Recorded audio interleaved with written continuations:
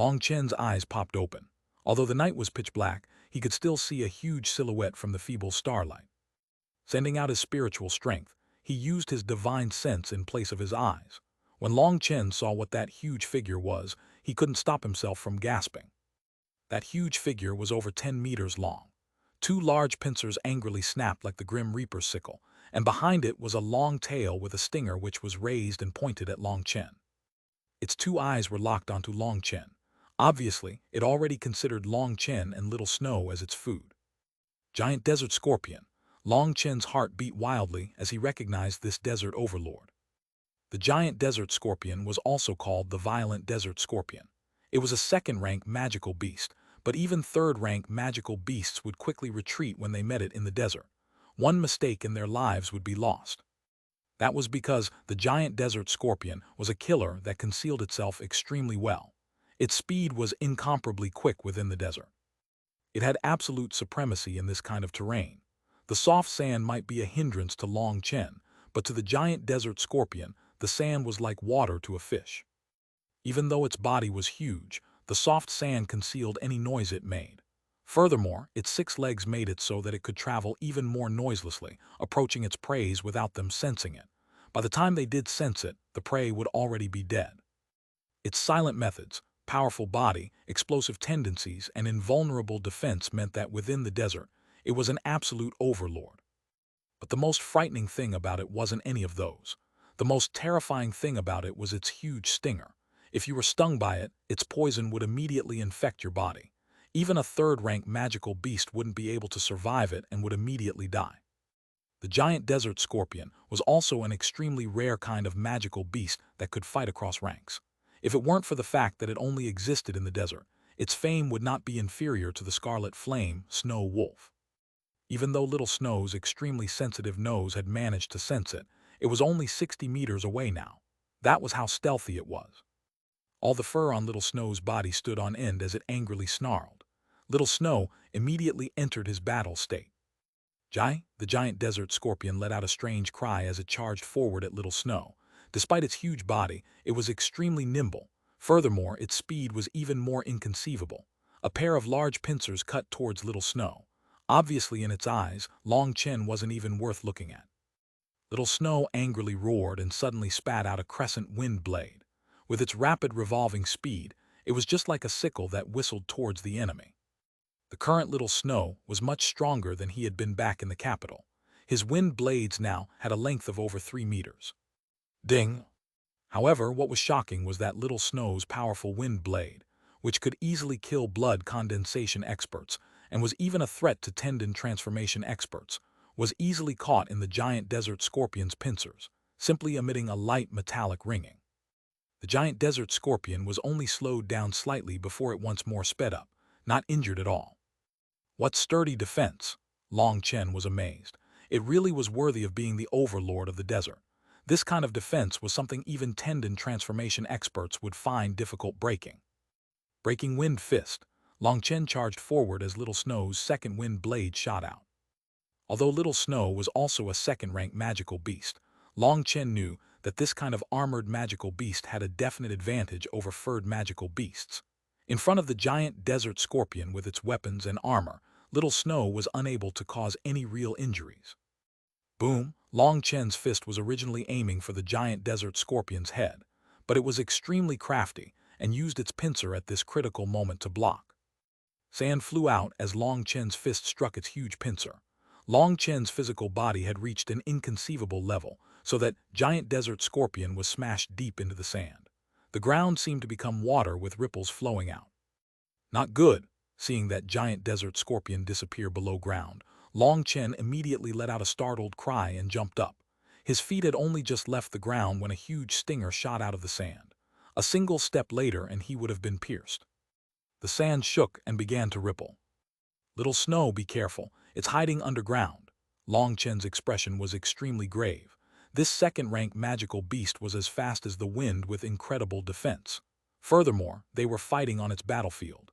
If it continued on like this, Long Chen would find it extremely difficult to fight it.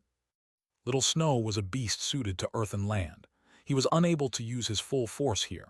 As time progressed, they would end up at a disadvantage. If they were hit by that stinger, it would definitely be over for them.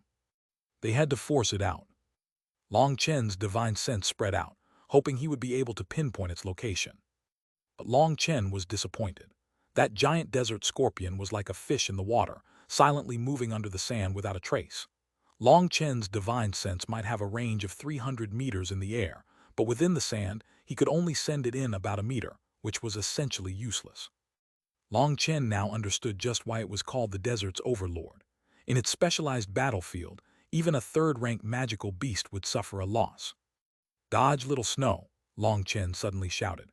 Little Snow and Long Chen's spirits were connected, so as soon as he shouted, Little Snow immediately jumped to the side. A stinger shot out from underground and then once more returned. The sand then returned to calm again. Long Chen became vexed. If it continued like this, it would really be too disadvantageous. Now he and Little Snow had just become live targets. That kind of feeling was truly irritating. Suddenly Long Chen stepped back. As he had anticipated, that stinger shot out once more, almost touching Long Chen's body. "Let's see just where you can run now," Long Chen icily shouted. All of a sudden, Long Chen stuck his hand beneath the sand and he shouted, "Pill flame."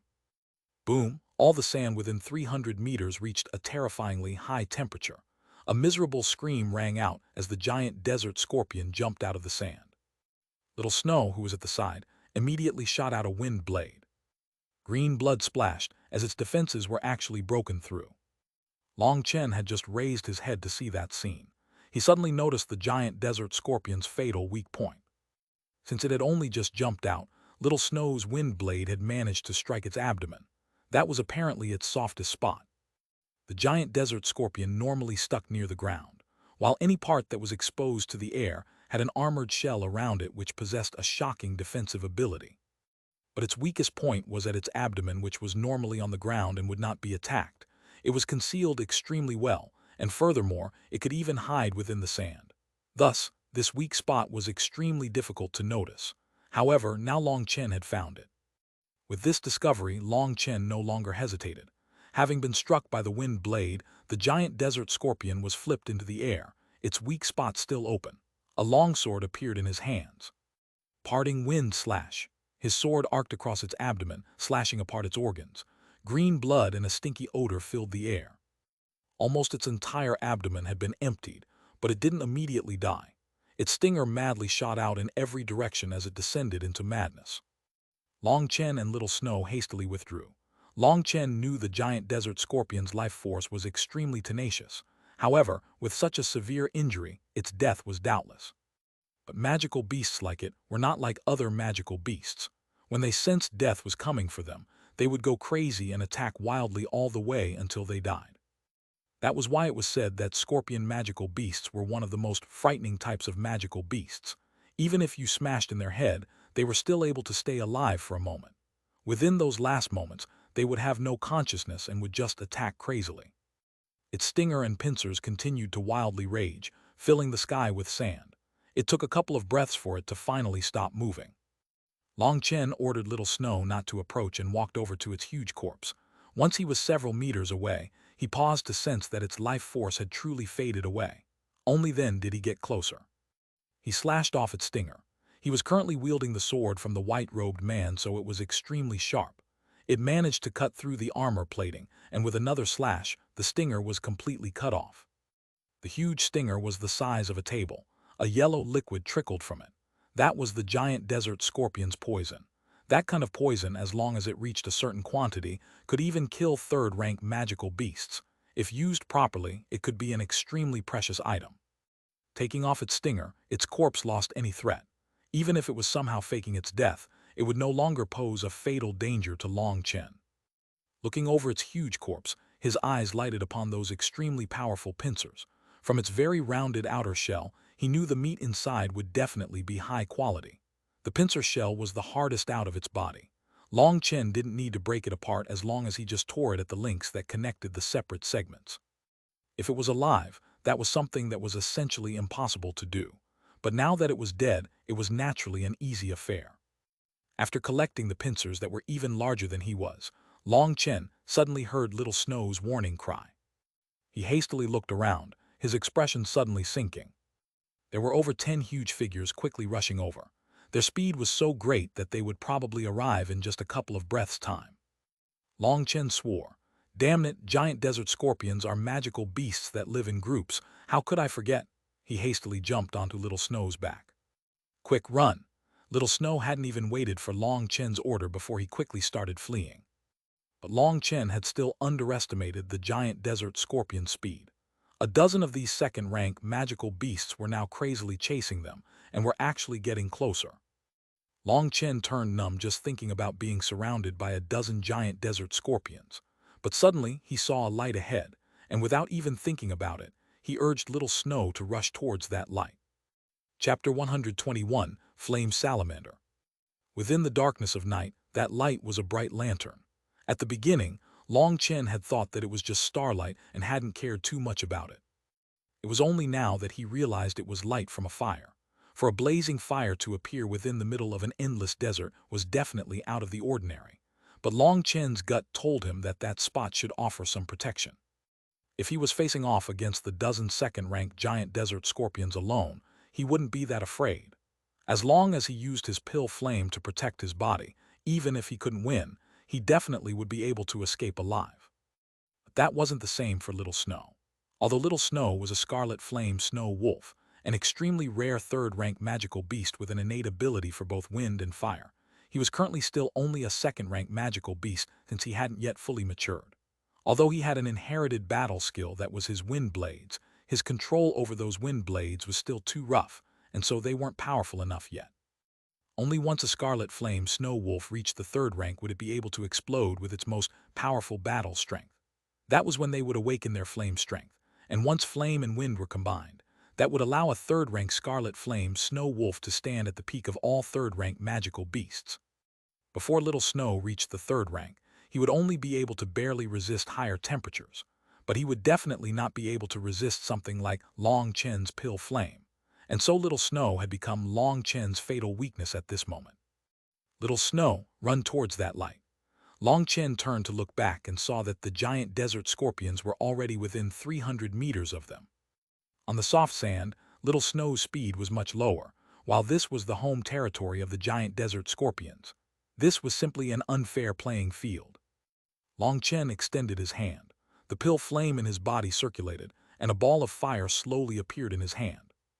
This wasn't a battle skill, but a simple way of using fire. If other pill cultivators were to learn that he could condense his flame to the point where it was similar to a battle skill, that would definitely awe them. Ordinary pill cultivators would be asking for death if they tried doing this. Even if they were using their core flame, they still wouldn't use it like this. Pill flame was merciless. That was a warning every pill cultivator told their disciples. An ordinary third-rank pill cultivator, in other words, a pill master, would normally need to refine some kind of flame into their life flame before advancing ranks. That kind of flame was also called a core flame. The flame would need to be refined into the physical body and even into the soul. Once it was perfectly merged, it would be time to advance to the pill king rank. Grandmaster Yun Qi, Wei Kang, and Wang Liang had all been pill masters, but only Grandmaster Yun Qi had had a core flame. It wasn't necessarily because Grandmaster Yun Qi's talent was that much greater than theirs, but because Grandmaster Yun Qi had managed to accept his future. He had known he wouldn't be able to encounter any better pill flames, and had just straightforwardly refined his ordinary beast flame, which wasn't that strong, into his core flame. As for Wei Kang, Wang Liang, and many other pill masters, they were unwilling to do so. That was because a core flame was extremely important to their future. Without finding a suitable pill flame, it was something they would never form. That was because once they refined a core flame, it would never be able to change. In other words, their futures would be set. The majority of pill cultivators chose to refine beast flames as their pill flames. The stronger a fire attribute magical beast was, the stronger their beast flame would be. Some peak-tier beast flames were able to grow stronger along with their master. Such peak-grade beast flames formed a list called the Beast Flame Rankings. But whether it was Yun Qi or Wei Kang, any beast flames they could obtain were far from being able to enter the Beast Flame Rankings. Wei Kang and Wang Liang had been unwilling to use a beast flame that wasn't on the rankings to refine into their core flame. If they did find such a powerful beast flame, their futures would be unlimited. Unfortunately, their grand dreams had been extinguished by Grandmaster Yun Qi. Perhaps when the two had died they had been extremely sullen. If they had also refined a core flame, the one who would have died should have been Yun Qi. But even Grandmaster Yun Qi, who had refined a core flame, would definitely not dare compress his peel flame to such a level without the usage of a battle skill. That required the utmost peak control of the peel flame. Flames were naturally berserk. Such a compression was no different than compressing explosives. The slightest error would cause it to explode the user into nothingness. But Long Chen had his pill god memories, and his spiritual strength was beyond others. Adding on the fact that the spirit world expert had expanded his meridians, this extremely dangerous action, which was like dancing on the tip of a blade for others, was simple and nothing to him. Long Chen flung out a fist-sized ball of flames back in the midst of the giant desert scorpions. With a huge explosion like a firework, the flames swallowed the giant desert scorpions. Grotesque cries rang out from the giant desert scorpions as they were burnt and fled from the flames' range. This pill flame's strength is really too weak. Long Chen sighed. The beast flame he possessed was still somewhat acceptable for refining pills, but when it came to offense, it was obviously far from strong enough, especially against such armored magical beasts. If he wanted to give those giant desert scorpions a true injury, he would need to collect all his pill flame's power. But his pill flame was limited. At most, he would be able to release his strongest attack one time. Furthermore, it was not a certainty that it would be enough to inflict serious damage to them. But his goal wasn't to defeat them at this moment. Due to his attack just now, the giant desert scorpions were in a complete panic, and so their speed had sharply dropped. When they began to once more encroach too close to him, Long Chen once more threw out a ball of flames, temporarily forcing them back again. By repeatedly doing this, Long Chen and Little Snow managed to stay out of their reach. But Long Chen was surprised that the light which he had seen was much further than what he had thought. Even after traveling for an hour, it had only become a bit larger. As for the giant desert scorpions, they were completely infuriated with Long Chen and were set on chasing after him. But just those flashy ball of flames didn't exhaust much of his pill flame, and he could continue this kind of pace for a long time. That was a strange scene. Under the darkness of the night, Long Chen and Little Snow fled towards a distant light. Chasing them was a group of giant desert scorpions. Occasionally, brilliant fireworks would light up the pitch-black desert. After running for a whole night, the sky was starting to brighten. Long Chen finally reached his target. That was a hill. The hill wasn't large, only 300 meters tall. It was completely bare, looking like a huge burial mound. There was a cave at the top from which the light was shining out of. Rushing forward, terrifying heat surged out. It felt as if even the air was about to ignite. Long Chen arrived at the cave entrance and saw a flame inside. Despite having rushed this far, those giant desert scorpions suddenly seemed to be extremely intimidated by this region. Seeing Long Chen approach the hill, they suddenly stopped advancing and began to pace around.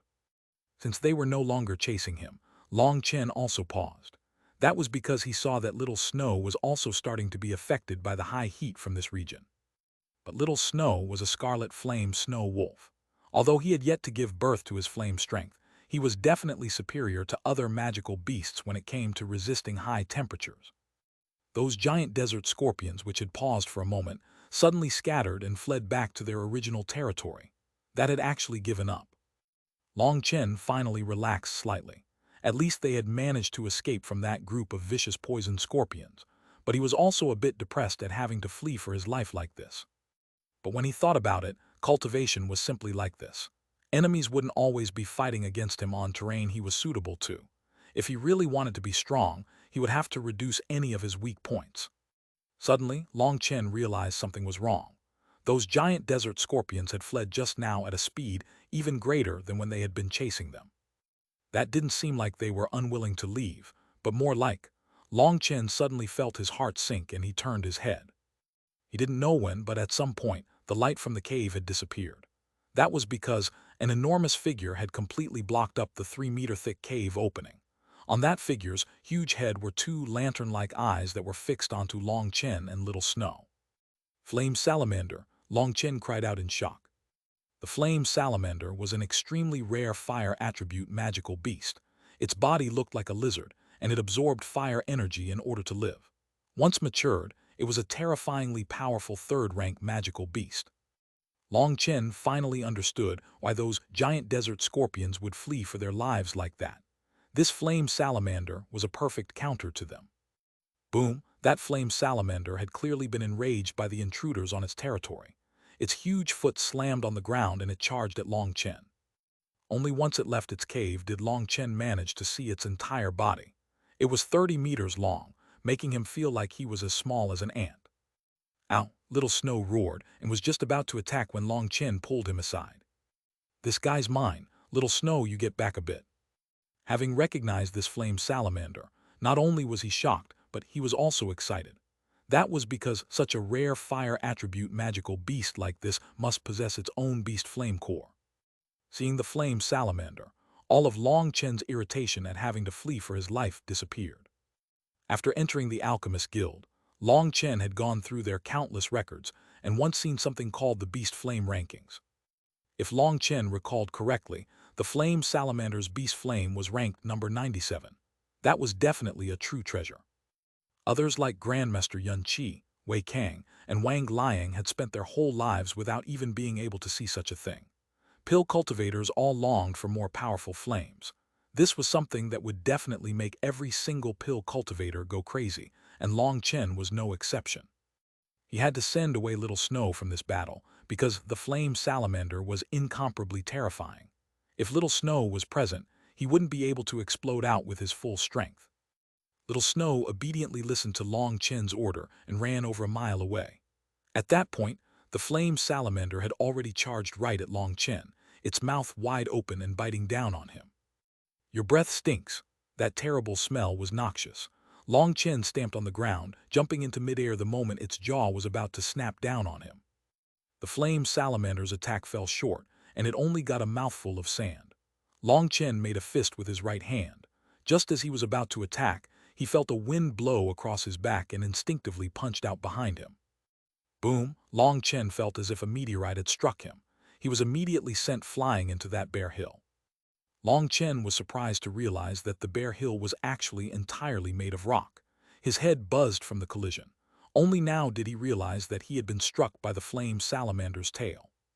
Shaking out his body, he felt an ache all over. That strike had truly been fierce enough. Anyone else would probably have had their body turned to pulp. The flame salamander once more roared and charged over. Long Chen coldly snorted and stamped on the ground, a coldly shining sword appearing in his hand. He jumped out, slashing down on the flame salamander. Parting Wind Slash. Chapter 122, Needon.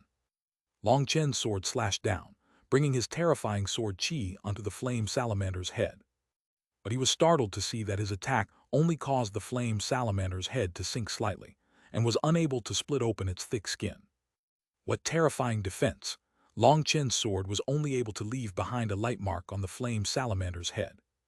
Although the longsword was extremely sharp, Long Chen always felt that it wasn't suitable for him. He was someone specializing in strength. This light and lithe longsword was something he was unable to use to its full potential. As soon as his sword had slashed down, the flame salamander's huge tail whipped across at Long Chen, the same move as last time. Long Chen snorted and jumped onto the flame salamander's huge head. Boom, Long Chen had only just jumped when that tail swept towards him. He then jumped again to avoid it, and that attack firmly slammed into its own head. Using its own tail to whip its own head, Long Chen found that both surprising and funny. The flame salamander roared angrily. Suddenly, its stomach enlarged like an inflating ball. Opening its mouth, flame spurted out at Long Chen, immediately engulfing him. Pill flame protecting the body. Long Chen directly used his pill flame to protect his body, resisting the flame salamander's flames. That was also the main reason why Long Chen had sent Little Snow away. Little Snow was still not yet able to resist such terrifying flames. Despite using his pill flame to protect his body, Long Chen still found the scorching difficult to resist. It felt as if he were in a furnace, and his own pill flame began to show signs of dissolving. Long Chen jumped out of the flames. There was no need for him to forcibly take on the flame salamander's flames. When it came to their masses, the two were not just one level apart.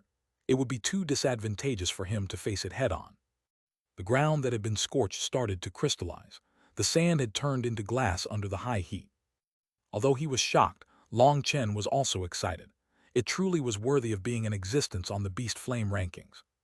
If he could obtain the Flame Salamander's Beast Flame and refine it through his unique methods, his combat ability would definitely soar. This was also a terrifying aspect of pill cultivators. They could draw out the power of a beast flame for their own use, and furthermore, they were able to draw out even more power from the beast flame than its original magical beast owner. I'm not gonna play around any longer. The divine ring appeared behind Long Chen's back, but as soon as it appeared, Long Chen put it away once more. That was because the divine ring had its own limitations. It could draw out the surrounding energy of heaven and earth, multiplying Long Chen's abilities. But within this barren desert, there was not even a single blade of grass. There was basically no spiritual chi to draw out. Without any energy from the outer world to absorb, the divine ring would only be able to call forth the energy from Long Chen's Feng Fu star. And if it was just for drawing out energy from his Feng Fu star, bringing the divine ring out didn't have any meaning. He had a method which would use his Feng Fu star's energy much better. Feng Fu Battle Armor. A star appeared in Long Chen's pupils. His aura sharply increased, and terrifying chi waves soared into the sky. Seeing that the flame salamander was once more striking out with its tail, Long Chen roared, his voice ringing like spring thunder. He simply used his arm to grab onto the end of its tail. Rise! Long Chen's arms bulged, and that flame salamander's huge body was actually lifted into the air before being viciously slammed down. Boom! Sand exploded out, turning the surroundings into a complete mess. The distant little snow quickly rushed further away, but he was still buried under a huge wave of sand. Holding onto the flame salamander's tail, Long Chen felt his body brimming with strength. That feeling of being overfilled with energy made him want to vent out his power before he exploded himself. But the ground was too soft. Long Chen's gaze fell on that small hill and then once more swung the flame salamander. Despite its struggles, Long Chen still managed to swing it around. Long Chen began to spin, turning into a revolving top, spinning faster and faster. Suddenly letting go, the flame salamander was like a shooting star as it slammed into the hill. Boom! That extremely sturdy rock hill shook. A huge hole appeared on the side of it. He didn't know what rock that hill was made of, but it was strangely hard. Even the flame salamander's body was still unable to smash it apart. Instead, it was its bones that shattered and its scales that fell, blood flowing out. Roar! But Long Chen was shocked to see that despite suffering such severe wounds, that flame salamander had yet to die. Dragging its broken body, it charged at Long Chen, fury blazing within its eyes. HMPH, then let's try it again. I don't believe I won't be able to smash you to death, huh? Long Chen was just about to charge out when he suddenly felt a wave of weakness. Crap, time's up. Long Chen's heart shook. He had forgotten that the Feng Fu battle armor had its own time limit. Without the divine ring's support, that time limit was shortened even further. The star in his eyes faded away to nothing, and Long Chen's energy once more returned to its normal level. Seeing it charge over, Long Chen punched out. But without the Feng Fu battle armor's support, Long Chen's power was not a match for the third-rank flame salamander. He was sent flying back, sharp pain burning his abdomen. He almost vomited blood. Magical beasts' bodies are truly terrifying.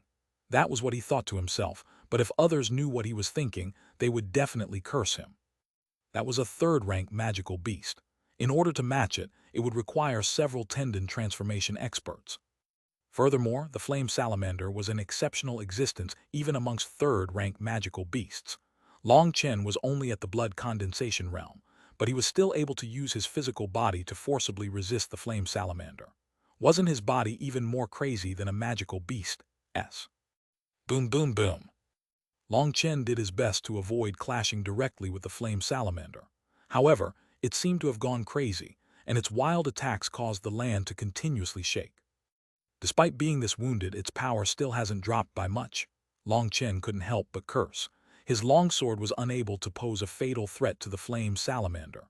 Furthermore, now that he had used the Feng Fu battle armor, his physical strength was starting to sharply decline. If it continued like this, he could only flee. He could see a true treasure right in front of him, yet he was unable to obtain it. That was one of the most painful things in the world. He was starting to long for that broadsword that had been broken back then. If he had it now, he would definitely be able to cut through this flame salamander. More and more sections of its scales were falling off its body, revealing its naked flesh. There was one part which had fallen off its neck. Long Chen had tried using his longsword to pierce that spot several times. But despite the lack of scales protecting it, the flesh was still too tough, and he was unable to break open a large part of it. All his thrusts did was cause it a bit of pain. Now Long Chen's physical strength was sharply declining, while the flame salamander seemed to be exploding out wildly with inexhaustible energy. There was no sign it was weakening. Oh right, Long Chen's eyes brightened as he suddenly remembered something. Thinking of that thing, Long Chen celebrated and focused once more.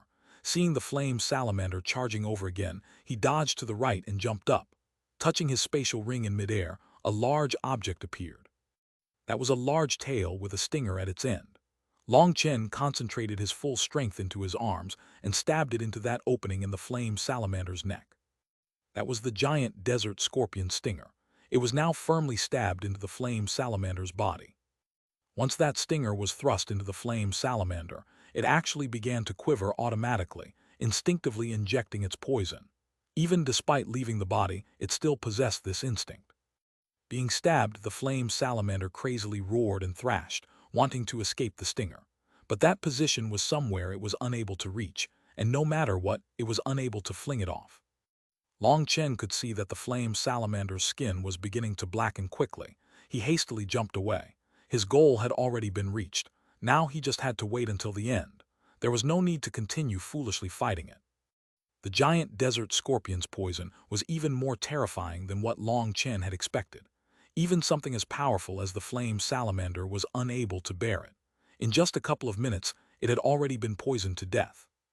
In any ordinary fight, even a group of giant desert scorpions were not a match for the flame salamander, because they were unable to pierce through its thick scales. However, the flame salamander's tail could easily smash through their carapace. Furthermore, the flame salamander's terrifying flames could immediately roast them to death. That was why the flame salamander was said to be the bane of giant desert scorpions.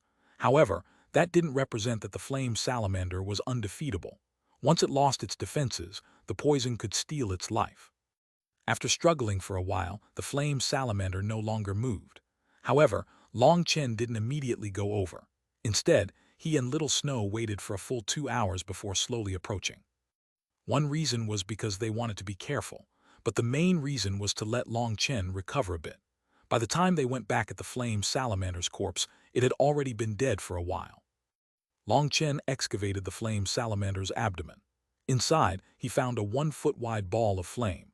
It was entirely snow-white and emitting terrifying energy fluctuations. I've obtained the Needin. Long Chen celebrated, as that was the most precious portion of the flame salamander. The majority of magical beasts would condense all their energy in a crystal core in their heads, but there was a portion of magical beasts which were not the same. The most precious part of their essence was located within their Needin. As for the flame salamander's flame strength, that was all sealed within the Needin. Normally, when magical beasts went crazy, they would end up using up all their energy. By the time they died, the Needin would no longer contain much energy.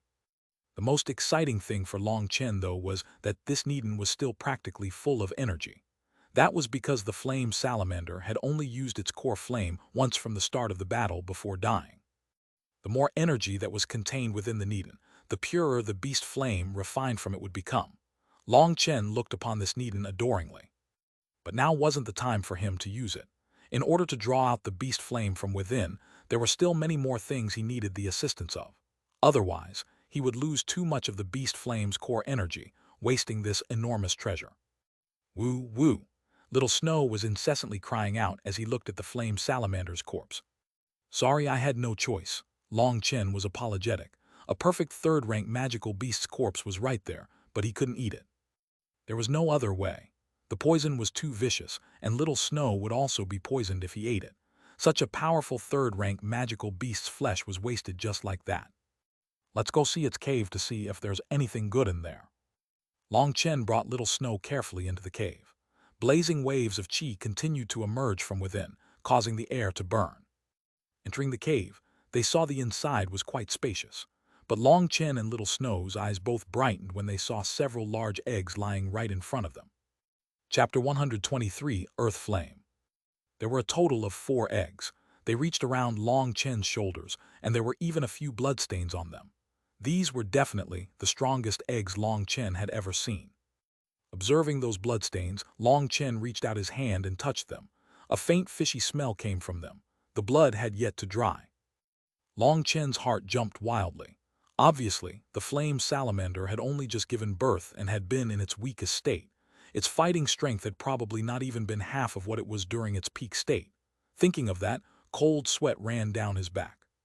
He had truly underestimated the terror of third-rank magical beasts. When magical beasts reached the third rank, they would completely transform. They would be able to use their own inherited skills, giving them even greater combat abilities.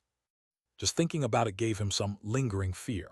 If the flame salamander hadn't been in its weakest state, he might not have even been able to run from this place. Woo-woo. Just as Long Chen was pondering over this, Little Snow had already begun biting into the eggs. But the eggs were too big, and with Little Snow's teeth, he was unable to use any real force. Since you didn't get to eat any of the flesh, eating some eggs can make it up a bit. Long Chen smiled slightly and used his fist to smash the egg. That huge egg shook and cracks appeared on its shell. Although the eggs were as hard as iron, they were extremely brittle. As soon as Long Chen opened a nick on it, liquid started to flow out. Little Snow hastily stuck his mouth on the egg and sucked wildly. In just a moment, he completely sucked away all the liquid within the egg. Long Chen was startled to notice that Little Snow's aura was growing increasingly stronger as he drank that liquid. There were even signs that Little Snow was about to advance. He quickly opened a second egg for Little Snow without the slightest heartache. These eggs were of a third-rank magical beast. Those were treasures that pill masters would go crazy for. But since Long Chen had already obtained the Needin, he didn't bother with that too much. What he hoped was for Little Snow to quickly increase his speed. He would be willing to give up anything for Little Snow. Seeing Little Snow quickly suck away the liquid, Long Chen directly split open the remaining 2 eggs. The result was that Little Snow truly didn't disappoint Long Chen. He completely sucked all the 4 eggs empty. He then immediately lay down and closed his eyes. His energy was beginning to surge crazily, becoming increasingly unstable. Is he about to advance? Long Chen couldn't help but celebrate. Little Snow was a third-rank magical beast, and his bloodline was especially pure. Furthermore, the mysterious spirit world expert had awakened his spirit, causing his cultivation speed to skyrocket. Those 4 eggs contained an extremely great amount of energy. Now that Little Snow had absorbed all the energy within these 4 flame salamander eggs, the energy in his body began to surge crazily. Little Snow instinctively entered a cultivation state and frantically absorbed that enormous energy. His aura was becoming increasingly powerful, and space was warping slightly around him. Long Chen nodded. If Little Snow could advance to the 3rd rank, his combat ability would definitely surpass the flame salamander even in its peak state. At that time, Long Chen would have a 3rd-rank magical beast as his steed. Furthermore, the Scarlet Flame Snow Wolf was at the peak of all 3rd-rank magical beasts. Just thinking about that made him excited. Long Chen knew that magical beasts required some time in order to advance ranks.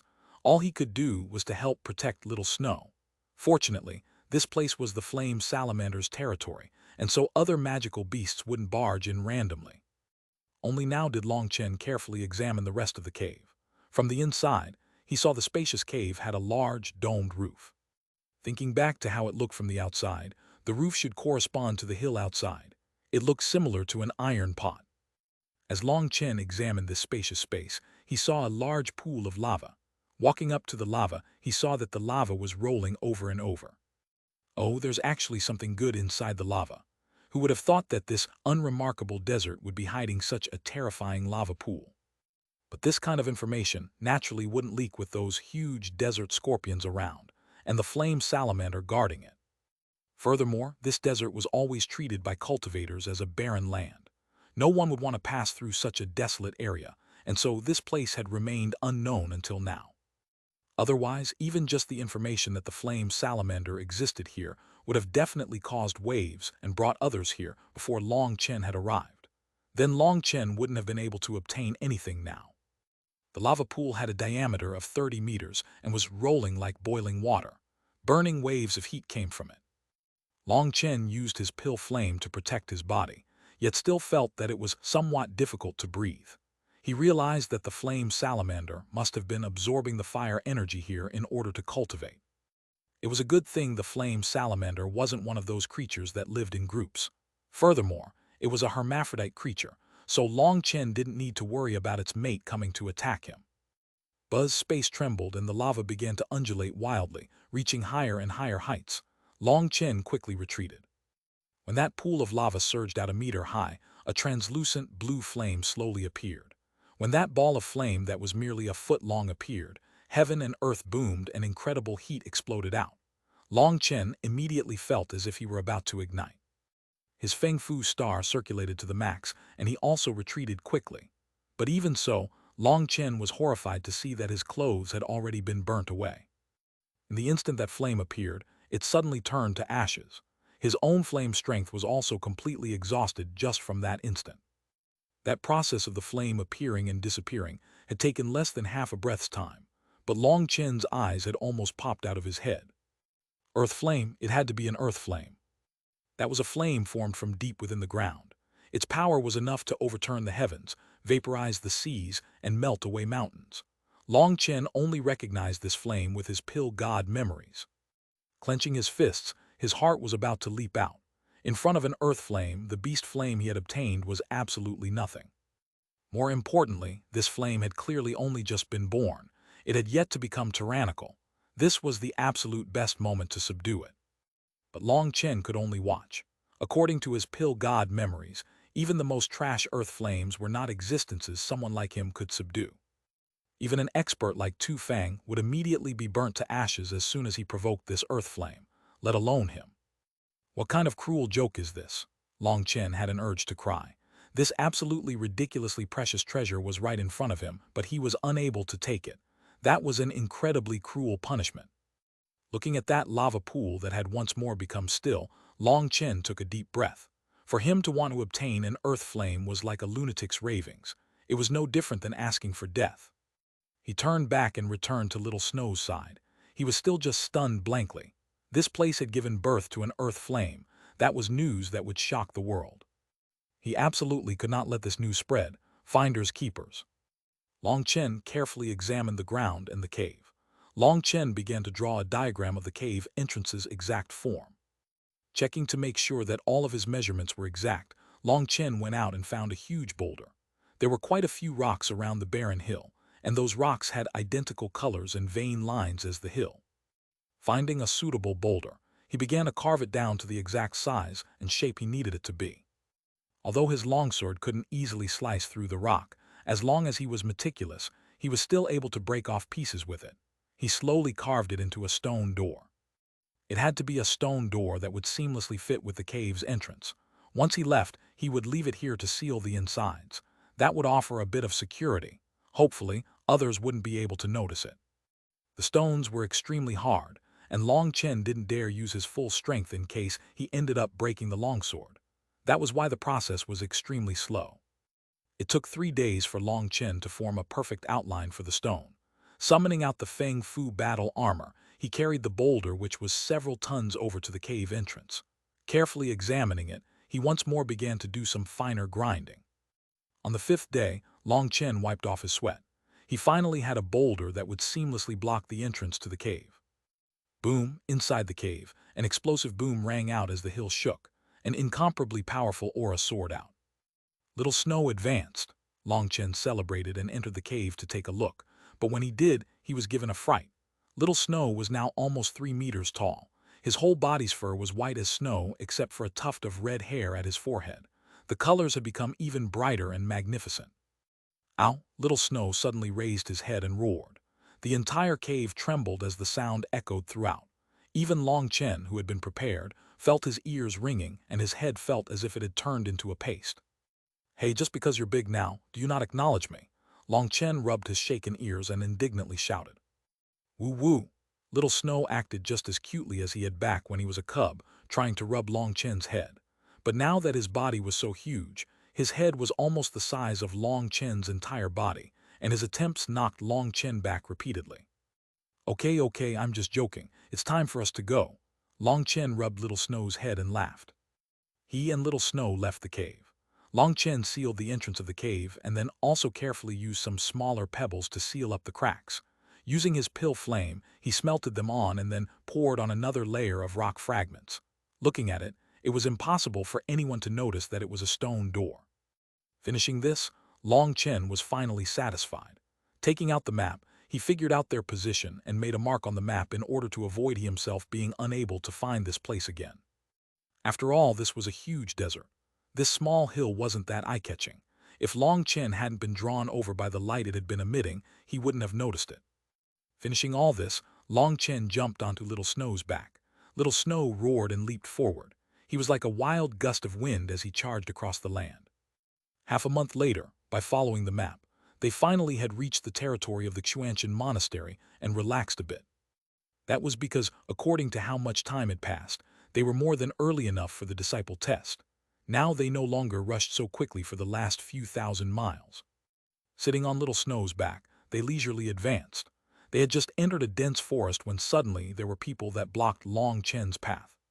Chapter 124, Robbers Blocking the Way. In front of Long Chen were three people, two old and one young. The old ones were completely white-haired. However, they were very much alive and lively, not at all like ancient seniors who were about to be buried. As for that youth, he looked to be around 17 years old. His appearance was neat and not bad, but his nose pointed upwards, a distasteful look. That completely broke his otherwise acceptable appearance. "Halt!" that youth coldly shouted, not at all bothering that Long Chen was riding upon Little Snow's back. "Is this how you greet newcomers?" Long Chen couldn't help but feel this was a bit strange. "Greeting newcomers? Hee, right, we're greeting newcomers.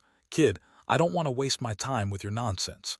Hand over your spatial ring and I won't give you a world of pain," ordered the youth arrogantly. Long Chen was stunned. Having traveled this far and now being this close to the Xuanhuan monastery, he now met robbers. "Kid, are you stupid? This master's words are clear. Hurry up and don't hold up my work."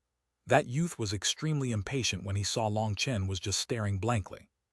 Long Chen saw that this youth's aura was at the late blood condensation realm. As for the two seniors behind them, they were actually tendon transformation experts. To rob the Xuanhuan monastery's disciples within their territory, you really do have some nerves, Long Chen said admiringly. HMPH, first of all, this still isn't the Xuanhuan monastery's territory. You're still at least 50 miles away. Second, you still haven't passed the Xuanhuan monastery's trials, so you are not one of their disciples. Third, don't even mention that trash monastery. They really had to be a pain and bring up something about registering. Even a genius like this master wasn't accepted. As for a brat like you who is only at the mid-blood condensation realm, for you to have the qualification to enter the Xuanhuan monastery is a complete defiance of the heavens. Stop wasting my time and hand over your spatial ring. Towards the end, that youth's voice became a roar filled with anger. Long Chen finally realized that this youth must definitely have some kind of background with at least some power. Otherwise, there wouldn't be two tendon transformation experts guarding him. But it seemed only after coming here had he realized that the Xuanhuan monastery required any hopeful disciples to register before being allowed to take their test to become a disciple. From this youth's indignant anger, he probably had been turned away. For his anger to now spill onto others who had properly registered, that really was something that caused Long Chen to not know whether to laugh or cry. "I'm sorry for your misfortune, but it's good for young people to meet a couple of obstacles. You're still young, so seeing the world is at least a bit better than just being a country bumpkin," consoled Long Chen. "Kid, you're asking for it," the youth raged. A sword appeared in his hand and he pointed it at Long Chen. Long Chen turned icy. "Don't point that scrap metal at me. Don't think that you can arrogant just because your steed is a second-rank magical beast. You're just a country bumpkin who has yet to see the world." That youth cursed, and he suddenly appeared in front of Long Chen. Sword light shot out coldly. Although his cultivation base was only in the blood condensation realm, his power had already reached the level of the tendon transformation realm. Long Chen didn't place this youth within his eyes at all. But he was able to notice a certain problem from this. This youth was someone who was able to compare to tendon transformation experts at the blood condensation realm. His aura was extremely condensed with a firm foundation. He was definitely a genius. But even such a genius didn't have the qualifications to enter the Xuanhuan monastery and was directly rejected. It could be seen just how strict the requirements for Xuanhuan monastery disciples were. If it was like that, then perhaps the Xuanhuan monastery truly was a place filled with hidden geniuses. That was the first time Long Chen felt some pressure, but he was also excited, looking forward to the life in the Xuanhuan monastery. You dare just stand there. Die. That youth saw that Long Chen still didn't have the slightest intentions of moving and was seemed to be deep in thought. In other words, he was ignoring him. That caused his fury to explode. Originally, he had only just been planning on scaring Long Chen a bit, but suddenly his sword shifted to cut straight at Long Chen's stomach. Now he would give him a heavy injury to teach him a lesson. Why bother with this? Long Chen sighed with pity. A huge claw swatted onto the youth's body, and he was immediately sent flying back. He vomited out blood as he flew through the air. Those two old seniors who were just calmly observing him rob others were shocked and quickly went out to receive him. That youth wanted to say something as he saw Long Chen just smiling on top of Little Snow, but he vomited out more blood once more. You actually have a third-rank magical beast as a steed. Those two seniors were horrified. Long Chen smiled. He had felt that entering the Xuanhuan monastery on a third-rank magical beast would be showing off too much, and so he had had Little Snow hide his aura. Then, using some medicinal ingredients, he had dyed the red tuft of hair on Little Snow's forehead into a white color. With all the obvious markings hidden, there were few people who could recognize Little Snow's true identity. To others, Little Snow would only look like a large second-rank magical beast. But now that Little Snow had attacked, he immediately revealed his true cultivation base. A third-rank magical beast's violent aura exploded, causing these two seniors to shiver as they complained inside. This time they had truly kicked an iron plate. Originally, they had come to help sign up their young master for the Xuanhuan monastery's disciple selection and had been full of high spirits, but they had then had to leave dejected. Let alone the youth, even the two of them had been extremely furious. So when that youth had decided to bring up robbing the coming hopeful disciples, they had also agreed. One reason was to help alleviate some of the young master's anger, while the other reason was they wanted to see just how powerful the Xuanhuan monastery's registered hopefuls were. They wanted to see just why their young master had been rejected. They had then met a seemingly weak youth and were happy to have the young master oppress that person a bit. But now the situation had developed to this point. You guys should know how to act right. Long Chen indifferently indicated a hidden meaning. We're sorry, we'll immediately leave, said one of the seniors hastily. He then glanced at his fellow, his meaning obviously being that they should hurry up and leave. But that other senior hesitated and icily glared at Long Chen. Suddenly he said, "Kid, do you think you can trick me this easy? Although you have a third-rank magical beast, as long as the two of us control your dog, you're just a piece of trash. How dare you try threatening us?" Long Chen frowned. Looking at that senior who thought he had analyzed everything perfectly, he replied, "Then what do you want?" "Kid, my family's young master doesn't care about the trash you poor people in this area possess. He was just messing around for fun. Since your magical beast injured the young master, you should normally die. However, since we're near the Xuanhuan monastery, we don't want to kill anyone. But even if you can escape death, you can't escape your punishment. Obediently hand over your spatial ring and kowtow to the young master as an apology. Then it'll be fine."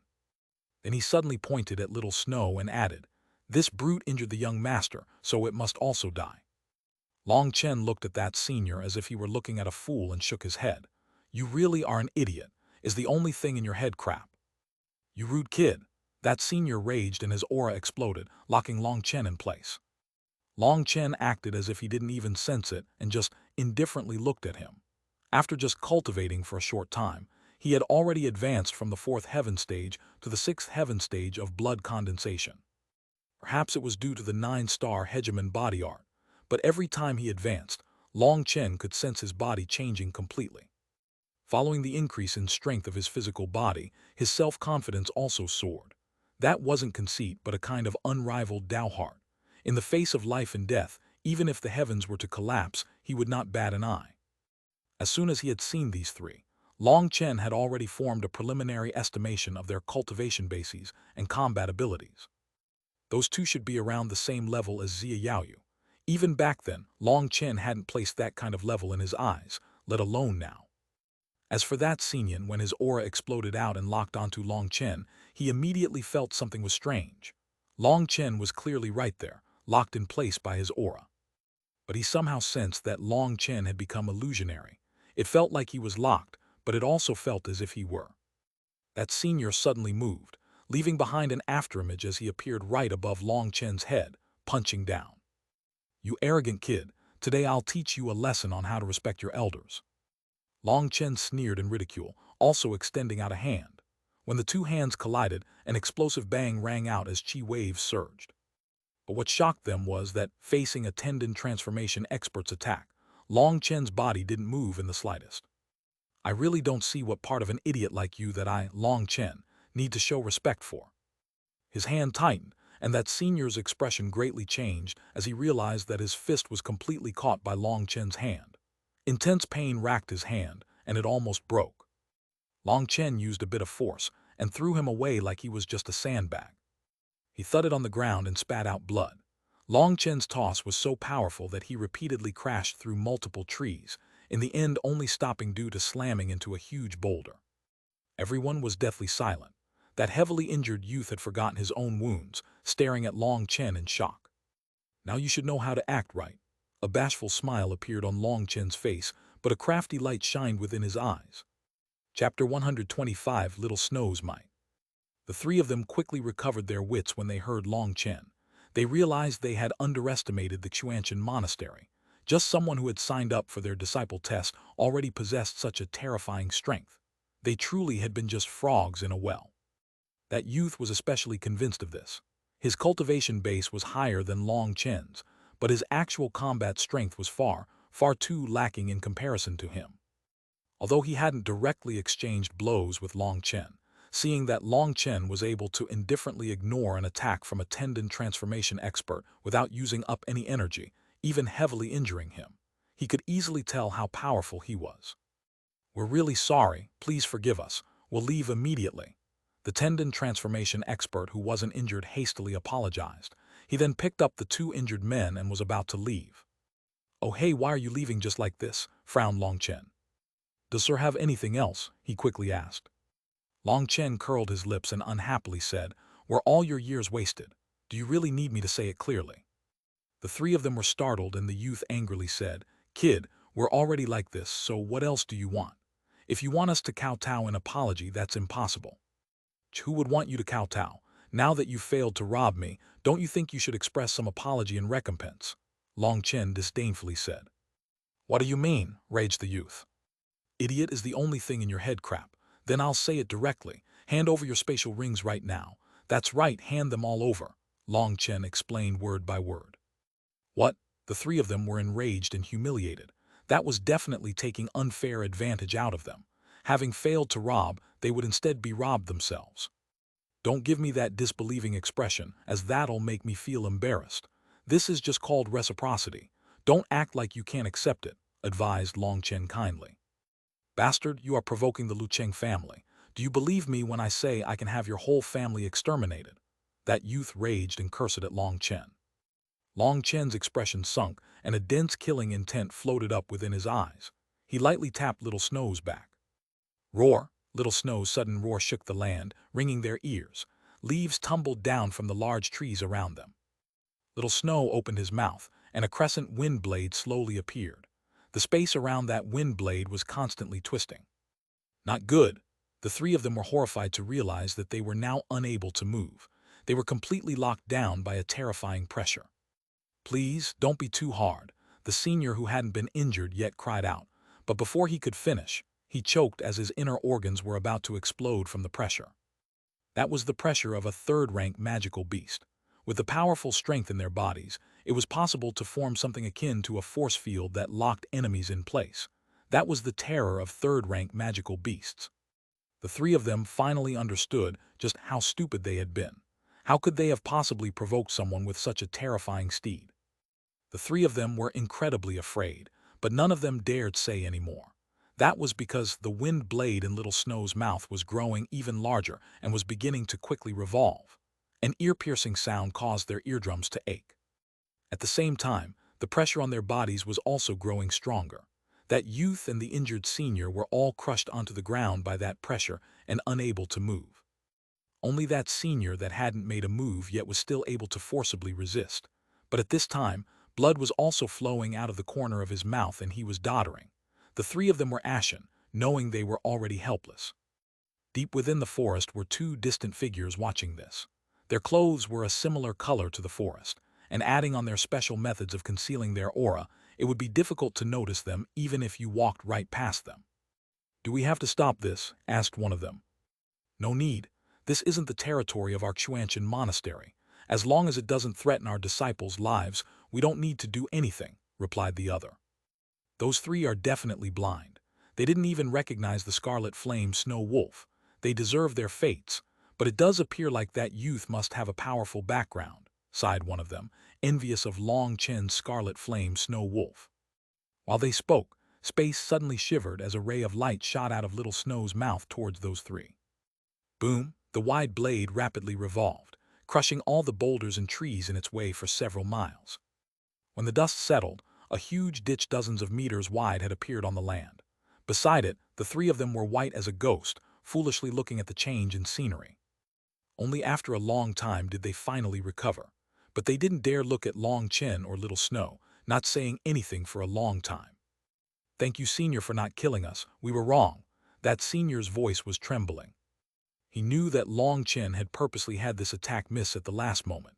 Otherwise, that kind of attack just now would leave them without a corpse. Although Long Chen appeared as calm as ever outside, huge waves shook his heart. That was also his first time seeing how terrifying Little Snow's attack was after advancing to the third rank. He truly was worthy of being a ruler amongst third-rank magical beasts. Such an attack was too horrifying. Even that flame salamander in the desert would be unable to receive such a terrifying attack. Along with his shock was a crazy joy. Little Snow's power was his power. With such a powerful companion, what would he ever have to be afraid of? Now that the senior had said that, Long Chen indifferently said, "Do you still want to exterminate my family?" That youth was uncontrollably shaking from fear. Having been saved from entering the gates of hell just now, he had already forgotten his previous anger. He wanted to speak, but due to his fear and nervousness, his mouth just clacked a few times and he wasn't able to make any words. That senior saw that and hastily took off his own spatial ring as well as the spatial rings from the other two. Kneeling, he raised them in his hands. "Please kindly accept our offering." His hands suddenly lightened as those rings disappeared. He was completely shocked. Raising his head, he saw that those spatial rings were already within Long Chen's hands. He was filled with horror. He hadn't even seen Long Chen move. That kind of speed was too shocking. But in reality, Long Chen hadn't moved at all. He had merely used his spiritual strength to bring over those rings. Because he had been kneeling to display his respect, that senior hadn't seen his movements. Long Chen's divine sense entered the rings. He saw that they were all spatial rings with large spaces, especially that youth's spatial ring. Inside was a space of over 300 meters. In the future, he would never have to worry about not having enough space in his spatial ring. Inside he was celebrating, but outside he had to act high and mighty. He forced his voice to remain calm. "Since it's like this, I'll forgive you guys. You can leave." The three of them respectfully bowed, feeling as if they had been pardoned from death, and dejectedly walked away. After they left, Long Chen couldn't help but laugh loudly. He was rich. Long Chen took off his current spatial ring and put on the largest spatial ring. The things inside were piled up like mountains. But when Long Chen looked them over, he couldn't help but curse inside. The majority of what was in the spatial ring were some medicinal pills, weapons, and the things that caused Long Chen to be most speechless of all, a large bed as well as many luxurious articles for everyday life. That youth was truly a spoiled brat. He actually had brought out all kinds of luxurious items for traveling outside. He directly tossed out the bed, embroidered blankets, tents, and other appliances. Although those were definitely high-quality items, some of which Long Chen had never even seen before, those were items that Long Chen would definitely be uncomfortable using since someone else had already used them. What he didn't know was that the youth truly was from a rich family. Although he was a bit inexperienced, his family was rich. But most of his riches were in his medicinal pills. Those were all high-grade medicinal pills. After all, medicinal pills were the most important commodity to possess, on the same level as spirit stones. They would never lose value. But as a pill cultivator, Long Chen didn't care at all about these medicinal pills, and that was why he thought that youth was just being a fake spoiled brat. If Long Chen's thinking was known by that youth, he would definitely be angered to death. Not only was he robbed by someone, that someone even looked down disdainfully on what he possessed. But there was definitely one thing that satisfied Long Chen greatly. That was something he had seen within one of the senior's rings. It was a steel spear whose whole body was pitch black. It didn't look very eye-catching, as steel wasn't that rare of a material, but its weight was still not bad. More importantly, that spear was 4 feet long, but its weight had reached over 3 tons. That was a kind of weapon Long Chen had been lacking greatly. Although it was still somewhat light for him, it was definitely much better than that light-as-a-feather longsword. Properly putting away his spoils of battle into a single storage ring, Long Chen leisurely continued on his travels. Once Long Chen left, those 2 figures appeared in his original spot. Looking in the direction Long Chen had left, one of them said, "Perhaps there will be another monster-class figure appearing." Yup, for the disciple selection this time, there are several coming from extremely great backgrounds. I wonder how this youth will compare to them, nodded the other. Us seniors' disciples will probably be surpassed by those junior disciples not long from now. That's just what cultivation is. Cheer up, being a spectator isn't all that bad either. The other one nodded, then looking at the trash left behind by Long Chen, he hesitated. This. That kid really doesn't understand the world. Of course us senior disciples can't see him waste this much. We'll have to help him accept them. The 2 of them looked at each other and laughed. They collected everything that Long Chen had thrown away. Those things were all high quality, 100 times better than what they were using. They didn't care whether another person had already used them or not. Long Chen traveled for another 50 miles before a large river appeared behind. It was hundreds of meters long, and a large bridge joined the 2 shores. Seeing that bridge, Long Chen's heart began to beat faster. According to his map, after this river, he would have officially entered the territory of the Xuanhuan monastery. Long Chen urged Little Snow to cross the bridge. Just as they were about to step onto the bridge, he felt a gust of wind blow over behind his head, and a ruthless attack whistled over at him. Chapter 126, Gathering of Geniuses. Long Chen had just been about to step onto the bridge when a strong gale attacked him in the back of his head. At the same time, a contemptuous voice rang out. "Fuck off." Long Chen dived to the side. A long whip shot by Long Chen's face, the terrifying force causing the air to billow. A huge eagle hurtled past above the bridge. It was so fast that it disappeared in just the blink of an eye. Long Chen had only vaguely caught a glimpse of a youth standing atop the eagle. Obviously, that whip attack had been from that youth, but that youth didn't even glance at Long Chen, just flying right over him. Looking at that back, Long Chen was infuriated. He was sitting on a flying beast that had nothing to do with the bridge. "Brat, you better not let me catch you," raged Long Chen. Most likely, that youth had also registered for the disciple selection and hadn't truly joined the Xuanhuan monastery yet, and that was why he had made such a display of power. This disciple selection would definitely not be boring. Long Chen simply sighed and continued crossing the bridge. Suddenly, the sky darkened and another huge figure flew over. But this time, the person atop the flying beast didn't attack Long Chen. Long Chen raised his head to see a brightly colored bird. Its multicolored feathers were absolutely magnificent. Just as he raised his head, he saw that the person had also glanced down to look at him. Long Chen couldn't help but cry out in shock inside, as that was a true beauty. She looked to be around 16. Her white robes fluttered over her slender body, and her black hair waterfalled down naturally. Crescent eyebrows set off her starry eyes, making her appear like a fairy who didn't consume the food of common mortals. But although she was beautiful, she was a bit too cold. Her face seemed to have been carved out of ice that wouldn't melt even after 10,000 years, making it difficult for others to get close to her. That maiden was a bit surprised when she saw Little Snow. Once more glancing indifferently at Long Chen, she flew off. Long Chen's heart shook slightly. She was most likely also someone registered. Being able to see through Little Snow's disguise in just a glance, her eyesight was extremely sharp. Furthermore, he also noticed faint mist appearing over her body. That was no ordinary mist, but something that would occur when special spiritual qi was released outside the body.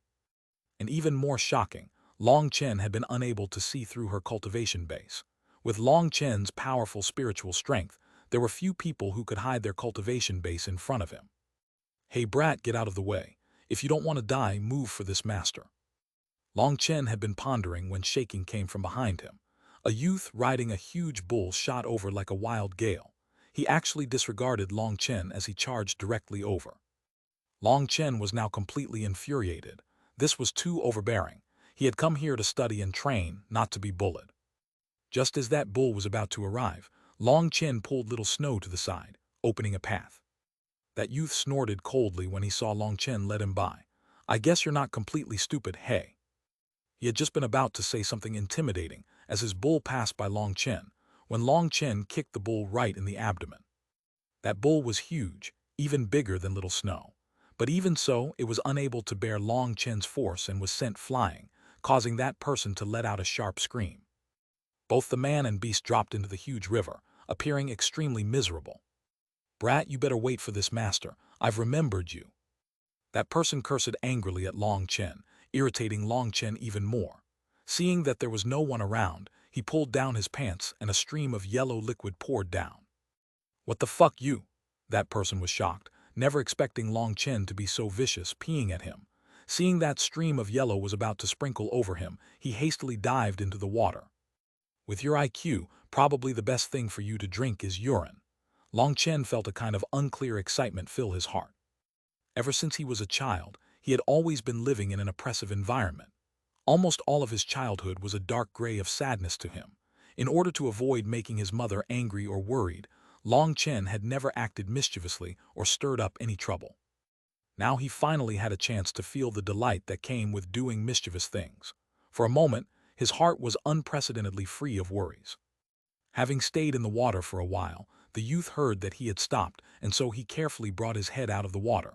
But as soon as he did, a torrent of yellow spurted towards him. Bastard, I'll kill you. Long Chen had just been waiting for him to come up. This time, the youth was truly completely infuriated, flames shooting from his eyes. Long Chen looked at that indignant expression and wanted to continue, but unfortunately, he didn't have enough charge inside of him. You vulgar scoundrel, how can you relieve yourself here? Long Chen had been in the midst of rearranging his clothes when a woman's voice rang out from the sky. There was another magical beast flying by, this time with a young maiden covering her face. Don't you know it's rude to look? Since you obviously know I was relieving myself, why'd you still have to sneak a peek? That would have been fine if that was all, but you actually are so brazen as to criticize others. Don't you know how to feel shame? Long Chen boasted shamelessly.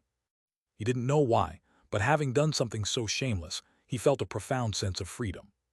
Within Phoenix Cry, he had been oppressed far too much. Here, no one knew who he was. Everything was a new starting point. He would be his true self. He could be a hooligan, a rascal, anything he wanted. He no longer needed to restrain himself. You wretch, just wait. That maiden angrily shouted, but her hands were covering her face as she didn't dare look at Long Chen. She quickly flew off. Long Chen laughed, not caring about this kind of threat. Looking towards the angry youth in the river, he said, "How does it feel to be the one humiliated? Kid, this brother gave you a good lesson and I didn't even take a lesson fee. That's already not bad. You just have a nice swim here. Remember, don't swallow the water." Long Chen urged Little Snow over the river. That youth angrily shouted, but he couldn't catch up. The river was too wide and there was no way for him to quickly get to the shore. By the time he was on land again, Long Chen had long since disappeared. Beyond the bridge was a forest. The land was very level, and according to the map, this should be the territory of the Xuanhuan monastery.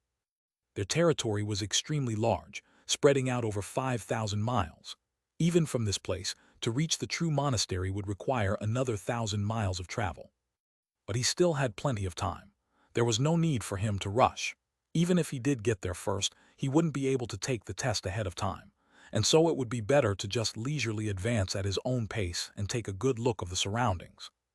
Long Chen encountered quite a few people along his way. Some were men, some were women, but every single one of them were youths, similar to Long Chen's age.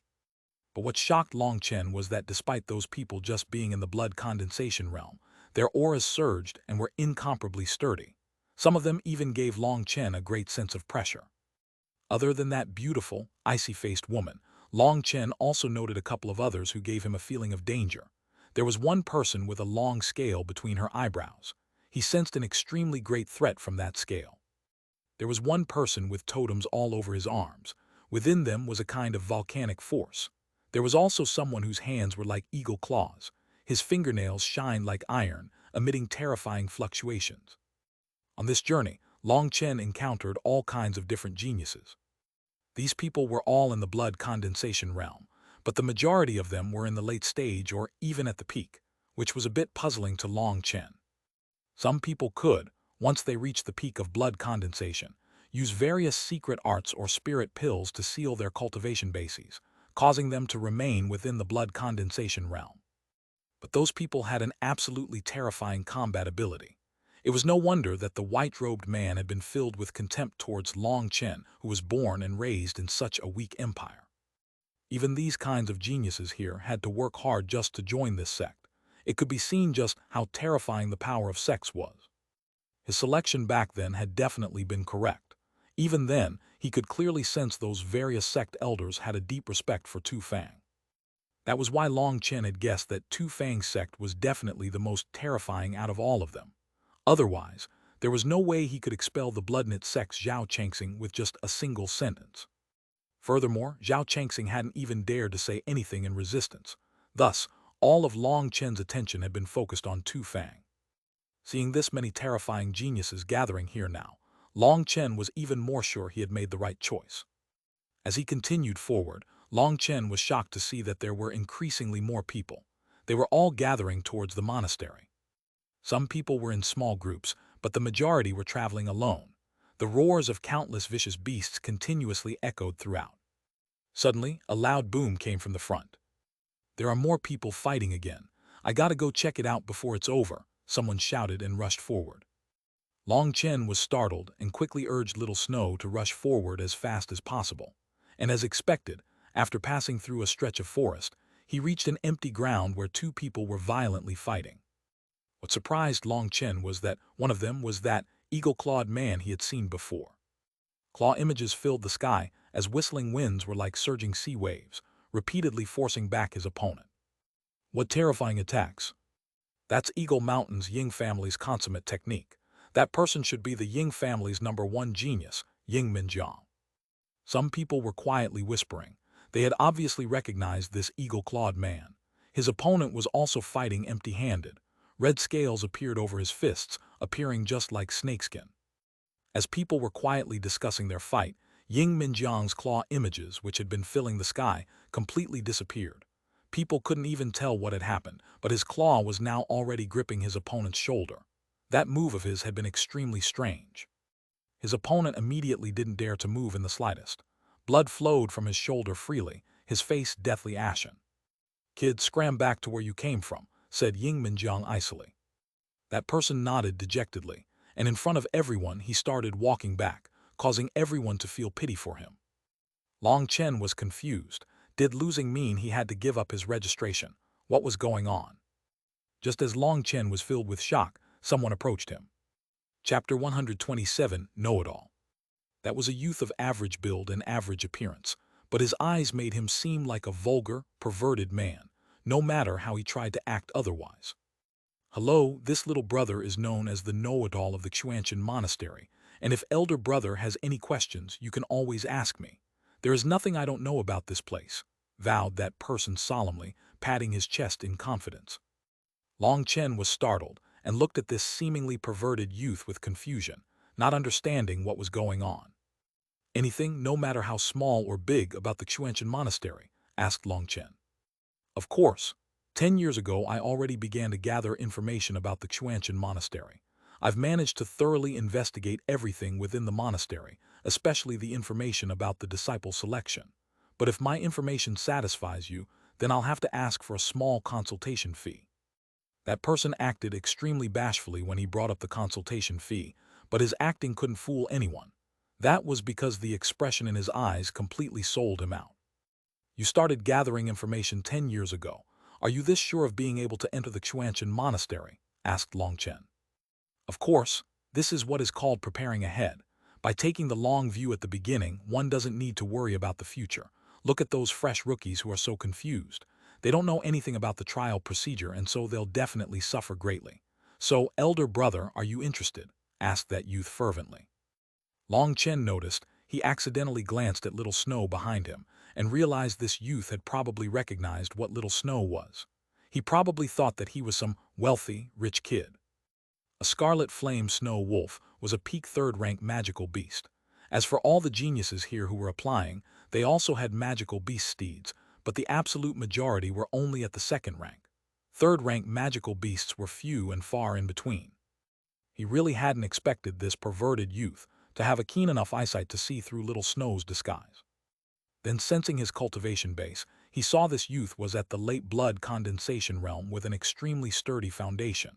Although his eyes revealed an obvious hint of pervertedness, his power was extremely reserved. He was definitely an expert. What's the fee? Since he had nothing to do at the moment anyway, he decided to ask. In any case, there were countless gold coins in his spatial ring. If he could use them to buy some useful information, he wouldn't care about the loss. I Xuanhuan, am extremely upright and will never cheat anyone. For a normal question, I will only take a middle-grade second-tier medicinal pill. If it's a question regarding the more important details of the selection, the price will go up a bit to a high-grade second-tier medicinal pill. Of course, I also have exclusive secrets pertaining to the details of what will happen after joining the monastery. This little brother solemnly promises that if you knew these secrets, you would definitely be able to live in the Xuanhuan monastery like a fish in water and quickly stand out. I see that elder brother is an extremely honest person, so I will also offer you a special all-inclusive deal. For just 10 third-tier medicinal pills, I will tell you everything I know. This is a huge discount just for you. You definitely won't suffer a loss for those 10 medicinal pills. Those 10 medicinal pills can let you skyrocket here. These 10 pills aren't expensive or much. Only by investing can you truly make profit. That Xuanhuan continued on and on smoothly as he tried to entice Long Chen. Okay, stop. You're such a salesperson. Were you born in a street stall? Long Chen looked strangely at Xuanhuan. Xuanhuan laughed with some embarrassment. Isn't this just because I think brother is extremely honest and I'm afraid you'll miss out on this great opportunity? That would be equivalent to giving up a great future. This is all for elder brother's benefit. Long Chen truly felt as if his eyes had been opened up to the world. Not only did the Xuanhuan monastery contain talents and geniuses, but it also contained oddities like this. Do you really know everything about the Xuanhuan monastery? Asked Long Chen. Of course, I will tell no lies or cheat anyone. If it's a question about the Xuanhuan monastery and I can't answer, I'll tell you everything I know free of charge. Xuanhuan patted his chest confidently. Then let me ask you, when the Xuanhuan monastery's leader does number 2, does he wipe his butt with his left or right hand? Asked Long Chen. Xuanhuan's eyes widened with disbelief. It took a while before he resentfully said, Brother, you look so talented, but why do you have to do things so wrongly? Who could possibly know something like that? Just because you don't know doesn't mean others don't know. Looks like you'll have to keep studying to really become a know-it-all. Long Chen shook his head. This is an insult to me. Tell me who could possibly know this secret, raged Xuanhuan. Me, Long Chen pointed to himself. Are you just using me for amusement? Xuanhuan felt as if he was being messed with. Hey, don't get angry. I really do know, laughed Long Chen. Okay, if you can tell me, then Xuanhuan will tell you all my secrets free of charge. But if you can't, then you and I will really have a duel. Xuanhuan obviously had been infuriated by Long Chen. A duel? Long Chen smiled slightly. Instead of directly answering, he asked in a roundabout fashion, As a know-it-all, I'm sure you know who the Xuanhuan monastery's sect leader is, right? Of course, sect leader Ling Yunzai is a peak expert whose sword swept across the lands. 300 years ago, his name already shook the heavens. Who doesn't know this? Get to the point. Xuanhuan's anger had yet to fade. His words were absolutely correct. The Xuanhuan monastery's sect leader Ling Yunzai had been at the peak back then. But in the past 300 years, no one had seen him ever take action again. But as for the legends about him, there were many. There were also quite a few portraits of him that had been passed on. A few families even had such portraits in their shrines. Those portraits were all of Ling Yunzai in his youth, gracefully wielding his sword like an immortal. Although Long Chen hadn't been paying that much attention on the way, he had heard others speaking about him and remembered a few fragments of it. At the very least, he knew that the current Xuanhuan monastery sect leader was a powerful sword cultivator. Just knowing that much was enough. Since you know the sect leader is a sword cultivator, then you should also know that other than during fights, sword cultivators must always keep their right hand empty, asked Long Chen lightly. Xuanhuan immediately had nothing to say. Sword cultivators were not the same as other cultivators. Other cultivators would keep their weapons within their spatial rings. But the personal sword of sword cultivators always had to be kept on their backs or held on their waist. That was a habit of sword cultivators. In fact, it was practically a rule, as there were no exceptions. They didn't view their swords as weapons but as a part of themselves and their lives, and so their swords were always kept within reach. Furthermore, they would not use their sword hand to touch anything other than their sword, as that would be a kind of blasphemy against the sword. Long Chen had already seen some applicants stealthily take out a portrait of the sect leader in admiration, and he had seen that the person in those portraits was holding his sword in his right hand. That was why he could conclude that he would have to use his left hand for everything else. Hearing this, Xuanhuan's anger disappeared. He had no choice but to admit to himself that he had lost. "Elder brother, you truly were a step ahead of me. I've lost, and since I bet I must pay. I'll tell you everything I know, but you must swear never to tell others. I still need to do business." "It's okay, you can just continue doing your business. I'm not that interested in those secrets, you know. Some things are only interesting if you find them out yourself." Long Chen shook his head. Xuanhuan was shocked. Long Chen had declined his good intentions. While it was true that he was somewhat of an unscrupulous businessman, he had truly gathered a lot of important information over the past few years. Otherwise, if others had spent their wealth to buy useless secrets from him, he probably would have already been beaten to death. The kind of information he had was something many people urgently needed. Seeing that Long Chen was about to leave, Xuanhuan grabbed his arm and said, "No, business must be conducted fairly. Are you acting like this to make me be a promise breaker?" Long Chen was surprised, not expecting this youth with his perverted eyes to possess such integrity. "Okay then, tell me some stuff. Why did that person who lost have to give up his spot?" "Ah, that kid, he. He's someone who married into the Wonder River Valley family, an opponent of the Ying family. Unfortunately for him, Ying Minjiang cornered him, and the two of them made an agreement that whoever lost would have to get out of the Xuanhuan monastery. Look, this is only the start, but many disciples from different families with various relationships have entered the monastery now. In the future, it will definitely be very lively," said Xuanhuan.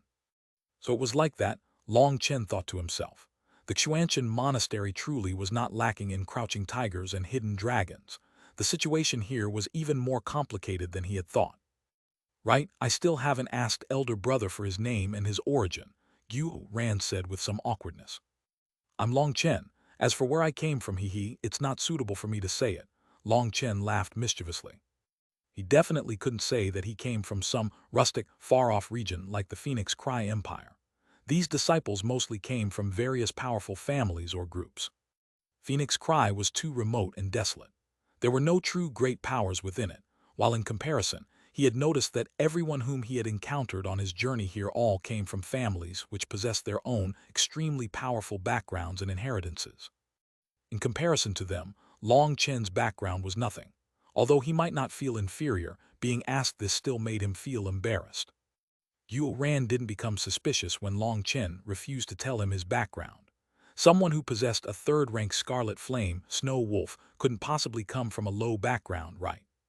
For Long Chen to refuse to answer, that must be because he didn't want to borrow the power of his background in order to intimidate others. Just how superior was that in comparison to those arrogant fellows who bragged about which mountain and which family they came from. This is what it meant to possess hidden strength. Xuanhuan truly was starting to admire Long Chen more and more. Although he had failed to sell anything, he wasn't the slightest bit discouraged. He possessed a businessman's amicability that could make him easily rich. But at the same time, he was also extremely curious about Long Chen.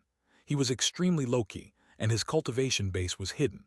But his eyes were as calm as water, making it so others were unable to comprehend his full level. The two of them randomly chatted for a while. Long Chen learned that Xuanhuan had also come from an influential family, but his family was quite a bit weaker than the majority of the other applicants.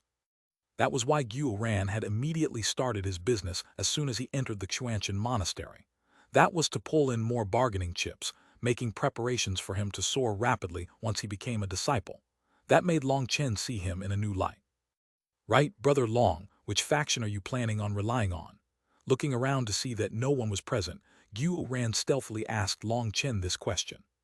Chapter 128 3 Heroes 2 Beauties. "Faction rely on, what do you mean?" Xuanhuan looked at Long Chen strangely. When Brother Long left, didn't your family give you some information about the monastery? Long Chen shook his head. Having his family mentioned, his heart became somber. He wondered how his mother was. While he had been home, he had been his mother's main support. Now that he had left, his mother was probably greatly affected. Oh, then we should find a place to have a proper conversation. Xuanhuan waved his hand, and a round thing ran over. When it arrived, Long Chen realized that it was a huge, pitch-black mouse 3 meters long. Brother Guo's steed is pretty unique. Long Chen couldn't help but laugh. Xuanhuan didn't take offense. This is my companion that has been with me since I was a child. We grew up together. Don't look down on him. He runs extremely fast. The two of them found an isolated place and sat down. Xuanhuan took out some refreshments and began to eat and converse with Long Chen. Brother Long should know about the 3 heroes and 2 beauties, right? Asked Xuanhuan. Nope, Long Chen shook his head. PFFFT, Xuanhuan spat out his food. What, you don't even know about this? Then your information really is nothing. Xuanhuan took out a beast hide from his ring. The words on that page were extremely small and densely packed. There had to be tens of thousands of words on it. Xuanhuan glanced at the beast hide and was slightly startled. He read it over again, then looked at Long Chen with shock. Why isn't your name on the registration list? I don't know. Long Chen could only shake his head. Xuanhuan took a deep breath and asked suspiciously, do you not have a registration card? I do. Long Chen directly handed over his registration card to Xuanhuan. Although he hadn't known him for long, Long Chen sensed that he wasn't a bad person. Xuanhuan glanced over the registration card and exclaimed, the law enforcement elder. You know the enforcement elder. Xuanhuan looked at Long Chen with disbelief. Are you talking about Elder Tu Feng? Asked Long Chen. Yes, Elder Tu Feng is an extremely powerful elder in our monastery. He's very upright and strict. He's very trusted. Xuanhuan looked at Long Chen with admiration, obviously thinking Long Chen was a relative of Elder Tu Feng or had a close relation to him. Long Chen shook his head. I've only met with Elder Tu Feng once. After giving me this registration card and a map, there was nothing else between us. Long Chen told Xuanhuan about his interactions with Tu Feng. Most of what he had to explain was finished with just a sentence, as he truly didn't have much of a relation with Tu Feng. It seems Brother Long must truly be a talented genius. Otherwise, the enforcement elder wouldn't give such a registration card to you. The monastery's standards are extremely strict, and even the experts on the elder level only have 1 registration card to give out.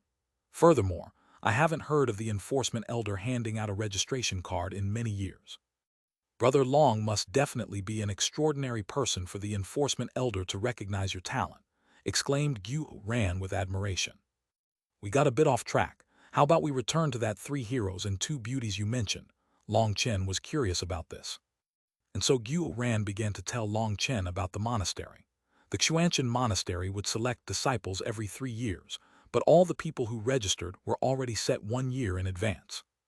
Those people that didn't have a registration card like that youth Long Chen had encountered previously were all expelled before they could even take the test. Once the registration list had been set, Xuanhuan had begun to gather information on the registrants. Of course, he didn't need to gather information on all of them, but just the more powerful ones with the highest potential. It went without saying that Xuanhuan was an extremely deliberate person. Long before he had set out, he had already recorded the names, backgrounds, temperaments, and special skills of all the more famous registrants. Even when it came to the less famous registrants, as long as there was information, he wrote it down. But as for the 3 heroes and 2 beauties, that wasn't something he had come up with, but something that was publicly recognized. That was because it wasn't only Xuanhuan who was so meticulous. Others had also done their own investigations. That was what it meant to know yourself, know your enemy. The 3 heroes were 3 young men. They were Lei Qiansheng, Qi Xin, and Yue Zifeng. It was said that they were all peak talents. As for the 2 beauties, that naturally pointed to 2 young women. One was called the Ice Beauty Yi Zhikyu, while the other was also an equally unmatched beauty called Tang Wan'er. He didn't know why, but when Long Chen heard Yi Zhikui's name, he immediately thought of that woman who had been standing atop that multicolored bird. If that really had been her, then those 3 heroes and 2 beauties were definitely at the top level. Although they hadn't exchanged blows, Long Chen had experienced many life and death battles that had caused his perception of experts to become incredibly keen. That icy woman was definitely a terrifying opponent. Xuanhuan continued, saying that in the future the entire Xuanhuan monastery would be theirs to control, and that was why Xuanhuan recommended finding a faction to rely on. That was because the Xuanhuan monastery wasn't the same as other sects. The competition was extremely intense inside. Other than core disciples, any other disciples had to complete missions in order to obtain resources. But there were never enough missions to go around, and so the disciples were like wolves fighting over a piece of meat. And that was how such an intense competition had arisen. According to the past experiences, the monastery encouraged disciples to form their own factions, saying that this was also a kind of tempering for their disciples. Only the powerful factions would have more opportunities and thus more cultivation resources. That was why joining a powerful faction was extremely important. Furthermore, your vision definitely had to be sure. That was because once you were in a faction, it was very difficult to switch into a different one. Each core disciples would have the right to possess their own mountain. With the support of a formation, the spiritual chi on those mountains would be much denser, allowing one to cultivate twice as fast with half the effort. Core disciples would all choose a couple of aides to cultivate with them. That was a reward to the capable members of their faction. After all, a faction could not just rely on a single person. And so Xuanhuan's goal was on those 5 people. Moreover, it wasn't just Xuanhuan. Almost everyone hoped to join one of their factions. That was also an intense competition. Furthermore, it was said that many people that were waiting in line to join their faction had already begun to take action, secretly sending gifts and even marriage contracts. Listening to all of this caused Long Chen to be dumbstruck. This was much more complicated than what he had thought. Xuanhuan, who do you think is the strongest amongst those 5? Asked Long Chen. He wanted to hear Xuanhuan's thinking since he had gathered a great deal of information. Xuanhuan shook his head regretfully. Those 5 are all monsters with unlimited battle strength. They can easily fight across realms. They can all fight across realms. Long Chen was shocked. Xuanhuan nodded. The craziest of them all would have to be Lei Qiansheng. It said that last year he killed 3 tendon transformation disciples from a sect, causing a huge ruckus. 3 sect disciples. Now Long Chen was truly shocked. Yes, that sect was infuriated at that time, but the Lei family also has its own foundation and wasn't afraid of them.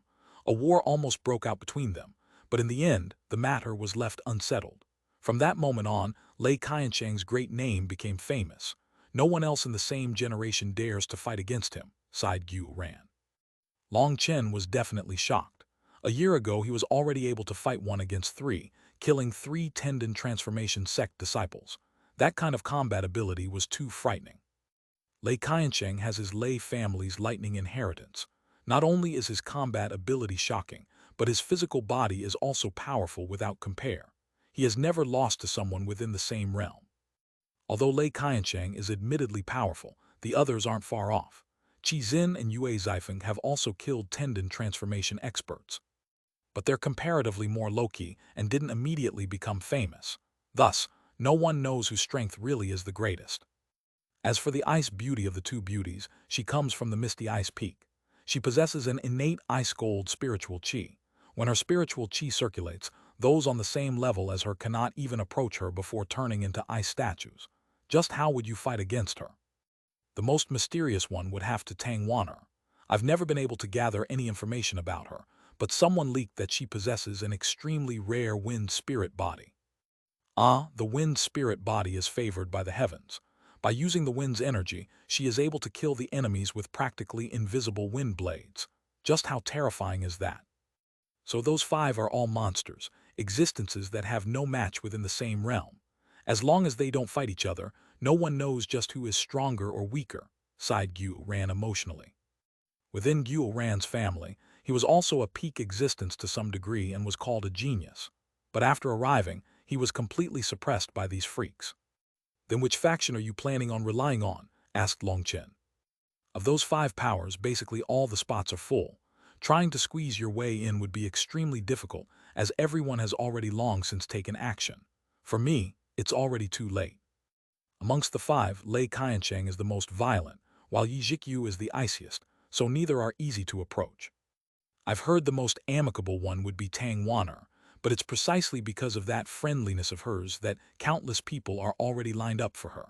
And so, I basically have no hope of getting close to her either. Right now, I was just trying to take advantage of the remaining time to earn some more medicinal pills. With those resources, I was hoping to see whether I could muddy my way into either Qi Xin or Yue Zifeng's factions, said Xuanhuan. What are you thinking? Me, I don't have any plans, I'll just take everything step by step. Long Chen smiled slightly. Then you aren't planning on joining any faction? Xuanhuan was puzzled. Yeah, I prefer to do things on my own. Long Chen nodded. Now he had left home. Although he felt a bit of a loss, he also had a feeling of freedom, like a horse that had thrown off its reins. He wanted to be as free as possible and no longer suffer any more restrictions. Although those monster-class figures were extremely terrifying, Long Chen wasn't afraid of them. As long as he didn't find any trouble with them, everything would be fine. And if they really did fight, then he was actually interested in seeing just how powerful such monsters were. Xuanhuan shook his head. Although you might also be an extremely powerful genius, I'd still advise you that those 5 aren't human, but monsters. You'll definitely lose out greatly, which will impact your cultivation. Long Chen was about to reply when an angry roar suddenly rang out, shaking the mountain forest. Brat, this master has finally found you. Chapter 129, Inviting Self-Humiliation. Following that angry roar, a group of people charged over, quickly surrounding Long Chen and Xuanhuan. The person at the front was incessantly cursing at Long Chen. Xuanhuan jumped up, his mouse behind him also entering its combat state. Long Chen smiled slightly at that furious youth. Oh, so you didn't end up drowning, how fortunate for you. That person was the youth who Long Chen had kicked into the river, and then given a yellow shower. Now it seemed this youth truly did have some ability since this many helpers had come to him. Probably he had been constantly searching and asking about him. Previously, Long Chen had watched other people fighting in public. Moreover, Little Snow's white fur was very eye-catching, and so it wasn't odd for this youth to have finally found him here. Brother Chang Li, could it be that you just have a misunderstanding with Brother Long? Xuanhuan recognized this person. Chang Li looked at Xuanhuan with some surprise. He didn't recognize this person, so he asked, "Who are you?" Haha, this little brother is Xuanhuan.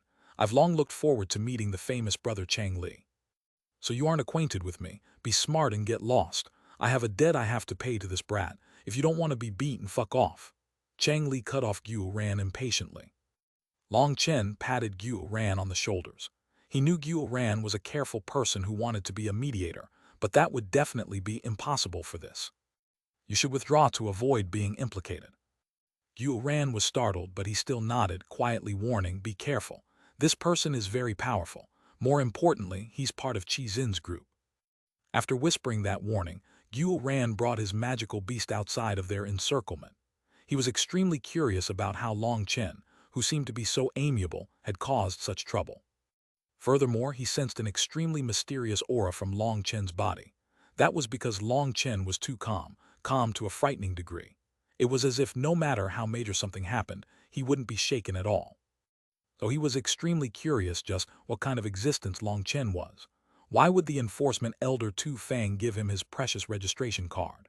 And just how powerful was Long Chen's true strength? Brat, when you humiliated me, did you think of this outcome? Raged Chang Li. Over 10 people behind him were looking at Long Chen icily, delighting in his misfortune. They were obviously prepared to see a good show. Humiliation? No, it definitely wasn't a humiliation. My urine isn't something that just anyone can have reigned over them. You should be happy, said Long Chen lightly. Hearing that, everyone's expression became odd. Even those people following alongside Chang Li were shocked. They had heard that he had suffered, but as to what that suffering was, he wouldn't tell them. But when they had seen him furiously grinding his teeth, they had realized it was definitely not something small. But even in their wildest dreams, they would never have imagined that he had been bullied by someone to such an extent. Even Xuanhuan was in complete disbelief. He had definitely never imagined that this steady and open youth would do such a thing. Go to hell, Chang Li roared. Veins pulsed on his forehead and his eyes spit flames as he punched at Long Chen. Wild chi waves and surging gales shot out from his enormous force. Bang! The bystanders didn't see the fist touching Long Chen's head before a leg had already landed on Chang Li's stomach. Chang Li immediately groaned and was sent flying dozens of meters before miserably crawling up. That group of people following Chang Li were stupefied. That clearly wasn't the result they had been expecting. Long Chen's kick had been completely unnoticeable, and it hadn't been reliant on a battle skill or other technique. It was completely impossible for them to guard against it. "Brat, you've really pissed me off now. I'll definitely beat you half dead," Chang Li roared and his aura exploded. Blood Chi soared, causing the space around him to buzz. He charged at Long Chen like a wild gale. "Ow!" Little Snow suddenly stood up and bellowed. "Don't move. I want to see how strong the people here are." Long Chen quietly comforted Little Snow. He didn't dare let Little Snow take action. Little Snow didn't know what it meant to control his attack power. If something went wrong, someone could easily die. Little Snow was no longer the cute little puppy he had been. His combat ability far surpassed Long Chen now. An ordinary tendon transformation would be killed with a single swat of his claws. If Little Snow did accidentally kill someone, he didn't know just what would happen to his qualifications to participate in the disciple trials. He couldn't risk it. Long Chen extended his hand. He was neither quick nor slow, perfectly blocking Chang Li's fist. The air exploded, and the withered leaves on the ground were all swept up high into the sky. But the shocking thing was that, after Long Chen received that blow, his body didn't budge in the slightest. How powerful! Yu Ran's heart wildly jumped when he saw that. Although his own combat ability was just average, his vision was extremely astute. Otherwise, he wouldn't have even been able to notice that Little Snow was a third-rank magical beast. He saw that Long Chen received Chang Li's attack with only his physical strength. There wasn't the slightest movement from his cultivation base. That meant that Long Chen didn't even place Chang Li in his eyes. After receiving that blow, Long Chen nodded inside. Chang Li's attack was equivalent to an attack from a late tendon transformation expert from the secular world. He was even somewhat stronger than Xia Yaoyu. This was just how powerful the disciples from these influential families were. Any random disciple of theirs could fight across realms. Having lived in the Phoenix Cry Empire his whole life, Long Chen truly was a frog at the bottom of a well. However, such strength didn't mean anything in front of Long Chen. With a single hand, he was tightly clenching onto Chang Li's fist. He indifferently said, "With just this kind of strength, you still want to take revenge." Chang Li's expression became extremely unsightly, as that kind of insult was even harder to take than being slapped in the face. "How arrogant!" A boom suddenly came from his body, and using some kind of unknown secret art, Chang Li's strength doubled. Catching Long Chen off guard, he shook his fist free. Jade breaking fist. A faint light appeared over Chang Li's fist, causing his entire fist to become sparkling bright like jade. However, his fist also emitted an extremely frightening pressure as it smashed at Long Chen. Long Chen also punched out, colliding fists with Chang Li. With a loud explosion, both of them were shaken back. But Long Chen only took 3 steps back while Chang Li was forced back 10 meters. The entire crowd was deathly silent. No one had expected that this seemingly weak youth would possess such terrifying strength. Furthermore, from the very start to now, Long Chen had clearly not revealed his cultivation base. Having exchanged fists, Long Chen actually praised Chang Li inside. He was worthy of being a powerful family's disciple. That fist had contained extremely condensed strength. Not one bit of his force had been wasted. When they collided, all that force had exploded out, causing even Long Chen to suffer a bit and forcing him back a couple of steps.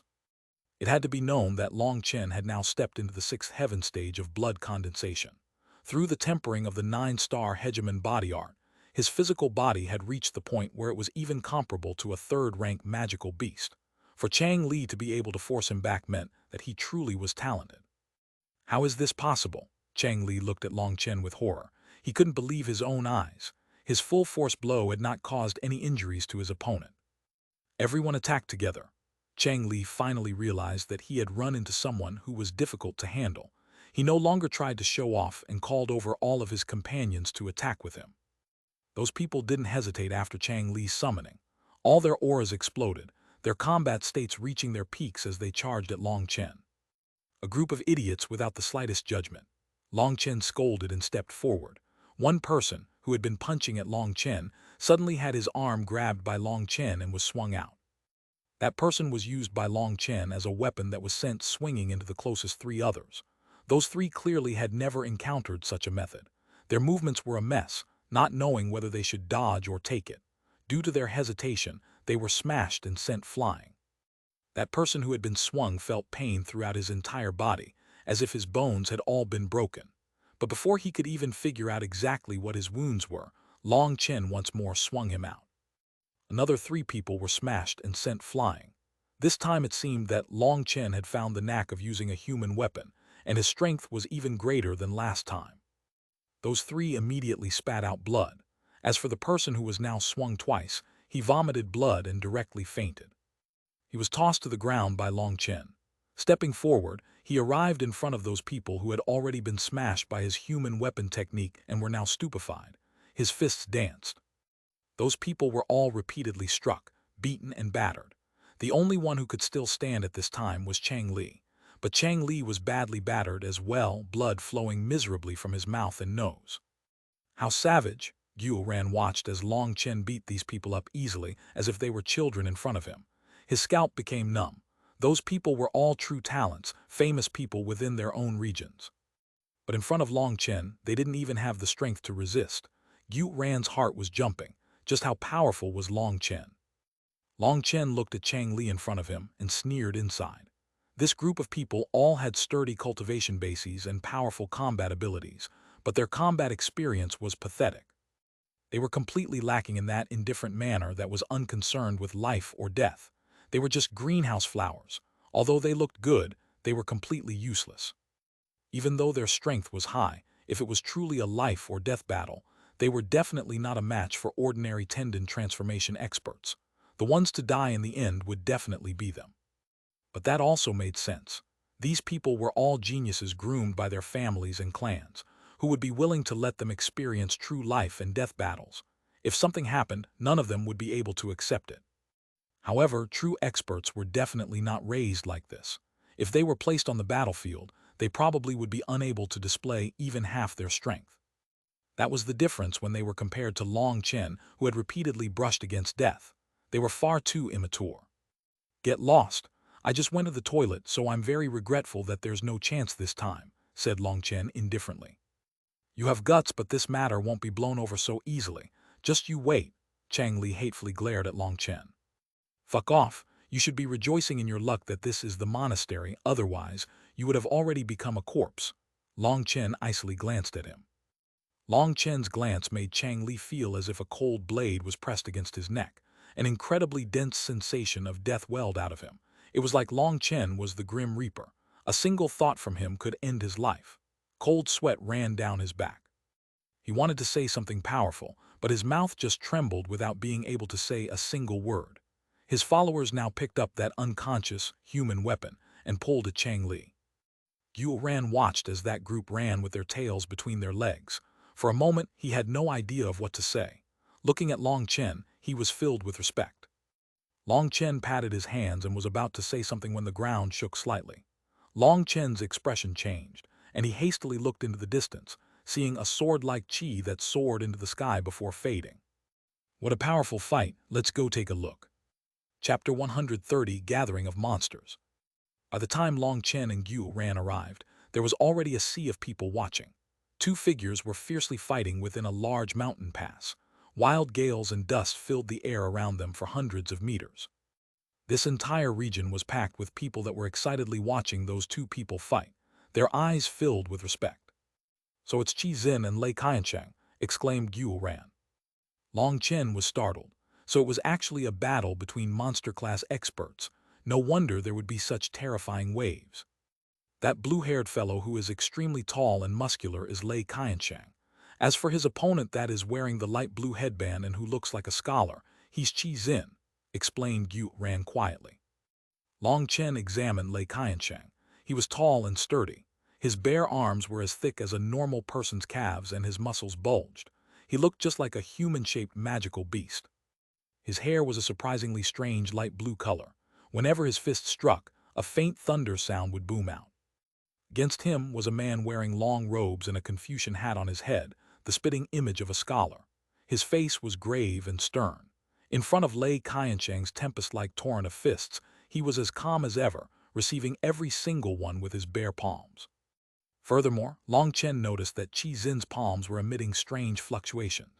Each blow could cause slight ripples to appear in the air that blocked the majority of Lei Qiansheng's force. Their fierce battle caused the land to shake and wind to howl. Just the gales that spread out from their battle were painful for people to endure. "Look, that's the ice beauty Yizhikyu," Xuanhuan suddenly drew Long Chen's attention. Long Chen turned to look and saw a tall woman wearing snow-white robes. Her long hair danced, and she looked like a fairy who had descended onto the world, an existence people wouldn't dare blaspheme against. At her side were quite a few young men and women, but they all maintained a certain distance from her. Many men were looking at her adoringly. In many people's eyes, Yijikyu was an ice goddess, pure, holy, and grand. Looking at Yijikyu, Long Chen had no choice but to admit that this ice beauty was truly beautiful, especially with that arrogant temperament that made her seem like some goddess sculptures that others worshipped. That was a calm kind of beauty which would cause others to forget everything else. Long Chen had been stealthily staring at her when she suddenly turned to glance back at him. When the two of their eyes met, Long Chen was startled. He nodded slightly in greeting, but what caused him to be speechless was that Yijikyu simply icily glanced at him for a moment before turning back to watch the fight without giving him any recognition. This child really doesn't have any manners, but that's okay, this big brother will help her out, Long Chen bitterly laughed inside. Being despised by others was uncomfortable. Oh, Yue Zifeng is also here, exclaimed Xuanhuan suddenly. Long Chen followed Xuanhuan's gaze to see a man in blue battle robes, a sword on his back. So he's a sword cultivator. Yue Zifeng started training in the way of the sword starting at the age of 3. His comprehension skill in the sword Dao is extremely high, but as a person, he is prideful and doesn't like to battle others. And so, all those people who challenged him were all killed by him. He once said that fighting is sacred, and only battles that risk one's life are true battles. All other battles are just blasphemy against fighting in his opinion, explained Xuanhuan. Long Chen looked at the distant Yue Zifeng and nodded. This is definitely an extremely frightening person.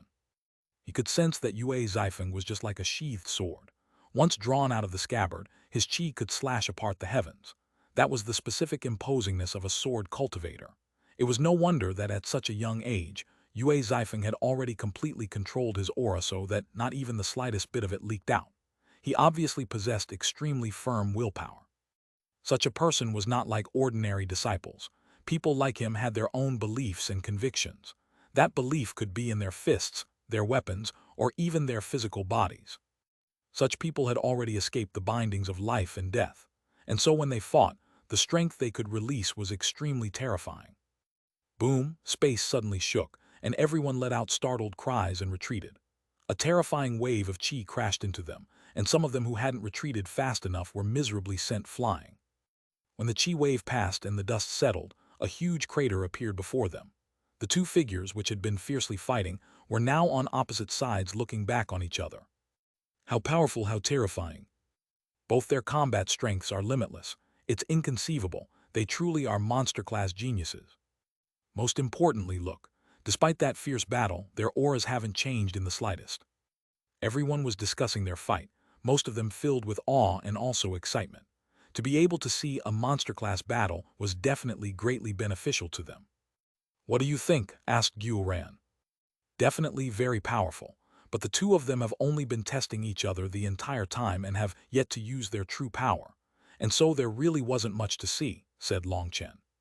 Although the two of them seemed to be using their full strength to fight, Long Chen could tell that most of their power had been reserved.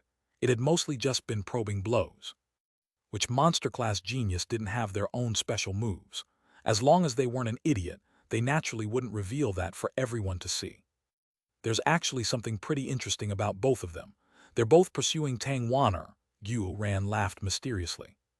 There was actually such a thing. Hee, who do you think I am? I'm the know-it-all of the monastery. Although my actual strength isn't that high, don't look down on my other abilities. Qi Xin seemed to have learned of Xuanhuan's existence extremely early and released word long ago that Xuanhuan was not to marry anyone else. As for this Lei Qiansheng, half a year ago, he publicly declared that whoever dared to fight over Xuanhuan with him would have their head crushed by him. Counting the time, the Lei family should have gathered information of Xuanhuan before Lei Qiansheng made that declaration, laughed Xuanhuan. That is a bit interesting. Looks like that Xuanhuan monastery will be pretty lively in the future. Long Chen also couldn't help but laugh. After Long Chen finished speaking, an uproar exploded. That was because a beautiful maiden had walked into the mountain pass. Her figure was lithe and graceful. She had light dimples whenever she smiled, letting other people feel like they were being cleansed by a spring breeze and as if even their bones would turn limp in her presence. Most charming of all were her pair of soul-stealing eyes. Anyone who her gaze swept over would feel their heart jump wildly. "Tang Wan'er has arrived," exclaimed Xuanhuan. She was Tang Wan'er. She really was beautiful, and it was no wonder the two of them were fighting over her affections. Long Chen nodded inside. She was different from Yi Zhikyu in that her beauty was one that made people like her more, rather than push them away. But for some unknown reason, Long Chen felt that she was somewhat familiar, but he had never seen her before. Was it simply that he was missing Chu Yao and Meng Qi too much?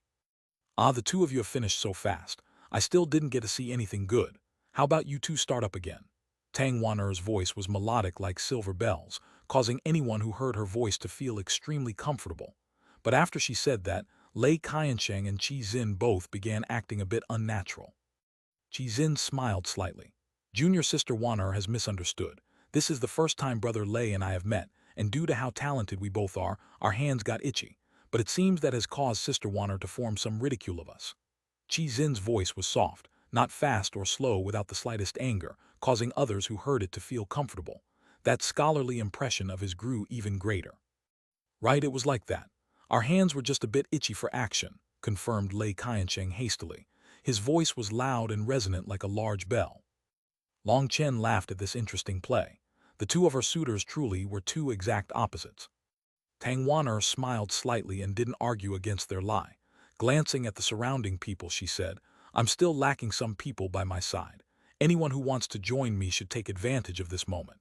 But I don't want anyone repulsive. Anyone who thinks they are a genius can come." As soon as Tang Wan'er's words fell, countless people's eyes brightened and rushed over to Tang Wan'er. "Miss Tang, pick me. My combat ability is extremely great, and I'll even risk death for you. Pick me, I'll be your loyal servant." Before that person even finished speaking, he was trampled on by countless others. This scene was incredibly chaotic. Not everyone rushed to Tang Wan'er. Quite a few people split up to go over to Yi Zhikyu, Yue Zifeng, Lei Qiansheng, and Qi Xin. Now that all 5 of the top geniuses had gathered, many people wanted to test their luck and see if they could attract any of their attention. Otherwise, going at it alone would definitely make it difficult to grow within the monastery. However, the other 4 had all already had their factions being filled. After all, one couldn't have an unlimited number of members in a faction. According to the monastery's rules, a faction could at most contain 100 members. But they were all extremely smart people. Until the final moment, they would still leave a couple of spots up for grabs. If they ended up encountering a disciple with exceptional skills, they could add that person to their faction and strengthen their troops. So each person they added had to be chosen carefully. That was because even before entering the monastery, many of their positions had already been taken up. There was no way around it, as their own families or clans had already set those up. They didn't dare not listen to those orders. The remaining small portion of spots required them to keep their eyes open to select the best members. It was just like Tang Wan'er said, those who were repulsive couldn't be chosen. Monster-class experts were not called that for nothing. Their vision was extremely sharp. Just a glance could allow them to understand a person's strength. After just testing them a bit, they could easily determine their value and pick the best members at a fast speed. "How come you aren't going?" Long Chen couldn't help but curiously ask Xuanhuan when he saw he was just standing there. "Brother Long, what do you think of me being your follower?" asked Xuanhuan suddenly. "What do you mean?" Long Chen was stunned. "As in I'll be your junior brother from now on and muddy along with you." No, I don't even know who I'll be joining, so if you follow me, wouldn't you suffer greatly?" Long Chen shook his head. "Boss, listen to me. If I go over now, I won't have the slightest chance. But if I make you my boss with your strength, they'll immediately rope you in and you can also bring me along," implored Xuanhuan. "Even that is a thing." Long Chen looked at Xuanhuan with shock. Was this what buy one get one free meant? "Boss, trust me with your strength. Although you might not be a match for those monsters, you are definitely a strong expert. Any faction will have their peak experts as their main pillars. So boss, you definitely have to bring me with you." Long Chen shook his head. He wasn't even planning on joining any faction. It would be most freeing to be on his own. He was just about to decline when he sensed something was going on around him. That was because all those noisy disciples around him had gone silent. A voice rang out. "Do you want to join my faction?" Chapter 130, One Invited by Both Beauties. That clear voice was extremely pleasant to listen to, but there was not the slightest bit of emotion within it. Those words were just like ice shards. Both Long Chen and Xuanhuan turned to look at her with shock. Unbeknownst to them, Yizhikyu had already arrived beside the two of them. Yijikyu's actions attracted everyone's attention. They all stopped conversing to watch. Everyone was filled with disbelief that Yizhikyu would go out of her way to go invite Long Chen. She was called the Ice Beauty for a reason. She was extremely indifferent to others, and her words were few and far between. She rarely ever spoke with others. But now this Ice Beauty had invited Long Chen to join her. That was completely shocking. And of course, along with that shock was also intense jealousy. Looking at Long Chen's sword-like eyebrows and bright eyes, he wasn't that eye-catching. They couldn't help but feel upset. Their first thought was that the Ice Beauty had chosen an ordinary person. That had happened extremely suddenly. Xuanhuan was the first to recover and hastily said, "I'm with boss, so can I." "You can come as well." Yijikyu's expression didn't fluctuate in the slightest. Xuanhuan almost jumped in excitement. Pulling on the still blankly staring Long Chen, he said, "Boss, quickly thank Sister Jikyu." Only then did Long Chen recover from his shock. Shaking his head, he said, "I appreciate your kindness, Sister Yi, but I'm accustomed to being alone, and I'm afraid it won't be convenient for you if I join you. I really am sorry." For a moment everyone thought they had misheard. They looked at Long Chen like he was an idiot. Wasn't he too foolish? Xuanhuan was on the verge of crying. He wanted to shout that he was willing, completely willing, but a complimentary subordinate like him didn't have the qualifications to agree to anything. He almost fainted. Hearing Long Chen's response, Yijikyu's expression didn't change in the slightest. Nodding, she didn't say anything else. It was as if Long Chen's refusal wasn't the slightest bit out of her expectations. Perhaps Sir should think about whether he wants to join this sister's faction. Just at this moment, a soft voice rang out. The beautiful fairy-like Xuanhuan also had come over. A huge uproar exploded now. Just what kind of dogshit luck did this kid have for these two beauties to both personally try to pull him in?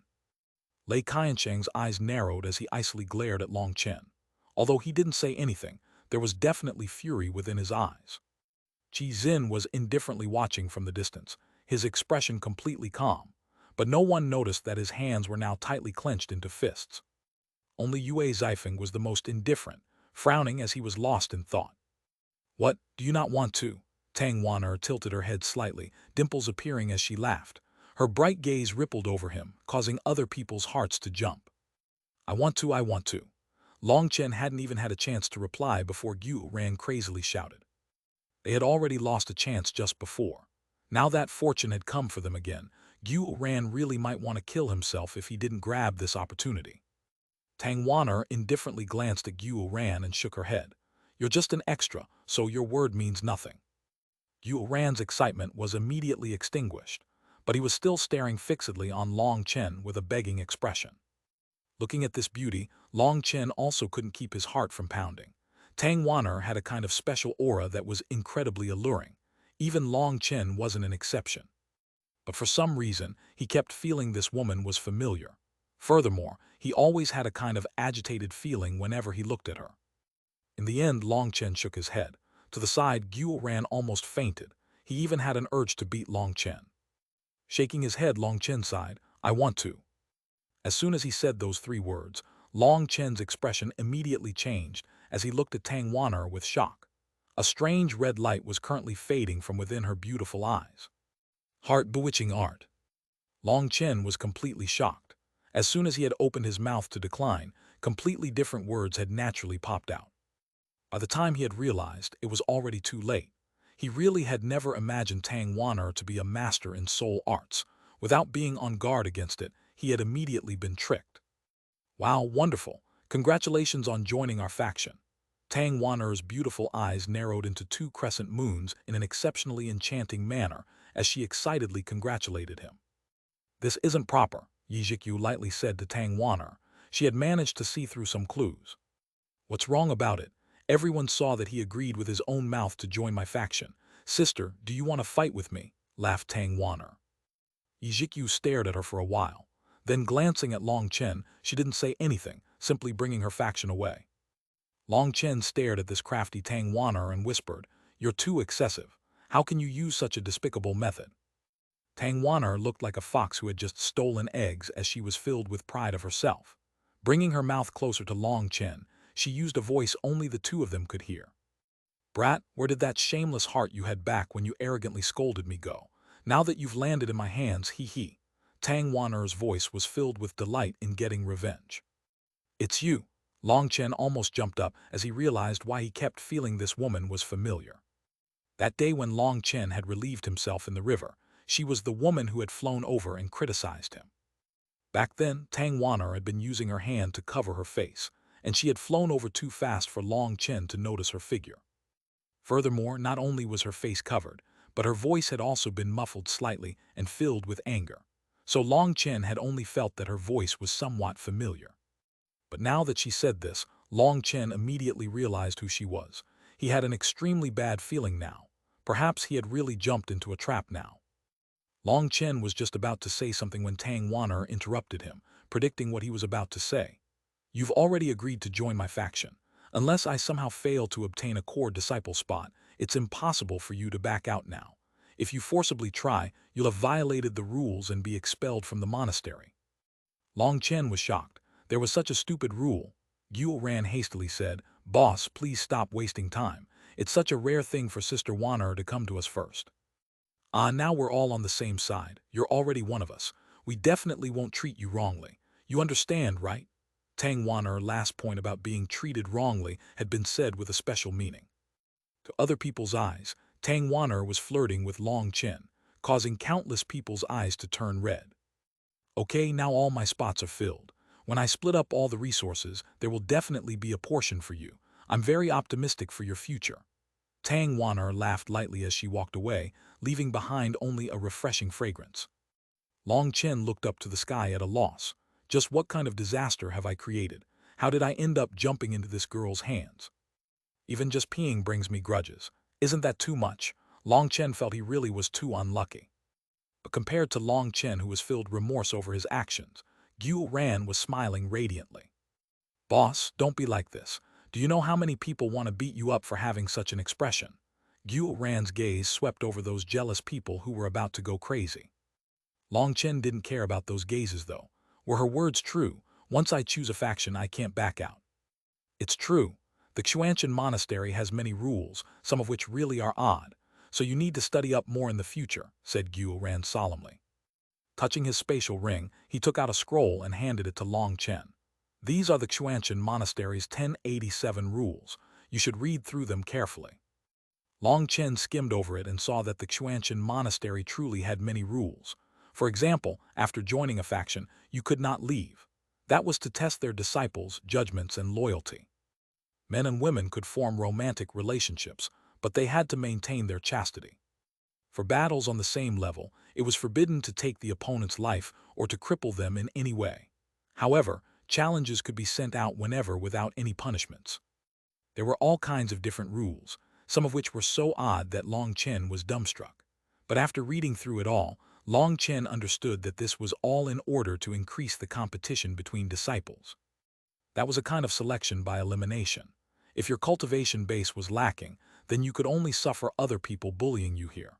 Under that kind of endless humiliation, you either had to abruptly soar or completely collapse and be crushed. Long Chen could tell that these rules greatly favored the powerful. So if he wanted to live comfortably, he would have to work hard to make himself stronger so he could stand atop other people's heads. He might not like standing on top of others, but he also didn't like being trampled under by others. It was true that you couldn't always do as you like. The main goal Long Chen had in coming to the Xuanhuan monastery was to gather medicinal ingredients. By relying on the sect, he wanted to gather everything he needed for the Alyath pill. After all, the larger a sect, the greater their inheritance was, and the chances of him obtaining rare medicinal ingredients would increase. Otherwise, the condensement of the second star was still an incredibly distant dream. The Xuanhuan monastery was a stepping stone for Long Chen to train in the 9-star Hegemon body art.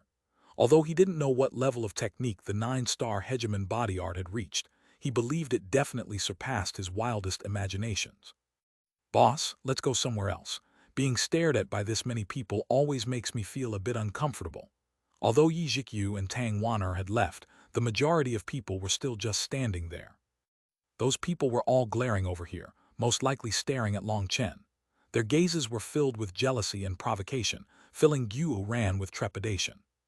He definitely didn't have Long Chen's ability to stay unperturbed in front of this much hostility. Long Chen also didn't like being glared at by this many people. Brushing his butt, he brought little Snow into the distance, but they had only gone a mile when they were blocked by others. "Brat, I'll give you one chance. Kneel down and apologize to my brother." A man icily blocked Long Chen's path. That man was tall and muscular with a powerful aura. Not far from him was a battered person. That was Chang Li, who Long Chen had beaten up. "Be careful, boss. This is one of Qi Xin's people. His cultivation base is extremely powerful," whispered Xuanhuan. Long Chen glanced at this person as well as the distant Qi Xin, who was being revered by his group. He coldly smiled. "If you don't want to die, then fuck off. I'm already really pissed." Long Chen shook his head. He really was pissed. Anyone who had fallen into a trap like he had would also be irritated. "I don't care if you're pissed. How about I beat you until you feel better?" A cruel smile appeared on that person's lips. He punched at him without any warning. With that single fist, he completely sealed off any of Long Chen's escape paths. Chapter 132, Little Snow vs. Qi Xin. That person's punch was incredibly powerful. It boomed like lightning, restraining others. This person was clearly an expert. Long Chen coldly snorted and was just about to move when a roar came from below him, and a huge claw reached out to block it. "Little Snow," Long Chen was surprised. He was connected to Little Snow's soul, and so Little Snow could sense Long Chen's fury. Boom! Little Snow's claw collided with that person's fist, causing terrifying energy to explode out. With a muffled shout, that person was sent flying. Little Snow was a third-rank magical beast, and even amongst third-rank magical beasts he was exceptional. Although not specializing in power, he wasn't something that ordinary experts could withstand. Little Snow opened his mouth and spat out a wind blade that sliced even space apart. That wind blade went straight for that horrified person. No, Little Snow. Long Chen was greatly alarmed, but it was already too late as Little Snow's attack had already been shot out. Little Snow could sense Long Chen's anger, but he didn't have Long Chen's wisdom. Little Snow didn't know what it meant to have misgivings, and so he directly shot out a wind blade. That huge wind blade was like a death god's sickle. An ear-piercing sound came from it as it shot over. Even the land was shaking, causing everyone to be terrified. No one had expected Long Chen's magical beast to take action on its own, and it was even more shocking that this magical beast was at the third rank, and was a terrifying existence even amongst third-rank magical beasts. Other people's magical beasts had spiritual imprints on them, so that they wouldn't dare disobey their master's orders. But Little Snow wasn't the same. Long Chen had formed a kind of companionship between the two which wasn't really a slave imprint. Thus, Little Snow had his own thinkings. It was precisely because his soul had no restrictions that Little Snow could grow so quickly and possess such great power.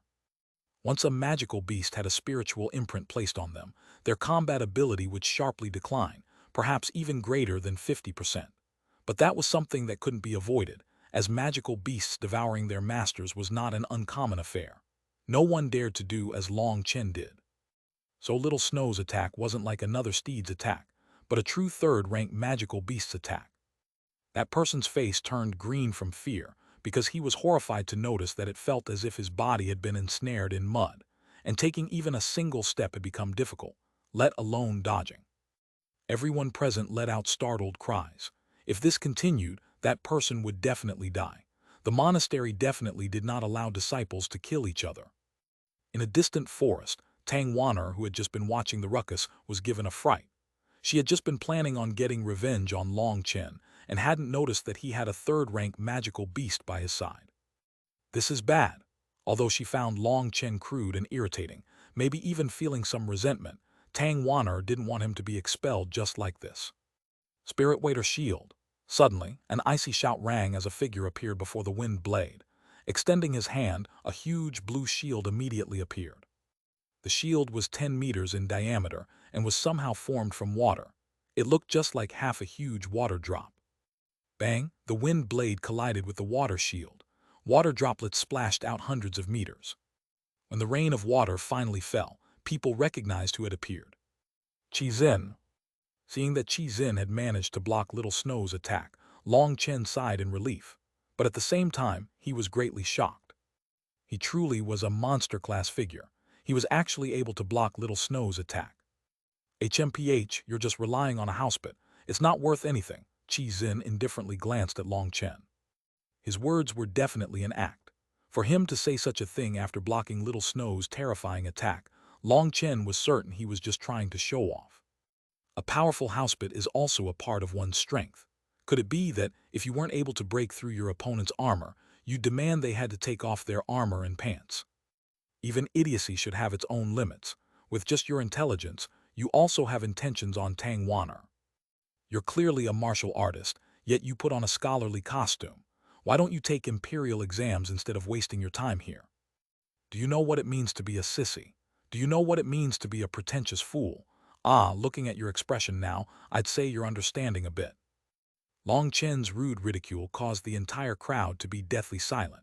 No one would have thought Long Chen had the boldness to scold a monster-class genius. Haha, hiding in the forest, Tang Wan'er, who was secretly watching, couldn't stop herself from laughing and hastily covered her mouth. Although this Long Chen is also extremely hateful, that Qi Xin also isn't some good person. He's a complete hypocrite. This must be what it means for evil people to attract other evil people. Tang Wan'er laughed to herself. The two maidens following beside her glanced at each other and shook their heads helplessly. Tang Wan'er might be laughing, but Xuanhuan wanted to cry. He even had some regret in making Long Chen his boss. He had an urge to bash in his own head. After he had completely refused to join Yi Zhikyu's faction, only to then join Tang Wan'er, Xuanhuan had thought Long Chen had finally fixed his head and was overjoyed. But as soon as they had joined Tang Wan'er faction, they had immediately received an attack from another monster-class figure. Just what was this boss Long Chen doing? Qi Xin's face was dark. In all these years, not even the elders in his family had dared say even half of these things to him. And outside his family, he was an object of worship, so when would he ever have to receive such ridicule? For you to provoke me like this, do you know how much suffering will be the price? Asked Qi Xin icily. Provoking? No, I'd never do something so senseless. Being jealous of a romantic rival, fighting stupidly, acting like a strong fool, those are all things only an idiot like you likes to do. Even if I wanted to, I wouldn't do such things. Long Chen shook his head extremely modestly. Everyone felt their hearts become cold. Just what background did this kid have to ridicule Qi Xin so brazenly? Wasn't he planning on growing within the Xuanhuan monastery? Was he stupid, or did he really have the strength to back up such words? Arrogant brat, let me see if you have the qualifications to say such a thing. Qi Xin naturally wasn't able to restrain himself anymore. That was especially the case when it was in front of this many people. If he didn't teach Long Chen a lesson, his reputation would drop to an all-time low. Coldly snorting, Qi Xin began to slowly walk towards Long Chen. With each step his aura slowly rose. Even the ground began to tremble with each step he took. Everyone knew Qi Xin had been infuriated this time. His current aura was even more terrifying than when he had been fighting against Lei Qiansheng. Speaking of which, Lei Qiansheng and Yue Zifeng were both present. Now they were carefully watching, wanting to see just what kind of trump cards Long Chen did have to dare provoke Qi Xin. The stealthily watching Tang Wan'er hesitated for a moment but still didn't decide to come out, muttering to herself, "It's not as if either of these two are good people. He won't be beaten so easily, so it's better to just keep watching for a while." Originally, Tang Wan'er had just been planning on playing a trick on Long Chen, looking to see if either Lei Qiansheng or Qi Xin would take action to find trouble for Long Chen. After all, who had asked him to curse and scold her? But this matter had blown up greater than she had ever imagined and was now out of her control. If Long Chen truly was beaten seriously because of her, she also would feel sorry for him. But she had a faint feeling that Long Chen wasn't that easy to deal with, and so she wanted to watch for a while first. Seeing what was going on, everyone quickly withdrew. No one wanted to be implicated or injured during their fight. After all, that was a monster-class expert. Xuanhuan, you should also withdraw. No need to fight with me. Long Chen saw that Xuanhuan was still right behind and hadn't retreated back. He truly was moved that Xuanhuan would stay. Not just anyone would dare to face off against a monster-class expert. "Boss, I want to leave, but my legs have turned to mush. I can't walk," Xuanhuan wanted to cry. "Oh my God!" Long Chen kicked Xuanhuan in the butt, sending him flying hundreds of meters away. After kicking Gu ran away, Long Chen jumped onto Little Snow's back and arrogantly said to Qizin, "Come at me, kid. I know you like showing off, so today I'll let you realize that your skill is far too lacking, and your acting just makes you look like a fool," thought Long Chen. Qizin snorted and stamped on the ground, charging at Long Chen like a sharp blade. But as soon as he moved, a wind blade shot at him from Little Snow. Although the power wasn't as great as last time, Qizin didn't dare take it head-on. There was no need for him to face Little Snow directly. He just needed to subdue Long Chen. Qizin dodged to the side, but as soon as he dodged, another wind blade shot over. He could only dodge once more and was unable to advance anymore. What shocked Qizin was that Long Chen was just sitting on Little Snow's back, telling him to shoot out more wind blades. Although each individual wind blade didn't have much power, they were extremely numerous, causing his movements to be at a mess. Watching Qizin dodge left and right, Long Chen suddenly loudly announced, "Everyone watching, there's a monkey performing a show here. Those who have money should offer some payment for the show. I won't mind getting a couple of 1,000 gold coins, but if you only have 1 or 2 to spare, that's also fine. Look at how amazing this dance is, that somersault. Let me tell you, this isn't something that can be achieved without years of dedication and drilling." Top Little Snow, Long Chen continued controlling Little Snow's attacks while commenting on Qizin's dance as he dodged. Everyone's eyes bulged as they saw him treat Qizin as a monkey putting on a play. "Kid, you're asking for it." Qizin was finally truly infuriated. Water chi exploded out of his body and filled the sky. His water chi was like a translucent casing over his body. It completely blocked all of Little Snow's wind blades, and he charged at Long Chen. "Little Snow, be a bit more vicious," snorted Long Chen coldly. To increase the frequency of Little Snow's attack, the power had to be dropped. But now that Qizin was charging over, he let Little Snow use his unique skills as he wished. Little Snow roared, his fur standing on end as terrifying power exploded out of him. Opening his mouth, a round sphere shot out straight at Qizin. Chapter 133, Beginning of the Trial. That sphere of light was only a foot thick. On the outside, it looked like it was formed from countless strands of thread. However, those weren't threads, but countless thin wind blades that had been compressed into a sphere.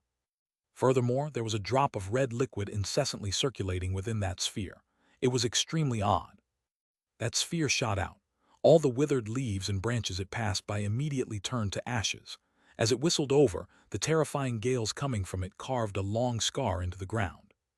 Even Long Chen was shocked. Although Little Snow had told Long Chen that he had his own special moves now, this was the first time he had seen one. "This Qizin, he better block it head-on. If he dodges, I'll really be screwed over," Long Chen prayed inside. Qizin turned pale from fright in the face of this attack. He almost choked, sensing how great of a threat it was to him. "Skywater protecting the body," Qizin shouted, and his spiritual chi circulating. That ball of water surrounding him changed. Strange lines spread across it, turning it into a veined pearl. Boom! Qizin had only just managed to set that up when Little Snow's attack struck him. His attack was just like a meteorite striking the ball of water. Heaven and earth lost all color. Time seemed to slow down. Everyone felt as if the world was no longer as real as before. Suddenly, some people let out startled cries and quickly jumped back. That was because the land had instead become a tide of water that was rapidly spreading. Those who were closer were directly swallowed by a wave of mud, coughing up blood as they were pushed further away. For a moment, everyone was fleeing for their lives. Within an area of over a mile, there was no longer anyone else present. That region had been flattened dozens of meters. At the center of the depressed circle was a deep crater. On one side was Long Chen atop Little Snow, looking at Qizin. The current Qizin's hair was a mess, and his clothes had also been torn. Even his aura was slightly chaotic. Obviously, blocking that attack had cost a great deal of energy. Although he might look down on Qizin's personality, Long Chen had no choice but to admit that Qizin truly was too strong. That attack of Little Snow's had contained a merger of both wind and flame. The explosive power that resulted from that merger could destroy mountains. Just from looking at the completely destroyed region around them, it was possible to see just how powerful it had been. But such a powerful blow had been blocked by Qizin. Furthermore, he wasn't even injured. That kind of strength was too shocking. "How is it? Do you want to keep putting on a show?" asked Long Chen. "You, HMPH, If it weren't for your magical beast protecting you, I could kill you with a single slap, raged Qizhen. Although he said that, Qizhen was actually filled with horror. He had never expected that white wolf to have such a powerful attack. So what? Didn't I just say that a magical beast was also a part of a person's strength? By putting it like this, are you saying you're not even as good as magical beast? HMPH, with such a powerful magical beast, you're clearly just relying on your family's power. Only a spoiled brat would show off like this, sneered Qizhen. You can show off too. Come, bring out your magical beast and show everyone, shrugged Longchen. Qizhen's face darkened, as his steed was just a second-rank magical beast. It was true that his family did possess third-rank magical beasts, but they were precious military powers that couldn't be easily moved out. Furthermore, those magical beasts weren't flying ones, and so it wouldn't have been convenient to bring them on this journey. If he really did bring out his magical beast now, it would be swatted to death in a single blow by Long Chen's snow wolf. Although he was born in a large family, even just a second-rank magical beast was extremely valuable. He couldn't let it die for nothing, and so he was mute in response to Long Chen's provocation. Long Chen's meaning was obvious. Even if he himself was weak, with the pressure from such a steed, who would dare to easily attack him? That truly infuriated Qizhen. Although his combat ability was high, his actual realm was still low. That was because he had to keep himself suppressed at the peak of blood condensation. If he entered the tendon transformation realm, he definitely wouldn't fear Long Chen's scarlet flame snow wolf. The atmosphere was now extremely awkward. Qizhen wanted to attack, but he also was intimidated. Little Snow was a magical beast, and so it was extremely likely that it was capable of using such a powerful attack again. But Qizhen didn't dare take such an attack again. Despite his arrogance, he wouldn't want to continuously receive such blows. That wouldn't be prideful, it'd be just asking for death. But for him to retreat, that would be a great blow to his fame. How would he face those who relied on him? If it was to Lei Qiansheng or Tang Wan'er, then it would have been fine. They were experts on the same level, so it wouldn't cause him to lose any face. But if he were to continue losing in front of this nameless youth, that would definitely be too embarrassing for him. In this current situation, he couldn't retreat, yet he also couldn't continue. Thus, Qizhen was in an impossible position. Deep in the forest, Tang Wan'er was watching. In her eyes, Long Chen was acting like a spoiled brat, but she smiled. This scoundrel does possess some ability to force Qizhen into such a plight. HMPH, as for your debt for offending me, we'll have to settle that slowly. For some unknown reason, watching Long Chen gave her a kind of unknown excitement. Perhaps life in the Xuanhuan monastery would not be as dry and dull as she had thought it would be. Dong! Just at this moment, a loud, melodious bell rang out in everyone's ears, causing everyone to become excited. The trial's begun, let's hurry over. No one cared any longer about Long Chen and Qizhen's battle. They all hurried towards the end of the valley. Qizhen was relieved to hear that bell. Coldly glancing at Long Chen, he said, I'll remember you. I'll definitely give you some extra care in the monastery. After saying, he didn't even give Long Chen a chance to reply before rushing over with the crowd. Those people who were originally waiting with him also followed behind him. Even at this time, he still didn't forget to act powerfully. Long Chen shook his head. Jumping atop Little Snow, he gently rubbed Little Snow's head. It's all thanks to you. Otherwise, the person to lose face would very likely be me. Woo-woo, Little Snow rubbed Long Chen with his huge head. Hee okay, I know you still have more special moves, but we can't kill anyone here. You have to restrain yourself a bit, he gently comforted Little Snow. At this time Xuanhuan had already hobbled over to Long Chen's side. Long Chen lightly said, Don't act like you're so in need of pity. Xuanhuan laughed mischievously and gave him a thumbs up. Boss, you really are something. Even someone like Qizhen was helpless to deal with you. Sigh, that was only because of Little Snow. Let's hurry up and get to the trial. Long Chen and Xuanhuan followed the flow of people. Exiting the valley, they arrived at a wide, open space. There were tens of thousands of registrants who had already arrived. Each person also had a magical beast obediently lying down behind them. With interweaving humans and huge magical beasts over this open land, it was an extremely spectacular sight. At the front was a huge gate 300 meters high. It was extremely magnificent and exuded an ancient air. Atop the gate were the following bold and ancient characters, Xuanhuan Monastery. The words were written in a bright gold. It appeared that this grand gate was the entrance to the Xuanhuan monastery, but Long Chen couldn't see just where that loud bell sound had come from. Suddenly, that huge gate began to slowly open. A large entrance tens of meters high opened up like a huge beast's mouth. When that gate opened, an extremely dense spiritual qi poured over. Amazing, Long Chen thought to himself. This gate should be able to keep spiritual qi inside.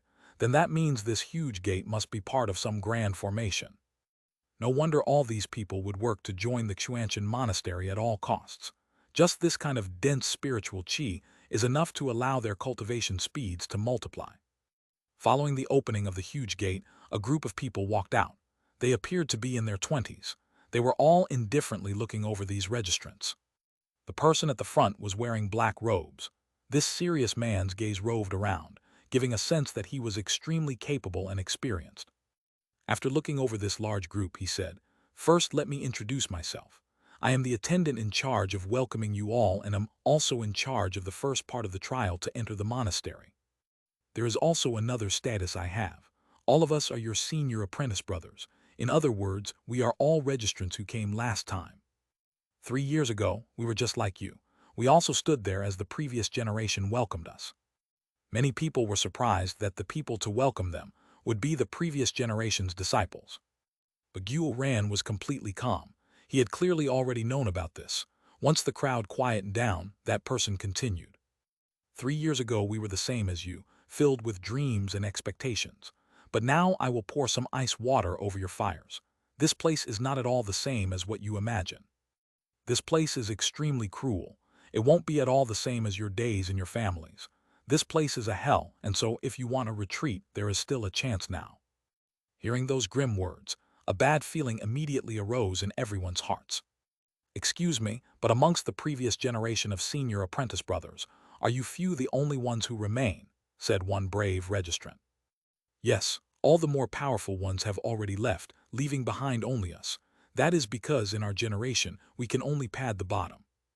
So it's just cannon fodder people. Why'd they have to act so grand?" Some people quietly gave those people an evaluation. The reverence that they had all mostly faded away. That person smiled slightly and didn't react at all to that, seeming to have expected it. Sweeping his gaze over everyone, he nodded. "The time has arrived. Take out your registration cards. We'll be going over everyone one by one." Everyone hastily took out their registration cards. That group of 20-something men split up to examine them. Suddenly, one person pointed at a registrant. "Where did you get your registration card?" That person panicked slightly, but he immediately hid that up and icily said, "It was given to me by your monastery. Do you not even recognize it? This registration card isn't yours. Although you've changed your appearance, you can't trick me. You're someone who killed for someone else's registration card." That person's face immediately blanched. Without even thinking about it, he punched at that person. But that fist was just a fake. He had already retreated, trying to flee. As for the man who had found him out, he smiled with ridicule and slowly raised his hand. That fleeing registrant was immediately horrified to realize that he couldn't move anymore.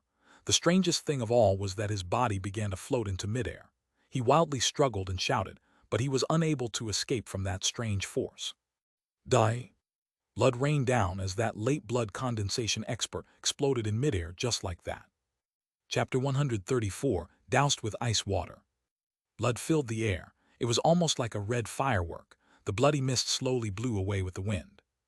A late blood condensation genius died just like this without leaving a corpse. Although the mist of blood had disappeared, the faint smell of blood still filled everyone's noses. No one had expected these calm and indifferent senior apprentice brothers to be so ruthless. As soon as they took action, they took someone's life. Everyone was greatly shaken. Long Chen was also startled. However, he wasn't surprised because of that person's death, but because of that senior apprentice brother. That attack had been too strange. He had somehow circulated his spiritual qi to a kind of pinnacle and released it out of his body, allowing him to kill the fake registrant from a distance. But most shocking to Long Chen was that that wasn't even a battle skill, but simply showed off that person's skill in using his own spiritual qi. Just controlling your spiritual qi in a free manner within your body was already difficult enough. But to be able to release it outside your body and still have such control was too shocking. Without revealing the slightest bit of his cultivation base, he indifferently killed a genius. That kind of strength struck fear in their hearts. During the uproar that followed that person's miserable death, suddenly 3 figures dashed out of the crowd. At first, people were startled, but they quickly realized that those 3 must have also done similar things the previous one had done. Now seeing that the situation had turned sour, they had decided to flee for their lives. That man who was standing as the head of the seniors sneered. With a cold snort, he pointed, and a ray of chi shot out like a sharp blade. He pointed 3 times.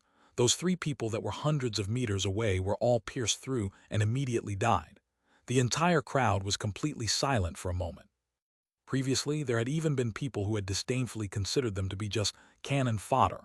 Now everyone was truly given a fright, especially the one who had said his taunt. His expression was deathly pale. Okay, let's continue. The head senior ordered everyone to continue their inspections. They carefully went one by one. Even those as powerful as Lei Qiansheng, Qi Xin, and the others were all extremely obedient now. They might be arrogant, but they weren't idiots. After all, these people were their senior apprentice brothers. Even if they were just existences that padded the bottom rankings, having cultivated in the Xuanhuan monastery for the last 3 years, there was no way they were comparable anymore. At the same time, as they were filled with respect, they were also filled with anticipation. These people that padded the bottom ranks had already grown to such an extent. Xuanhuan monastery's true power must be absolutely terrifying. When that man had attacked, Long Chen had done a careful examination, and was awed to see that that person's cultivation base was only in the tendon transformation realm. In other words, it was the same cultivation base as the white-robed man whom he had faced in Phoenix Cry. But in terms of combat strength, one person was in the heavens while one was still stuck on the ground. The distance really was just that great. He had seen through that those last 3 attacks had been reliant on a battle skill. However, it also didn't seem like a particularly profound battle skill. Most likely, it was below the Earth class. But even such an ordinary battle skill had such a shocking effect in that person's hands. Most importantly, there hadn't been any obvious pause between his 3 attacks. Most people would require at least a moment to adjust their breathing after each attack before attacking again. It was like a jump rope. After jumping once, you had to wait until you landed and reset before once more jumping again. It might be possible for people to attack 3 times in a row, but that would be a torrential storm of blows. With the jump rope analogy, it would be equivalent to a person jumping once and spinning the rope 3 times. Although it was extremely difficult, some geniuses were capable of just managing it. But that man hadn't done it like that. He had done it not too quickly and also extremely easily without the slightest haste. It obviously had something to do with his cultivation method. This time I really did come to the right place. This Xuanhuan monastery is just like a treasure house. Long Chen's heart pounded fervently. Finally, one of them arrived in front of Long Chen and inspected his registration card. Huh? That person's expression changed slightly. Carefully looking over it again, he looked up at Long Chen with confusion. That person's movements caused Gu Ran, who was right beside him, to almost leap to Long Chen's defense. There was nothing wrong with his boss's registration card. His movements also attracted the attention of quite a few others. That was because Long Chen was in the last row. The ones ahead of him had already finished being inspected and were now just watching. Tang Wan'er looked over in shock. Had the scoundrel really stolen his registration card? Thinking of Long Chen's attitude, which didn't fear heaven or earth, it really might be possible for him to do such a thing. Would Long Chen be killed now? Only Lei Qiansheng and Qi Xin were completely indifferent as they watched. Qi Xin especially was laughing, hoping this person would kill Long Chen with a single blow like the others. Senior apprentice brother Wan, take a look at this registration card. That person sent Long Chen's registration card to that head attendant. Senior apprentice brother Wan received it and was also slightly startled. Raising his head to look at Long Chen, he asked, "You're Long Chen?" Long Chen could only nod. He was somewhat bewildered. He had no enmity with Elder Two Fang, so he shouldn't have done anything to harm him. What he didn't know was that his registration card had an extremely particular pattern on it. Outsiders didn't know what that pattern was. Each registration card would have a particular pattern. They would all look identical, but in truth there were minute differences. In some places of the pattern, the lines would be longer or shorter, thicker or thinner. Those places recorded the registrant's basic information. That was confidential information in the Xuanhuan monastery that others wouldn't know. And so when others foolishly managed to steal away a registration card and thought they could join, the result was always what had just occurred. That person had seen something he absolutely could not believe on Long Chen's registration card, causing him to end up calling over senior apprentice brother Juan for an explanation. "Yes, is there a problem?" Long Chen nodded. Senior apprentice brother Juan shook his head. "There's no problem, you aren't bad." Long Chen's heart relaxed greatly. He nodded. "As expected, heroes really do think alike. I also think I'm really not bad." Senior apprentice brother Juan looked at Long Chen oddly, as if he wasn't used to Long Chen's style of speaking. Tang Waner couldn't hold back a smile. Long Chen really did have thick skin. But what none of them understood was the hidden meaning behind senior apprentice brother Juan's "not bad."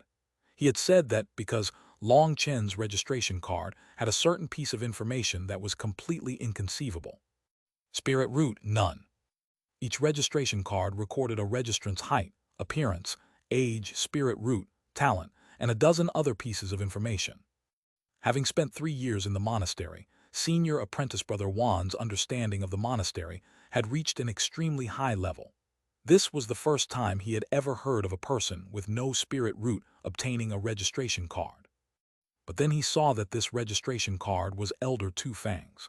Just the other day, he had told him that he had given a certain youth his registration card and not to accidentally expel him. He had been extremely curious about why he would say such a thing. Why would he expel someone who had managed to obtain the enforcement elder's registration card? But now when he saw Long Chen, he finally understood what Elder Tu Fang had meant. If it wasn't for his previous reminder, he really might have to go check with him to see if this registration card was real. Within the secular world, there were only 3 spirit root grades: low, medium, and high. There were also trash spirit roots. The spirit root was the core of the Danshan. It was something you were innately born with, and how far you could grow was entirely decided by the quality of your spirit root.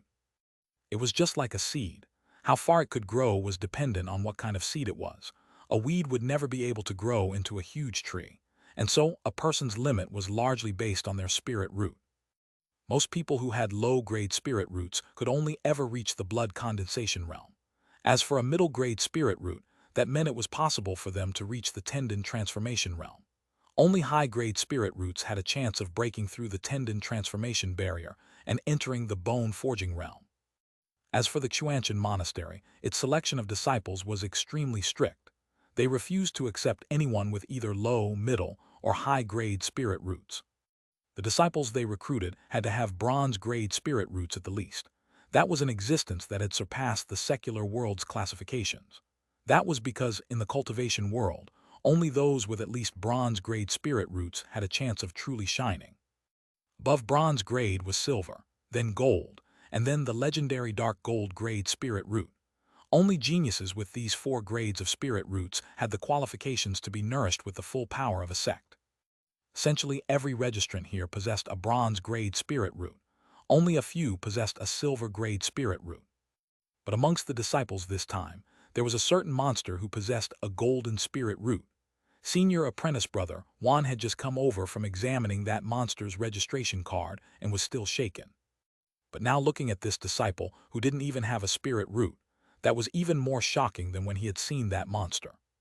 Having been in the Xuanhuan monastery for years, he knew who the enforcement elder was. He was an extremely high existence, the one with the greatest strength other than the sect leader. Furthermore, he was also very strict and upright, earning him the respect of the disciples. Such a figure definitely wouldn't randomly give his registration card away. Senior apprentice brother Juan stealthily examined Long Chen. His aura was completely concealed, however.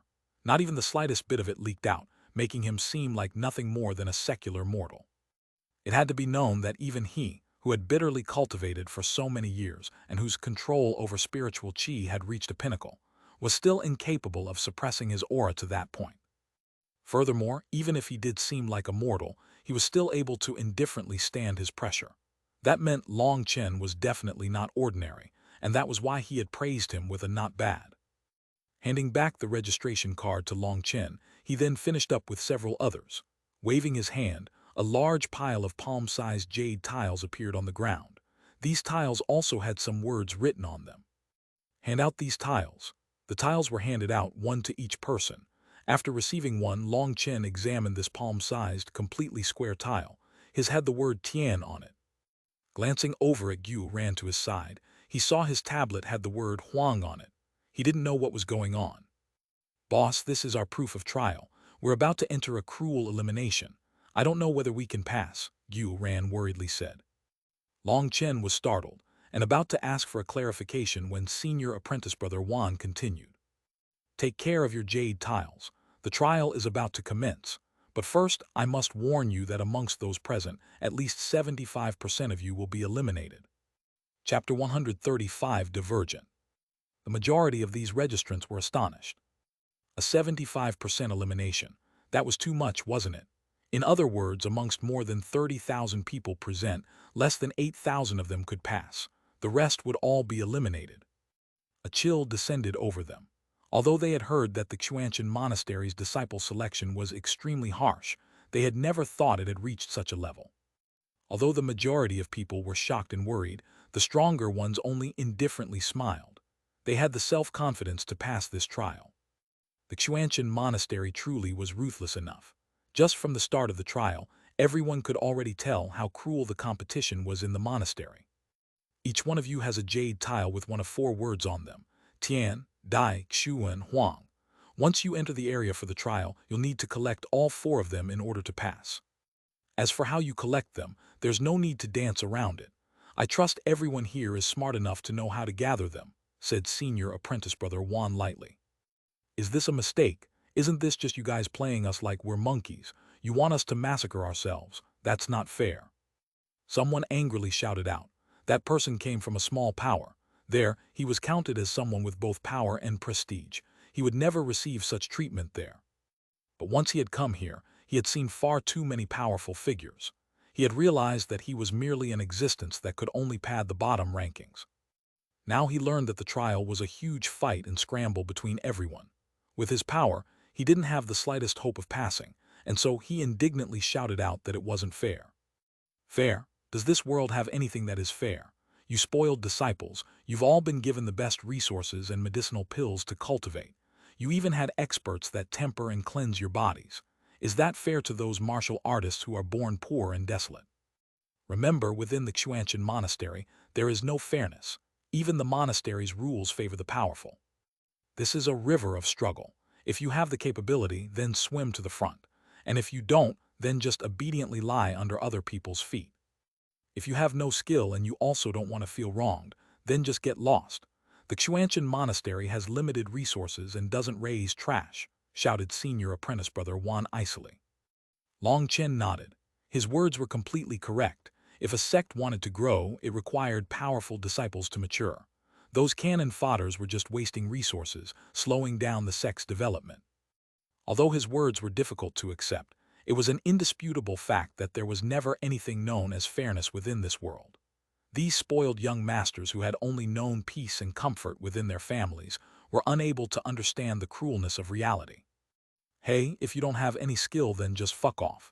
But before you leave, hand over your jade tile to me, said another registrant disdainfully, perhaps hoping to gain a slight advantage. Fuck, I won't hand it over to a bastard like you, raged that person angrily. How would it be possible for him to obediently hand over his jade tile? Okay, then just wait for me. Once I find you, we'll see if you still have the same resolution. The other one also wasn't some tolerant person. Quiet, shouted senior apprentice brother Wan coldly. They both shut up. In any case, I hope you properly take care of your jade tile. There are only a total of 7963 sets. If you feel like you have no hope, you can always destroy your jade tile or throw it into a ditch. If you can't advance, then you can at least make it so that 3 others are also unable to advance with you.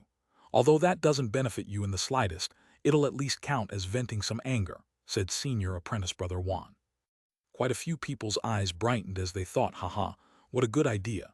If I have no hope, then you guys can also give up any thoughts of advancing either. Long Chen couldn't help but shake his head.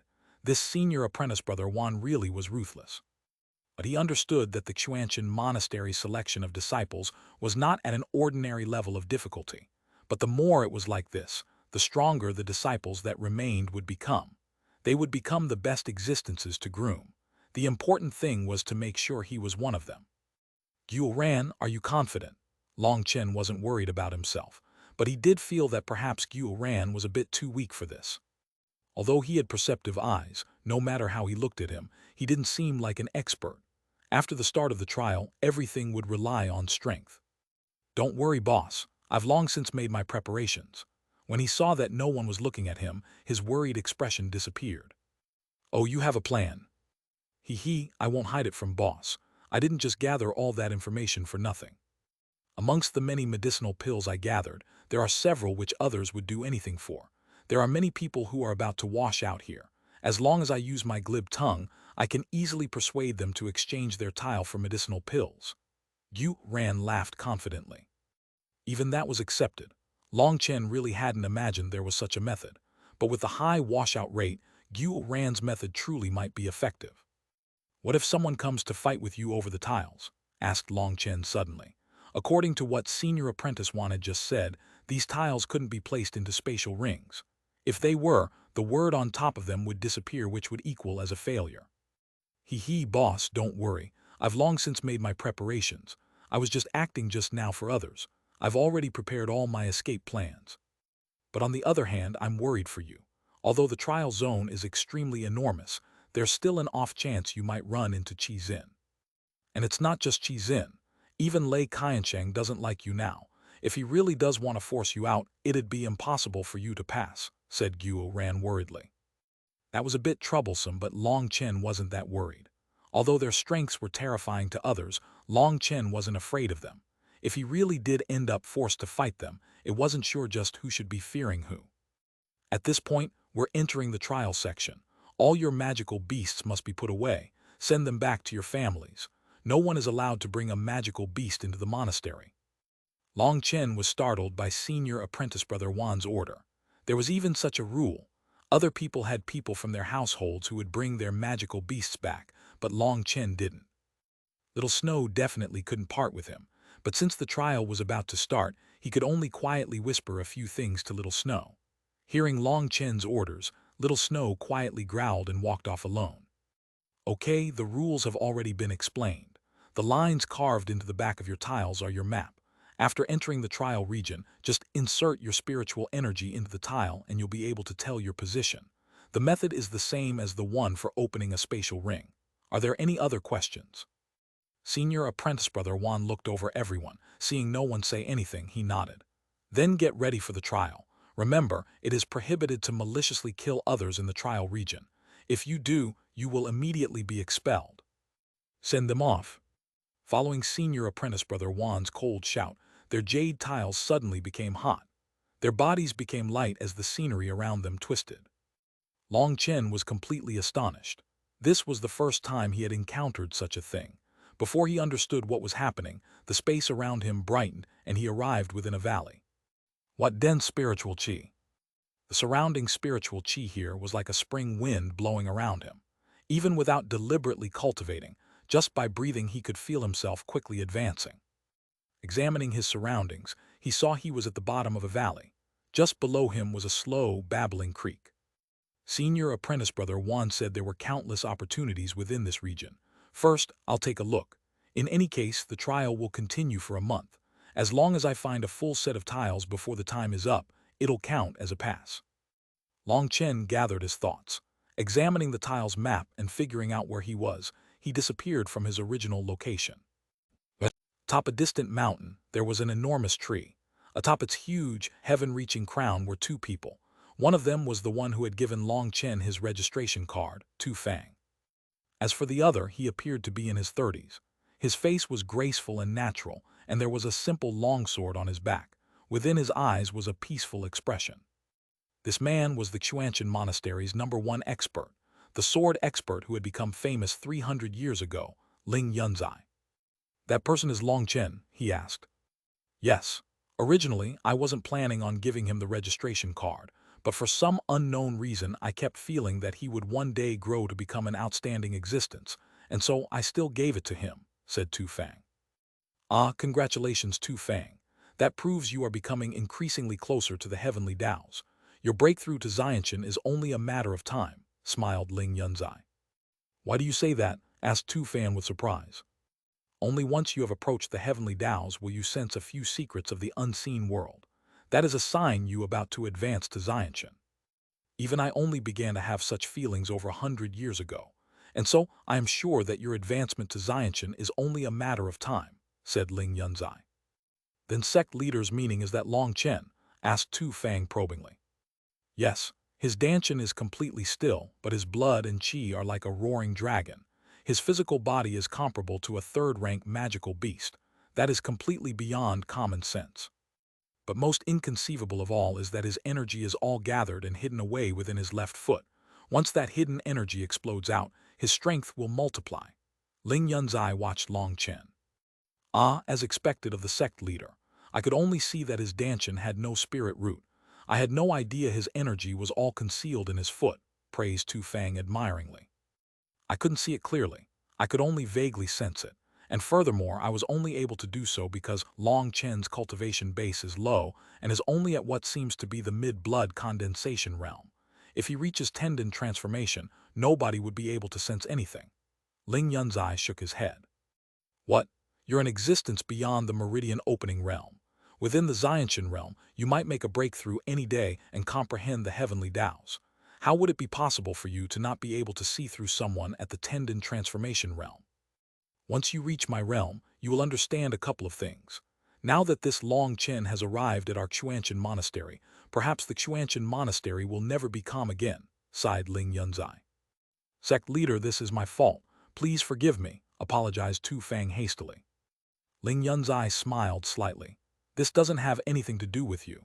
It's simply fate. But this youth can perhaps bring a couple of changes to our Xuanhuan monastery. We can only hope those changes are for the good. Is this Long Chen really that hard to deal with? Tu Fang couldn't even believe his ears.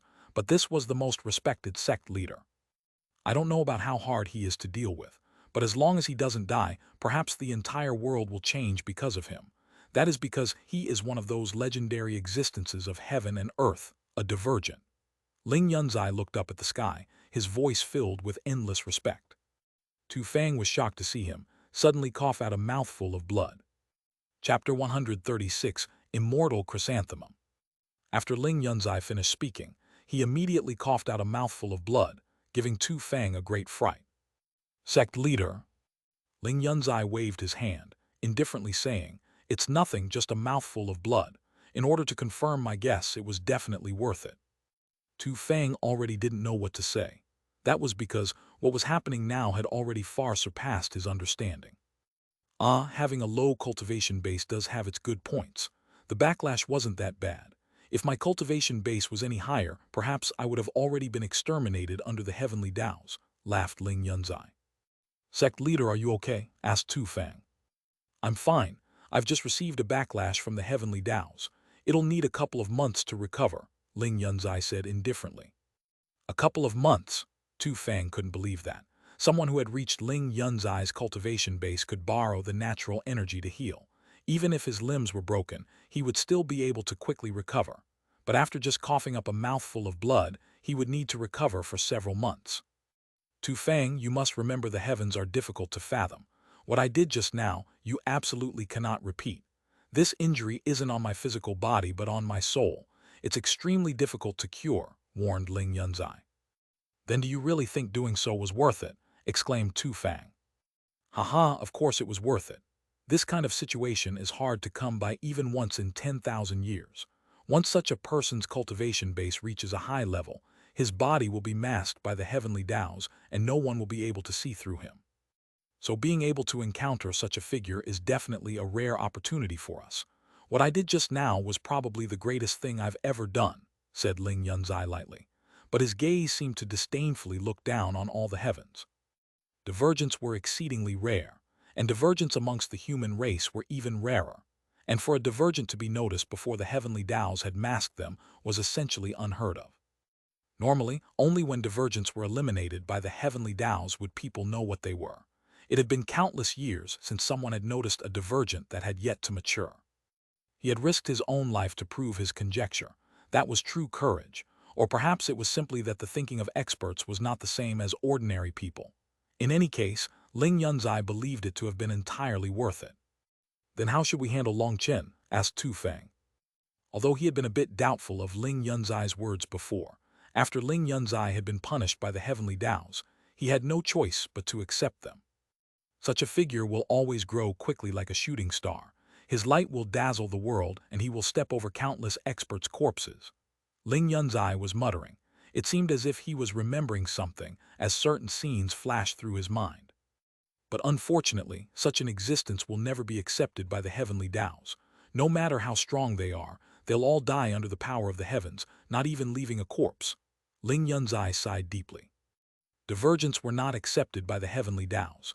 The stronger they were, the more powerfully they would be rejected by the heavenly Taos. Each of them would be a shocking genius that would sweep across the world. Unfortunately, fireworks could not be sustained for more than a moment. Within the long history of the cultivation world, such figures were like the flower known as the Queen of the Night. That flower bloomed for but one night a year, wilting before dawn. When these figures bloomed, although they would shake the entire world, their time would be over in just a moment. It truly is a pity, Tu Fang also sighed. That's why the current world's strongest experts do not possess such existences. Divergents will all be pitilessly exterminated before they can manage to stand at the peak of the cultivation world. However, I really wonder just how long this Long Chen will be able to live. Will he be able to blossom with such magnificence, or will he be snuffed out before he can release such radiance? Wondered Ling Yunzai. So what should we do? Asked Tu Fang. Just let nature take its course. Such a figure has his own destiny. His lifespan has already been set by the heavens. If we try to change that course, we'll be affected by karma. That's something we absolutely must avoid. So it'll be best if we just stay bystanders. Sometimes even being a bystander can be fun. Furthermore, I have a premonition that this fellow will completely overturn our Xuanhuan monastery. Perhaps I will be the most successful Xuanhuan monastery's sect leader in all of history. A bright light shined in Ling Yunzai's eyes. Then this time in the monastery competition, do you think we can get a good ranking? Tu Fang was also starting to be filled with anticipation. The Xuanhuan Super Monastery has 108 monasteries. In the grand competitions, we always end with a bottom ranking. Just thinking about it is infuriating.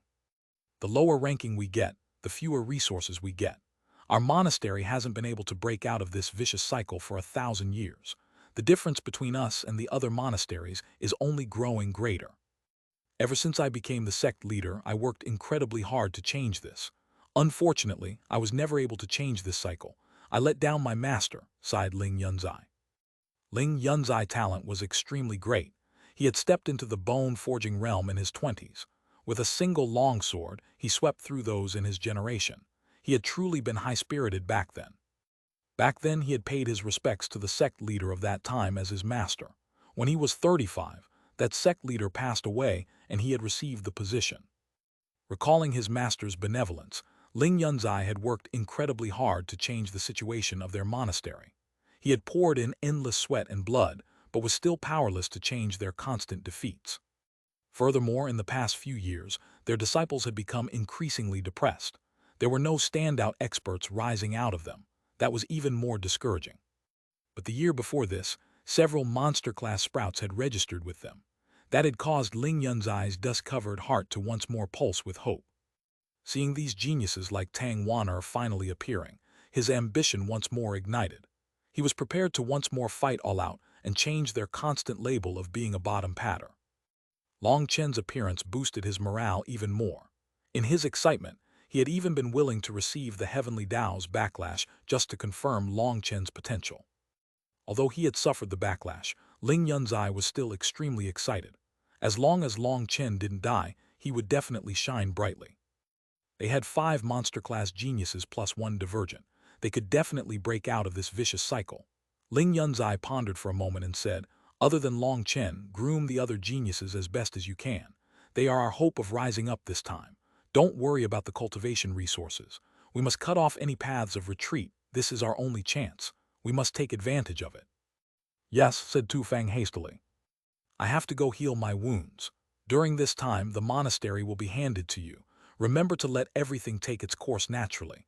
You mustn't give Long Chen any special treatment, otherwise our monastery will be implicated." Ling Yunzai gave one last warning before leaving to heal his wounds. After he left, Tu Fang looked into the distance, apprehensiveness pounding within his heart. In the end, he also disappeared. But at this time, within a scenic world of thousands of mountains and pools, within a beautiful immortal cave, a long-haired young woman was holding a certain comic, calmly appreciating it. She had a jade-like face, snow-white skin, and beautiful, rippling eyes whose gaze cleansed a person's heart and soul. The entire immortal cave became a fairyland due to her presence. Gently touching the pages of the comic, that resolute face which still held a trace of tender youth was smiling. Long Chen, now you've also stepped onto the path of cultivation. Did you do that because of me? Meng Qi's cherry lips opened as she faintly sighed. He, sister, you're once more secretly longing for love. Suddenly, another maiden silently arrived beside Meng Qi and laughed. Fanger, you don't be so distasteful. Meng Qi's face reddened. She hastily hid the comic. Haha, our Wind Spirit Pavilion's #1 beauty has finally fallen for someone. I wonder just how many people's hearts will be broken. Lu Fanger had no intention of letting Meng Qi off as she winked at her teasingly. Fanger, if you continue, raged Meng Qi. I of course had long since known such a day would come. Now that you finally have a boyfriend, you still need this sister for anything. A mischievous light shined in Lu Fanger's eyes as she feigned sorrow. You? I'm just joking, sister, don't be so petty. Afraid Meng Qi would actually become angry, Lu Fanger gently pulled on her arm and laughed. This Long Chen really is amazing. In the blood condensation realm, he was able to consecutively kill tendon transformation experts. Furthermore, it was said that one of them was even a sect disciple. It really is inconceivable. After laughing, Lu Fanger puzzled over this mystery. Through a couple of their methods, they had managed to keep track of what was going on with Long Chen. Yesterday, news had come from Phoenix Cry which had completely shocked them. Meng Qi's blush finally retreated now. A trace of warmth flashed within her beautiful eyes. Although I haven't been in contact with him much, I can tell he's someone who will never give up. To obtain such a powerful heart, I believe he must have already suffered unimaginable bitterness. In order for a person to distinguish themselves, they must endure and suffer greatly outside other people's eyes as tempering. That is a rule that has never changed. Long Chen might have been able to obtain the Xuanhuan Monastery's registration card, but the Xuanhuan Monastery's disciple selection is famously harsh. It isn't sure whether or not Long Chen can pass, sighed Lu Fanger somewhat worriedly. Meng Qi once more took out that comic. Looking at that figure that was just like a war god, a warm feeling arose in her heart. Long Chen, I believe in you. I'm looking forward to the time when I can see you once more. But stop, this path was opened by me, and these trees were planted by me, so you have to. An ear-ringing slap viciously landed on that person's face, interrupting him. Long Chen pointed at that person and cursed. Do you think I'm an idiot? These trees have all lived for thousands of years. At that time, your ancestors were still just rolling around in the mud. These trees were planted by you. Long Chen had just been walking, minding his own business, when some fool had jumped out with an axe, actually thinking of robbing Long Chen. That person was slapped dizzy and only came to his senses after a while. When he did, he looked at Long Chen with horror. You. That person only stuttered for a moment before crawling up frantically and rushing away. As he ran, he repeatedly berated himself. He cursed at his own stupidity. He couldn't even see through just who he was trying to rob and ended up trying to rob this demon king. He escaped in an instant. Watching that person miserably flee, Long Chen just shook his head. Even someone with this level of intelligence had come here. It really did cause him to be speechless. For a moment he thought about taking his jade tile, but he still decided that there was no point of it. He didn't really have time to waste. Once he ran into someone who had already collected them all, he could just directly snatch them then.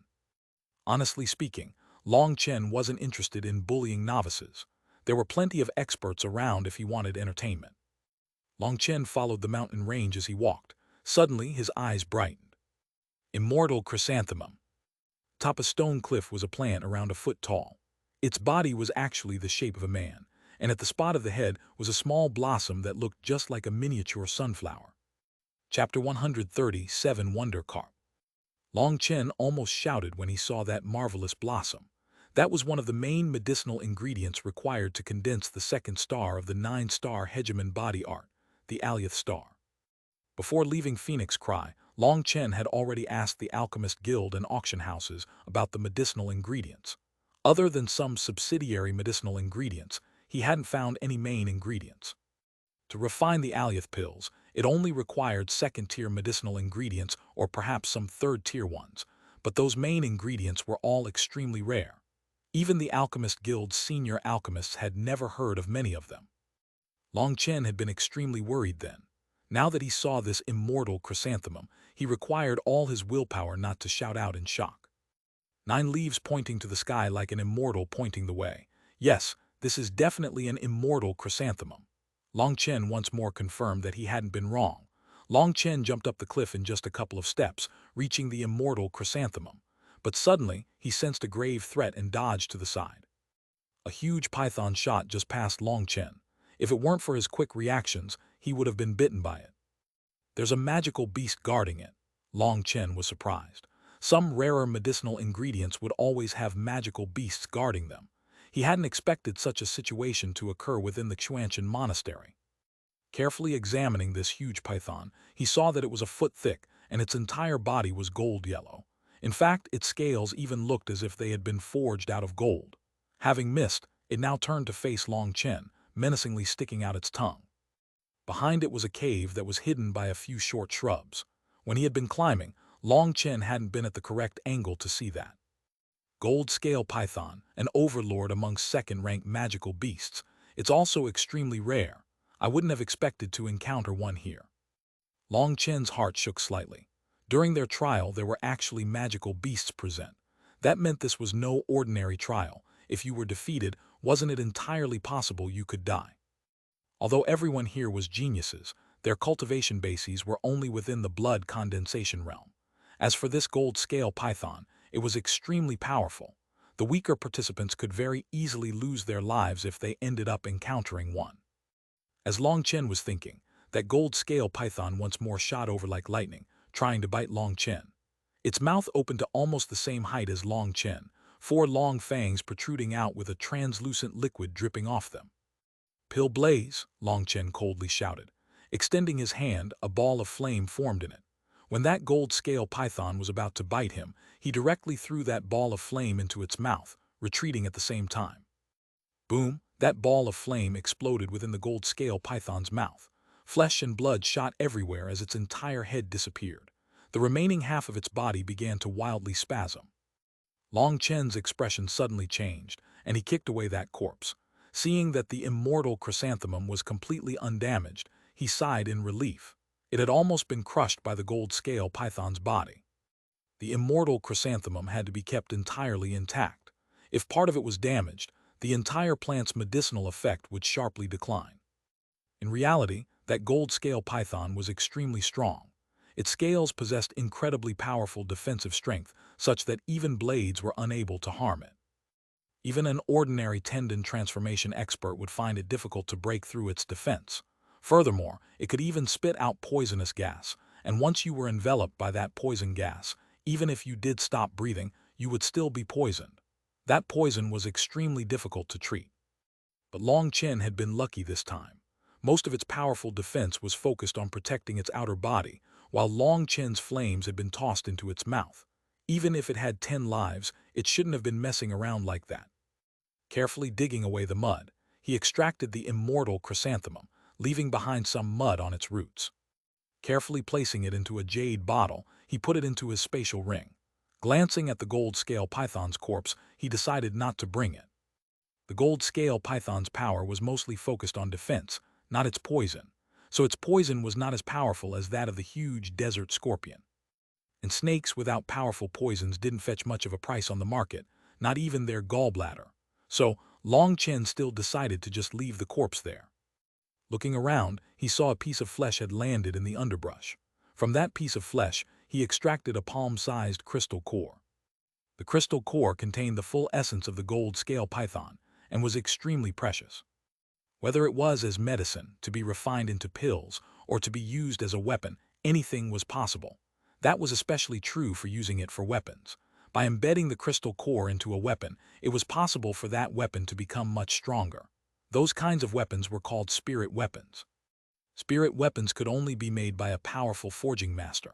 With the power of runes, they were capable of activating the magical beast's crystal core to increase the power of the weapon. But such weapons were extremely rare. Even up until now, Long Chen had never seen one in person.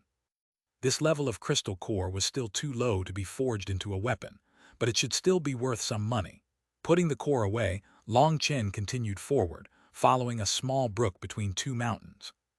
Long Chen knew that it was this kind of place that was close to the water that was most likely to contain precious, natural treasures. Having found the immortal chrysanthemum, Long Chen became much more lively. As he followed the water, the small brook gradually widened, the water gradually growing calmer as it eventually formed a small river. After walking another 2 hours, loud crashing sounds came from the front. Walking closer, he saw a waterfall flowing down like a white ribbon. Millions upon millions of water droplets splashed out as the water cascaded into the rocks below. Under the dazzling sunlight, those water droplets practically looked like pearls, incomparably beautiful. At the bottom of the waterfall was a natural pool around 5 miles wide. The water was extremely clear. He could easily see dozens of meters into the water. The waterfall was like a ribbon, while the pool was like a mirror reflecting the picturesque mountains, an absolutely enchanting sight. Long Chen was stunned by the beauty of it all. "Oh, there's fish in this water." Long Chen suddenly noticed that there were figures moving in the water. They were probably fishes, but he couldn't tell what kind of fish yet. The water rippled as one fish stealthily swam to the surface to swallow a floating fruit. Wonder carp. Now Long Chen had managed to recognize it. That fish was around the size of a palm, its body covered by 4 colored scales. After swallowing that small fruit, it quickly swam back down. The wonder carp wasn't a magical beast but a kind of delicacy. Its taste was divine, and it was said that after eating it, you had to be careful not to swallow your own tongue down with it. Although that was a kind of exaggerated jest, the wonder carp's taste had already become a thing of legends, praised as a delicacy for immortals. But the reason Long Chen wanted it wasn't for its taste but for its value. Below the wonder carp's cheek was a lump of flesh. Hidden within that lump was a small, pebble-like ball. Almost everyone thought that ball was just some kind of stony bone and would throw it away, thinking it was trash. But Long Chen's pill god memories told him that that was the wonder carp's essence. It was a treasure that could nourish the soul. The strength of one's soul was essentially set with one's birth. Things that could nourish the soul later were extremely rare. Furthermore, the majority of people weren't even aware of most of those treasures. It was just like the Night Devil's skull Long Chen had obtained from the Huiyun Pavilion. Within the Night Devil's skull was not just its crystal core, but also its essence. Long Chen had used the Night Devil's essence to refine a soul-nourishing pill. Later, he had given that soul-nourishing pill to Lu Fang'er to give to Meng Qi. He was unaware that after Meng Qi had consumed that soul-nourishing pill, her spiritual strength had grown tremendously. That kind of change was enough to shake the world. Meng Qi's spiritual strength had already been special before. Now with Long Chen's soul-nourishing pill, her potential soul energy explosively grew, shocking the entire Wind Spirit Pavilion. Both Meng Qi and Lu Fang'er had refused to tell anyone about his soul-nourishing pill. Even they themselves didn't know what exactly that pill had been, and they were afraid to implicate Long Chen. That was something Long Chen had no idea about. Looking at the fish in the water, his heart pounded joyfully. The wonder carp was not the same as the Night Devil. The Night Devil was a demonic creature whose innate nature was violent and tyrannical. In order to refine its essence into the soul-nourishing pill, the majority of its energy had to be discarded, leaving behind only a small portion of purer essence. It was extremely wasteful. But the wonder carp lived in pure waters, naturally absorbing spiritual qi from heaven and earth. There were no impurities, and so the wonder carp's essence could be directly absorbed. Furthermore, there were no negative side effects. Rich, I'm rich. Long Chen was overjoyed. This Xuanhuan monastery was truly a good place. Treasures could be found everywhere. It had definitely been worth it to come. He examined the large pool and began to ponder. First, he needed to test the water's depth and then think of a way to catch the fish. Taking out a strand of black silk, he tied a stone on top of it and threw it into the water. The stone slowly descended. What, it's this deep? The 300-meter silk he held in his hand had reached its end, but he still hadn't reached the bottom. With such a deep pool, even if I make fishing nets, it would be extremely difficult to catch anything. Furthermore, the wonder carp's swimming speed is famously fast. It's just impossible. A fishing rod isn't a bad idea, but the efficiency of hooking a fish is too low. I can't just stay here the whole time. Making some fishing traps is a better idea. Long Chen finally decided to make some fishing cages. The fishing cages were simple to make. Everything was already ready except for some ropes he had to tie. When he had been young, he had manufactured such things before, so he was very familiar with the process. He tied a bunch of sticks into a bucket shape, the two ends taking the shape of inverted horns. This way, the ends were large on the outside but small on the inside. When fish swam in, it would be extremely difficult for them to find the exit again. Then, they would be trapped in the cage. In less than an hour, Long Chen made 2 fish cages. Thinking about it for a moment, he took out his pill furnace from his spatial ring and began to refine medicinal pills. 15 minutes later, he easily finished his refinement. Those weren't true medicinal pills. There was no pill formula either. Long Chen had just refined a couple of medicinal fruits and blossoms which smelled good together to form a kind of good-smelling pill. It didn't have any effect other than being the fish bait. Taking out 2 long ropes, he cut off sections around 100 meters long. Tying one end to the cages and placing the fish bait inside, he selected 2 spots and threw the cages into the water, the other end of the ropes tied to a tree. After setting up those traps, Long Chen found a nice rock to rest on. Now he just needed to wait. Would his bait be appealing to those wonder carps? An hour later, Long Chen gently pulled up one of his traps. Slowly raising the cage out of the water, he saw movement from within. Taking the cage out of the water, he saw there were surprisingly 3 palm-sized, colorful wonder carps. Hand over the wonder carps, a pleased voice rang out. Chapter 138, Taking the Place of the Heavens. Long Chen raised his head and saw 3 people standing not far behind him. Their eyes were bright as they looked at Long Chen. No, more accurately, they were looking at his fish cage. "Kid, what are you still waiting for? Hand over the wonder carps." Long Chen nodded and placed the fish cage on the ground. Those 3 immediately rushed over and took out the wonder carps excitedly. "They really are the legendary wonder carps. I heard this thing tastes so good that no one can resist it. I can't believe we've managed to catch them here," laughed one of them. Long Chen icily watched these 3 excited fools. He didn't say anything. He was interested whether they had any brains at all. "Too bad we don't have anywhere to put them. Spatial rings can't store living creatures. Otherwise, we could just capture a few and breed them. If we could end up with a farm of endless wonder carps, we'd be able to eat a feast every meal," lamented one of them. "Hee, my southern mountain Zhao family had a forging master ancestor. Do you recognize this?" One of the men who was a bit cross-eyed took out a ring proudly. "What's this? It looks like a spatial ring." The other 2 were puzzled. Do you not understand? This is called a life ring. You can put living creatures inside it. It was made by one of my Zhao family's ancestors." The cross-eyed man was extremely pleased with himself. "You can put living things inside it. Excellent. Then can Brother Zhao also put his housebits within this life ring?" Those 2 looked at him enviously. "Cough, it should be possible, but this is a relic of a dead ancestor, and out of respect for his legacy, I refuse to place magical beasts within. That would be a kind of blasphemy to my ancestor." The cross-eyed man coughed and covered up his embarrassment. In reality, life rings were more than capable of storing magical beasts within. However, his ancestor had only been half a forging master. To be more accurate, he had really just been an apprentice. So this life ring was really a defective product when compared to the true life rings. Only a couple of creatures with weaker life forces could be placed within. It couldn't even store some of the more powerful wild beasts, let alone magical beasts. But he refused to tell them this. "Then does Brother Zhao want to place these wonder carps inside this life ring?" asked one of them. "Of course. Aren't you afraid of blaspheming against your ancestor?" "Ah, that's not the same. If I placed a magical beast within, it would mess around, probably peeing everywhere. That's a blasphemy, but a wonder carp is an absolute delicacy. My ancestor would definitely be happy for such a thing, so it's not a blasphemy," said the cross-eyed man without blushing at all. The other 2 hesitated slightly. Now they had 3 wonder carps, so each of them could have one. They were somewhat apprehensive to place them all with the cross-eyed man.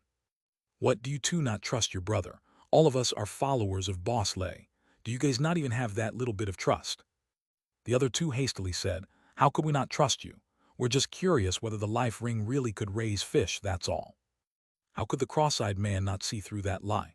But he only lightly said, "We're all chasing after Boss Lei. Our family sent over many benefits to him, so Boss Lei still decided to accept us. But after arriving here, you guys have also seen how intense the competition is here. Even though we're definitely top ranking in terms of power, we bastard, what are you laughing about? The cross-eyed man saw that Long Chen was laughing, and thus he angrily pointed at him. Oh, nothing, you guys continue. Long Chen did his best to keep his laughter inside, but these clowns made that extremely difficult. From what the cross-eyed man was saying, Long Chen could guess that their families had sent over many gifts to the Lei family already, and that was the only reason why Lei Qiansheng had agreed to let them join his faction. These three fools possessed faces that were just asking for a beating. It was almost as if he would be letting down their parents if he didn't give them a beating. Lei Qiansheng definitely wouldn't care about such people.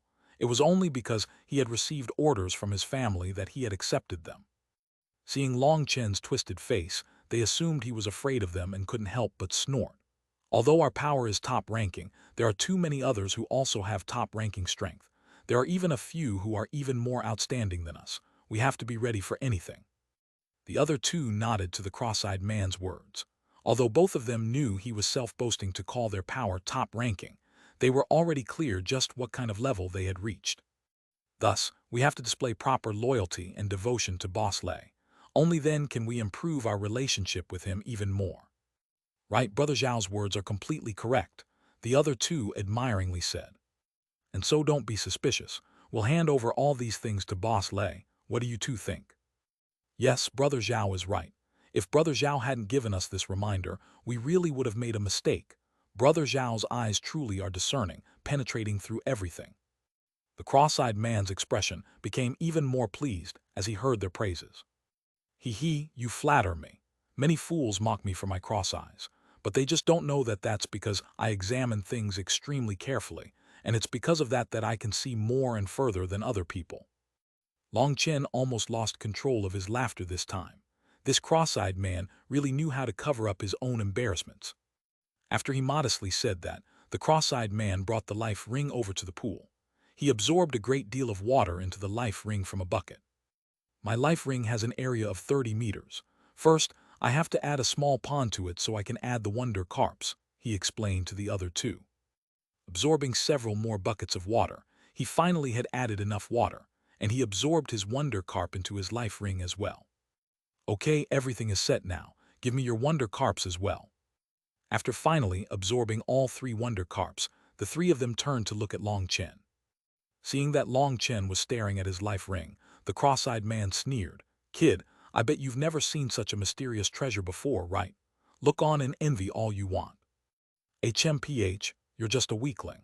Did you think you could be arrogant just because you have a third-rank magical beasts? Which family doesn't have third-rank magical beasts? We just didn't feel like bringing one out here. Back then you used your third-rank magical beast to fight off Qi Xin so mightily. Now you regret it, right? Without a third-rank magical beast by your side, you're just a useless snail. Now tell me just how did you attract these wonder carps? Don't be stupid or we'll beat you. The cross-eyed man viciously glared at Long Chen. The three of them had noticed the wonder carps long before he had arrived, but no matter what method they used, they were unable to catch one. They had even set up traps without capturing even a single one. They had been walking along the water in hopes of finding a better spot to fish when they had encountered Long Chen. And so now they urgently wished to know just how Long Chen had managed to catch the fish. They even directly threatened him to force him into handing over his secret technique. He indifferently looked at the three of them and sincerely smiled. I really am thankful the three of you came, really. Less crap, quickly tell us the method, advised one of them. I actually had something I wanted to discuss with you three, but now I find that your manners really are lacking, so I'll switch to a different method of conversation. Suddenly, his hand shot out without any warning, slapping across the cross-eyed man. The cross-eyed man had never expected that someone he considered an ant to dare slap him. An extremely resounding sound rang out. Without any defenses, he was sent flying dozens of meters, miserably landing in a pile of thistles. How refreshing! Long Chen couldn't help but praise himself inside. That cross-eyed man really had been acting far too obnoxiously. Giving him a slap gave Long Chen a great delight. It was incredibly refreshing to take the place of the heavens to give him a lesson. You asked for it. The other two furiously shouted and charged at him. Those two were both late-stage blood condensation experts with steady auras. But unfortunately, their attacks had far too many openings. They were using a pattern of attack that was incredibly inflexible. But he had to admit, they really were acting like experts very well, especially their appearance when they shouted. A large hand slapped across their two faces, and the two of them were immediately sent flying, landing on the cross-eyed man. Whether it was the angle, posture, or distance, everything had been perfect. That cross-eyed man had only just gotten back up dizzily when those two crashed into him, knocking him back down again. Bastard! The three of them roared, their auras exploding. Blood chi surged as they charged at Long Chen.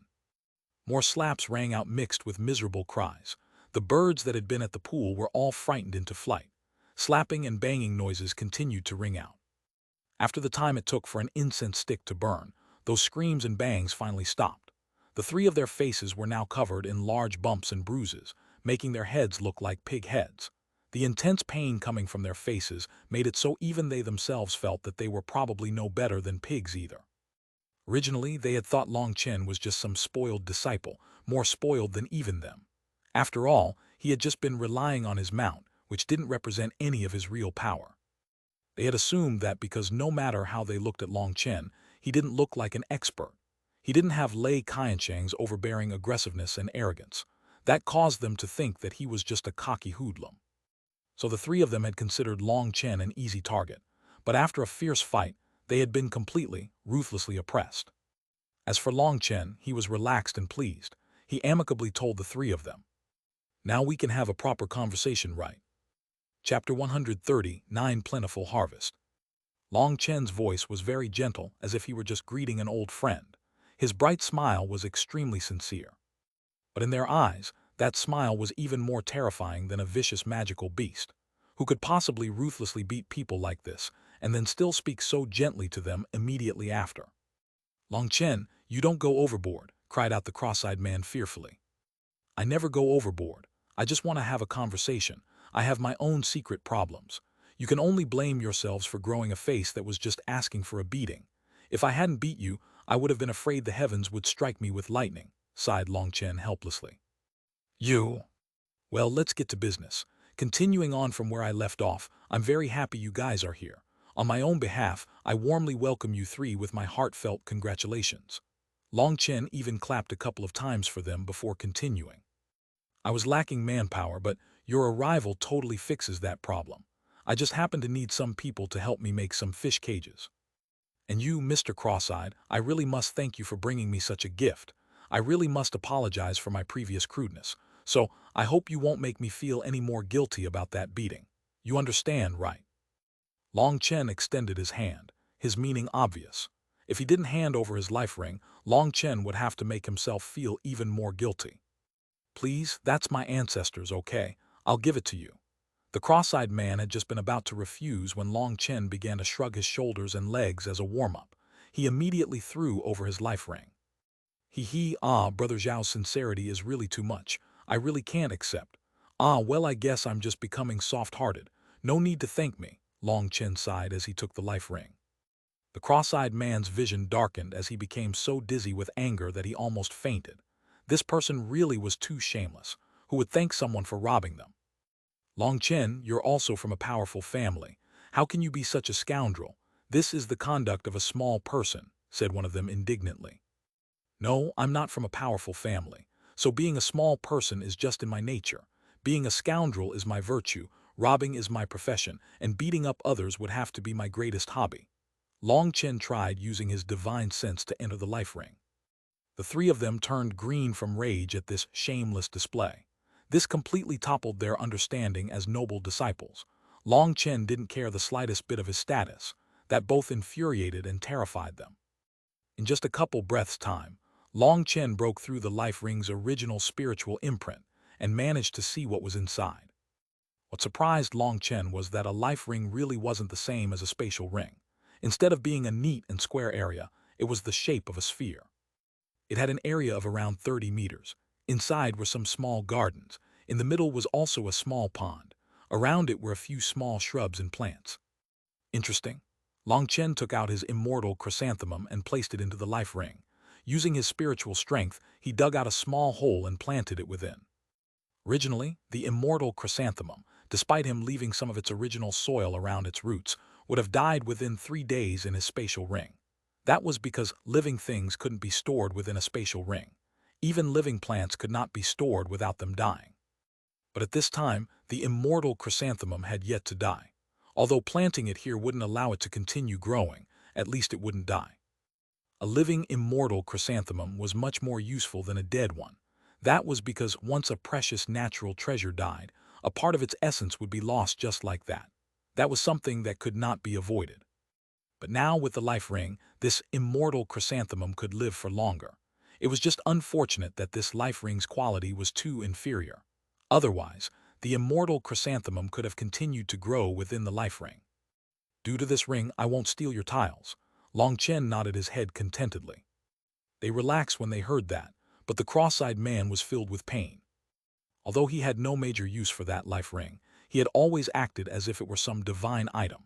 That was because such things were incredibly few in number, and only a few people had ever possessed or even seen one. No matter who he was with, as long as he showed off his life ring, he would immediately become the center of attention. With his bragging skills, he would speak of his ancestors' glory. Furthermore, because the life ring wasn't that practical, it wouldn't cause others to go rob him, and so it had never been snatched away. But now he had run into Long Chen, and it had just happened that Long Chen was in need of such a thing. That caused the cross-eyed man's heart to bleed. "Mr. Cross-eyed."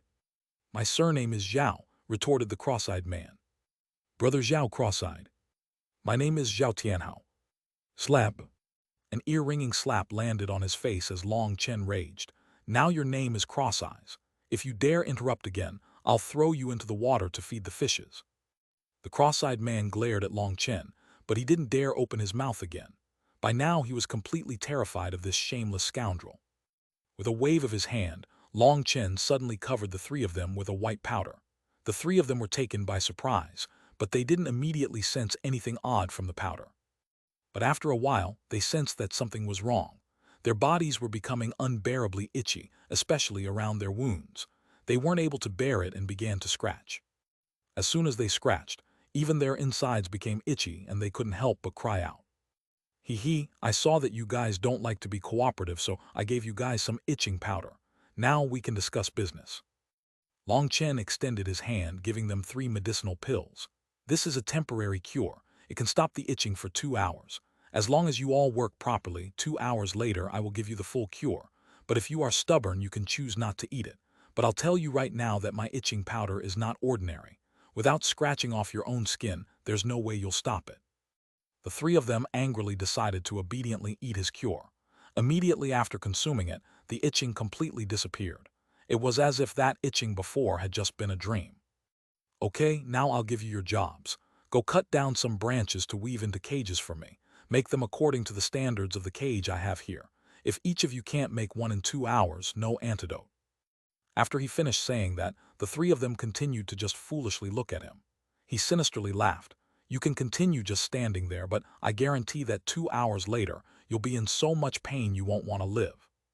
The 3 of them blanched and immediately flew into action. They began chopping down branches and weaving them according to Long Chen's cage. But Long Chen had really overestimated these spoiled disciples. The things they weaved caused Long Chen to curse. There were so many huge gaps between their branches that even a tortoise would be able to swim through. How could it possibly be used for catching fish? "Hey, work properly. You cross-eyes, didn't you say you can see through things accurately? Are you making cages or a boat? Does that look like the right shape?" Long Chen finally had no choice but to teach them how to work one step at a time. Only at this time did Long Chen have a chance to check his second fish cage. Pulling it out, splashing came from within. "There's actually 7 in this one." After all, Long Chen had left this cage in the water for about twice as long. He checked the medicinal pill he had wrapped in grass and placed within the cage. Despite having soaked in water for so long, it hadn't dissolved much at all. Long Chen thought about it and decided to take a dagger and cut the medicinal pill into smaller pieces. That way the flavor released would be even denser. He then threw it back into the water. Returning to his original location, he saw the 3 of them had finished weaving. Although there were still many small gaps, they had used some thinner branches to cover up those spots.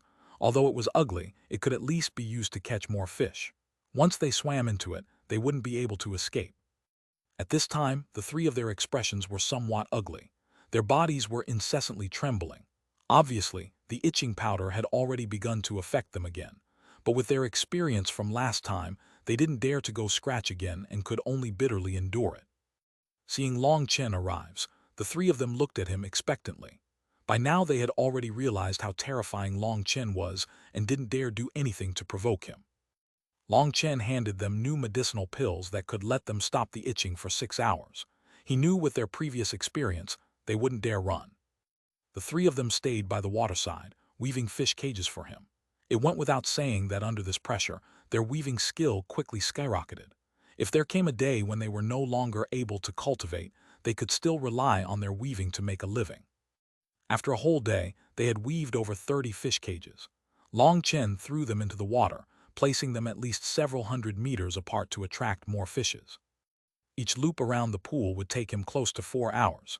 He would continuously circle around, raising the cages and collecting the fish inside.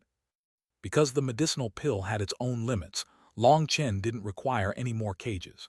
He set the three of them to bring up the cages for him as he just sat there, waiting for them to bring him buckets of wonder carps. 2 days later, Long Chen's life ring contained hundreds of wonder carps. Long Chen finally decided to stop fishing. One reason was that the medicinal pill had finally dissolved away, and the other reason was that he temporarily had enough fish for his uses. In any case, he would be staying within the Xuanhuan monastery in the future. There would still be chances for him to get more, so there was no need for him to take all the fish away. A small fire was burning away next to the pool. Dozens of wonder carps were being cooked, the smell causing people to drool with desire. Even Long Chen had to constantly swallow his saliva. Okay, you've all worked hard. These fishes can be your reward. After eating, you can head off. Long Chen took the lead to take a fish and began eating it. As soon as he bit into, the flavor immediately exploded throughout his mouth, making him want to eat even more. After eating just that one, he handed over the antidote to the itching powder to them and walked off alone. The three of them watched him leave and then looked at each other. They began to wildly devour the food. In just a short moment, they completely finished over all of them. This Long Chen isn't that bad, sighed one of them, licking his lips. You absolutely can't let Boss Lei hear that. Remember which faction we're in, said the cross-eyed man. The three of their hearts shook, and they hastily nodded. Okay, just let this matter pass like this. No one says anything. Otherwise, if Boss Lei hears about it, he might feel we're too useless and kick us out, he solemnly continued. After that, the three of them also walked away from this place.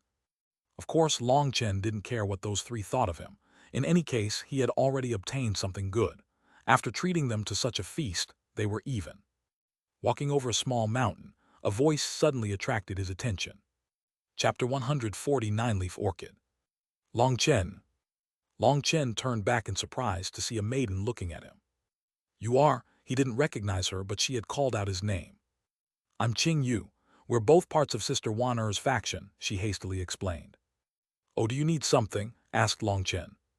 I heard that Sister Wan'er is fighting against Lei Qiansheng. Apparently, it's not that far from here, she worriedly said. Then I wish them a good fight. Anyways, I'll get going now. Shaking his head, Long Chen prepared to leave. He definitely didn't have any interest in watching that. He still needed to spend his time searching for some better treasures. He had no time for that nonsense. Seeing Long Chen didn't care about Tang Wan'er, Qing Yu grabbed him and angrily said, What are you saying? You're part of Sister Wan'er's faction, so you have to be loyal and never betray her. By not caring about her safety, that is precisely betraying her. Do you still have any face? How would you ever face the heroes of the world if? Okay, you've given me a dose of you. If you keep talking, then I really will be painted into becoming a completely wicked sinner. Fine, I'll go with you. Long Chen hastily surrendered. This girl's mouth really was too vicious. How can you put it that way? What do you mean you've gotten a dose of me? You just hadn't clearly seen your own mistake. Since Sister Wan'er personally invited you, Qing Yu solemnly, unceasingly scolded him. Okay, if you keep talking, then the fight will be over by the time we get there. You know what, that'll be good. Let's not go. Long Chen impatiently interrupted her. This girl's mouth really had no end. Oh, that's right. Then let's go see how Sister Wan'er is. Once this matter is over, then I'll finish telling you about your problems. As a person, you must be upright and proper. Your cultivation goals must be clear. Qing Yu nodded. Sister Qingyu, can I ask you a question? Asked Long Chen. Ask away. Do you have any men chasing after you? He curiously asked. She was startled, then shook her head. No, why? Oh, I get it, Long Chen nodded. What? Nothing, it just makes sense, right? What's your relationship to Tang Wan'er? Asked Long Chen suddenly. My grandpa arranged for Sister Wan'er to have a close, personal maid. I've already followed along the young lady for 10 years. I'm in charge of her safety and the various work she needs, said Qingyu. Ah, so she was a busybody housemaid. No wonder she was always scolding and prattling away. You said Tang Wan'er was fighting Lei Qiansheng. Doesn't that guerrilla Lei like Sister Wan'er? Why would they be fighting? Giving people nicknames like that is a big no. Then I'll withdraw that nickname. But Sister Qingyu, please answer my other question. Long Chen hastily interrupted her scolding again. You're right, that Lei Qiansheng likes Sister Wan'er. But when a man finds himself attracted to a woman, they rarely try to woo and chase after her.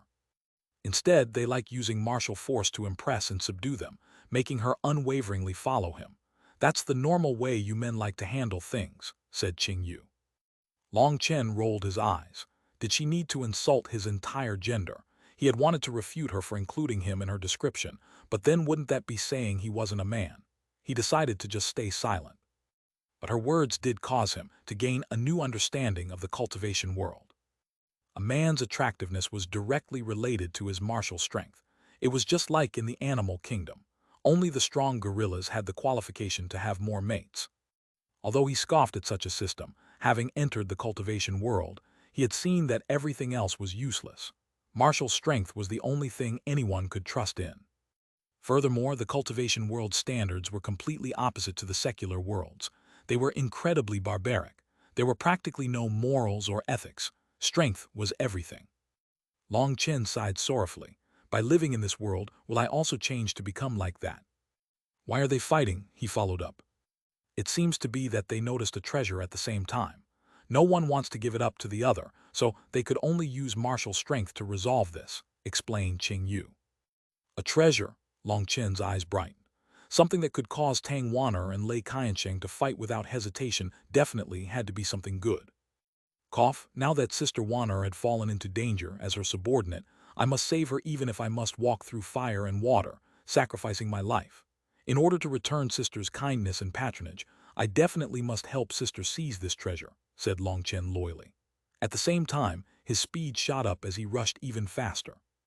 Qingyu was startled, but she then gratefully smiled, thinking Long Chen had finally gotten things straight and become a good person. It seemed that she didn't notice Long Chen's words about helping her hadn't been entirely sincere. Seeing Long Chen rushing forward, she also sped up.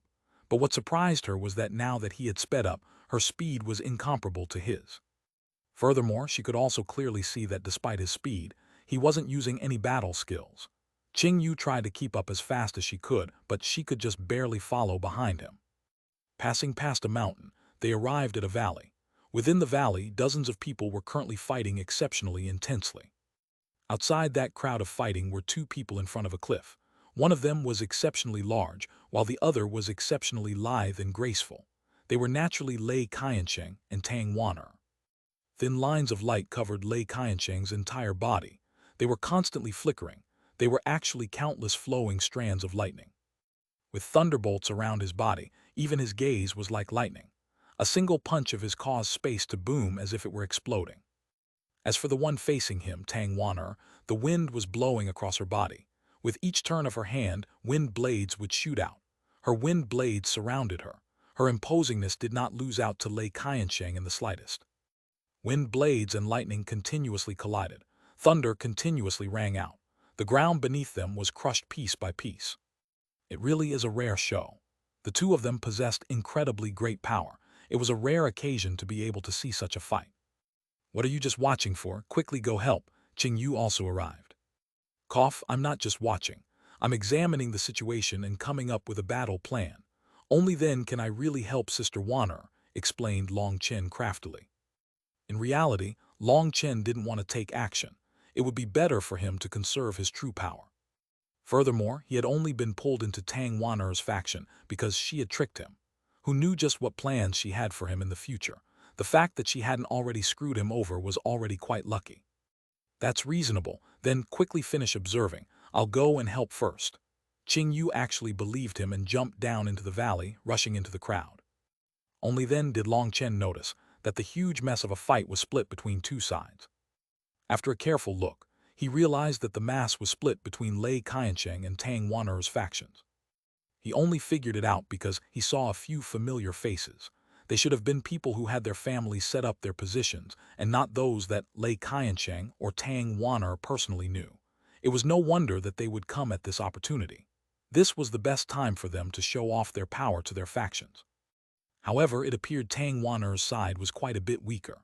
Who knew whether it was because her faction was simply weaker, or whether the stronger members had yet to arrive, but under their opponent's pressure, they were forced back step by step. Even the addition of Qing Yu's peak blood condensation power didn't change that. They were stuck in an inferior position. After briefly examining the battlefield, Long Chen began to search around, finally finding what he was looking for. Wow, so it was the nine-leaf orchid. No wonder they would fight. The nine-leaf orchid was an extremely rare medicinal plant. It had many uses, but its main use was to nourish the body. Its powerful medicinal energy could increase the physical body's strength. Even directly eating it was no problem, but if it was refined into a medicinal pill, its effect would multiply. Other than greatly increasing the strength of the physical body, it also had the effect of smoothing the skin and reducing wrinkles, letting a person's skin become even more lustrous. It was obvious that Lei Qiansheng was after the nine-leaf orchid to increase his own physical strength. As for Tang Wan'er, it seemed more likely that she was after this divine treasure which could immediately make her even more attractive. The more beautiful the woman, the more beauty she would desire, and so neither party would let the other obtain it, causing them to fight.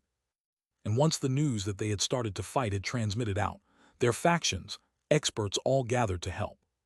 Even Long Chen was somewhat attracted to the nine-leaf orchid. Its nourishment of the physical body was definitely miraculous. And for blood condensation cultivators, it could not only nourish the body but also expand the meridians. However, Long Chen's body had already been improved by the spirit world expert. Long Chen estimated that even if he obtained the nine-leaf orchid, it wouldn't have much of an effect on him. But if he refined it into a medicinal pill, it might be somewhat effective. The nine-leaf orchid was located on a cliff. In order to arrive there, he would have to wade through the battle. That would be too obvious, and his chances of obtaining it would be far too low. Furthermore, if he did try passing through that crowd, he would definitely be recognized. Then there was no way he wouldn't be involved in the fighting. He wouldn't be able to go directly to the nine-leaf orchid. After observing for a while, he noticed that both parties were currently completely focused on the other. They weren't paying much attention to the nine-leaf orchid. Furthermore, although they were fighting, it wasn't a life-and-death battle. Both sides were holding back. There shouldn't be much a change for a while, let alone any deaths. Since it was such a protracted battle, perhaps it might be possible for him to slip through without anyone noticing. He'd let them beat each other up and stealthily go snatch that medicinal plant. Long Chen smiled and began to stealthily withdraw when a shout rang over. "Damn Long Chen, hurry up and come help." Chapter 140, Another Beast Transformation. Long Chen had just been sneaking away when that voice made him stop stiffly. That voice was very clear and melodious. Slowly turning back, he saw that Tang Wan'er had noticed him at some point. While fighting, she had shouted out his name. "Damn Long Chen, are you trying to run right before battle?" Tang Wan'er's voice was full of anger. Obviously, she despised the way Long Chen was acting. Her despise wasn't anything to care about, but more importantly, now everyone's focus had landed on him. "Hey, what kind of joke is that? Am I Long Chen, a person who would do such a thing? I was just thinking of finding a good place to warm up before joining the battle in my peak condition," retorted Long Chen. That sophistry was met with complete disdain in everyone's ears. His furtive figure had clearly been about to flee. Even a blind person could probably have seen that. "Zhao Wu, go capture that brat. I've long since found him to be displeasing. Give him a thorough beating," Lei Qiansheng ordered one of his subordinates. "Yes, boss," that Zhao Wu nodded. With a smile delighting in Long Chen's misfortune, he charged over at him. Zhao Wu was at the peak of blood condensation with powerful combat abilities. He was one of Lei Qiansheng's most capable subordinates. The entire power level of his side sharply dropped because he left the battle, alleviating much of the pressure on Tang Wan'er's side. A crafty light shined within Tang Wan'er's eyes when she saw Zhao Wu go after Long Chen. You might want to warm up, but this sister won't let you do as you please. With a light shout, Tang Wan'er waved her hands, summoning two clear wind blades. They were like two longswords in her hands as she attacked Lei Qiansheng. She possessed an extremely rare wind spirit body and had a great innate affinity toward wind energy. Her control over wind energy had definitely reached a pinnacle. That was similar to how a pill cultivator controlled the flame. Her wind blades were the same as the flame weapons condensed by pill cultivators. They were formed from the compression of their body's spiritual energy and were extremely terrifying. Other than the wind blades in her hands, there were still countless thinner wind blades swirling around her body. Although they weren't as powerful as the ones in her hand, those wind blades could be controlled with her thoughts. They would shoot out whenever she wanted, causing people to be unable to defend. Only now did Tang Wan'er release some of her true strength. Before she had just been probing him. This was the true fight. She must obtain the nine-leaf orchid. Boom! Lei Qiansheng's pressure exploded out. The thunder force around his body increased as it collided with Tang Wan'er's wind blades. Lei Qiansheng's body was completely covered by thunderbolts. His body was as hard as iron, and against those wind blades which were more terrifying than sharp swords, he used his fist to resist them, releasing continuous booms. He was not the slightest bit inferior. But the more intense the fight, the more excited Lei Qiansheng became. Tang Wan'er's strength had exceeded his expectations. If he could conquer such a woman, that would definitely be the greatest accomplishment of his lifetime. His body was incomparably powerful. If he could obtain the nine-leaf orchid, he would power up to a whole new level. And so he also definitely refused to give up. As Lei Qiansheng and Tang Wan'er's fighting reached its peak, Zhao Wu had already reached Long Chen. He sinisterly laughed. Brat, now that you have no third-rank magical beast, I want to see whether you can still be so insolent. Long Chen's expression became a bit strange. It seemed everyone had already assumed that all of his strength had disappeared along with little Snow. Did he really look so modest? If you are sensible, then you will immediately kneel and beg for mercy. Zhao Wu stopped a dozen meters from Long Chen with his arms behind his back. Long Chen shook his head at him. I really want to know, will you spoiled disciples die if you don't show off an act of strength? Why don't you look at your own turtle shells and see if they're hard enough? Frankly speaking, you guys are just a bunch of bumpkins who have yet to see the world. Long Chen was truly disgusted with these disciples from powerful families who acted so arrogantly and aloof. It was irritating to see them constantly holding their nose in the air, looking at him with their chin. Zhao Wu had been so respectful in front of Lei Qiansheng, but now in front of Long Chen, he had become an aloof and arrogant lord. It was truly sickening. Your mouth is really disagreeable. Perhaps I'll beat your mouth first. Zhao Wu's expression sunk, and he coldly shouted. Stamping his foot, he had already disappeared, leaving behind only an afterimage as he charged at Long Chen. He sent a slap directly at Long Chen's cheek. As you wish. Long Chen didn't even think about it, and also sent out a palm. Long Chen's palm landed on Zhao Wu's palm, causing an intense explosion. Qi waves frantically surged out. Zhao Wu had never imagined that Long Chen's palm would contain such shocking strength. He felt as if his palm had collided with some huge mountains. His hand almost broke. He was knocked back and his hand was unbearably sore, his heart trembling. Zhao Wu was also a genius who rarely had anyone that could fight with him on the same level.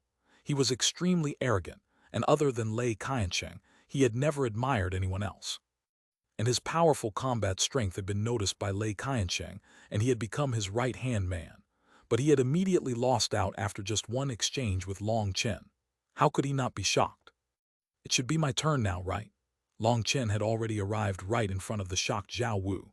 Sending out a palm, he directly sent out a slap on his cheek, the exact same move as before. You're asking for death, Zhao Wu roared. Long Chen was planning on giving him a public slap in the face. That was the first time anyone had ever treated him like this. His fury immediately soared. Blood Qi exploded, and Qi waves surged out. Shouting loudly, he smashed his palm at Long Chen. Boom! This time, the collision was even greater than last time. Even those people fighting below were disturbed. After the collision, they saw one person miserably being knocked back. With a shocked cry, people realized that that person was Zhao Wu. Other than Tang Wan'er, everyone present had thought that Long Chen would be ruthlessly oppressed. But surprisingly, the result was that Zhao Wu was sent flying. Zhao Wu was able to fight alone against 3 members of Tang Wan'er's faction. His strength was obvious to anyone. Of course, Zhao Wu was also extremely shocked. To him, it felt like Long Chen was a huge mountain, and no matter how he tried, he was still completely minute in front of him. Suddenly, he felt a sharp pain over his face, and he was sent flying back once more. A clear ringing echoed throughout the battlefield. Along with Zhao Wu, a couple of teeth that were still stained with blood flew through the air. Everyone watched that figure in horror. Long Chen truly appeared like a war god, his incredible imposingness making him a completely different person than his previous mischievously smiling self. Even Lei Qiansheng and Tang Wan'er were given a fright. Zhao Wu's strength was something they had a clear understanding of. Tang Wan'er had always suspected that Long Chen was an expert and should have been able to handle Zhao Wu, allowing her to focus against Lei Qiansheng. But she had never imagined that he would defeat him so quickly.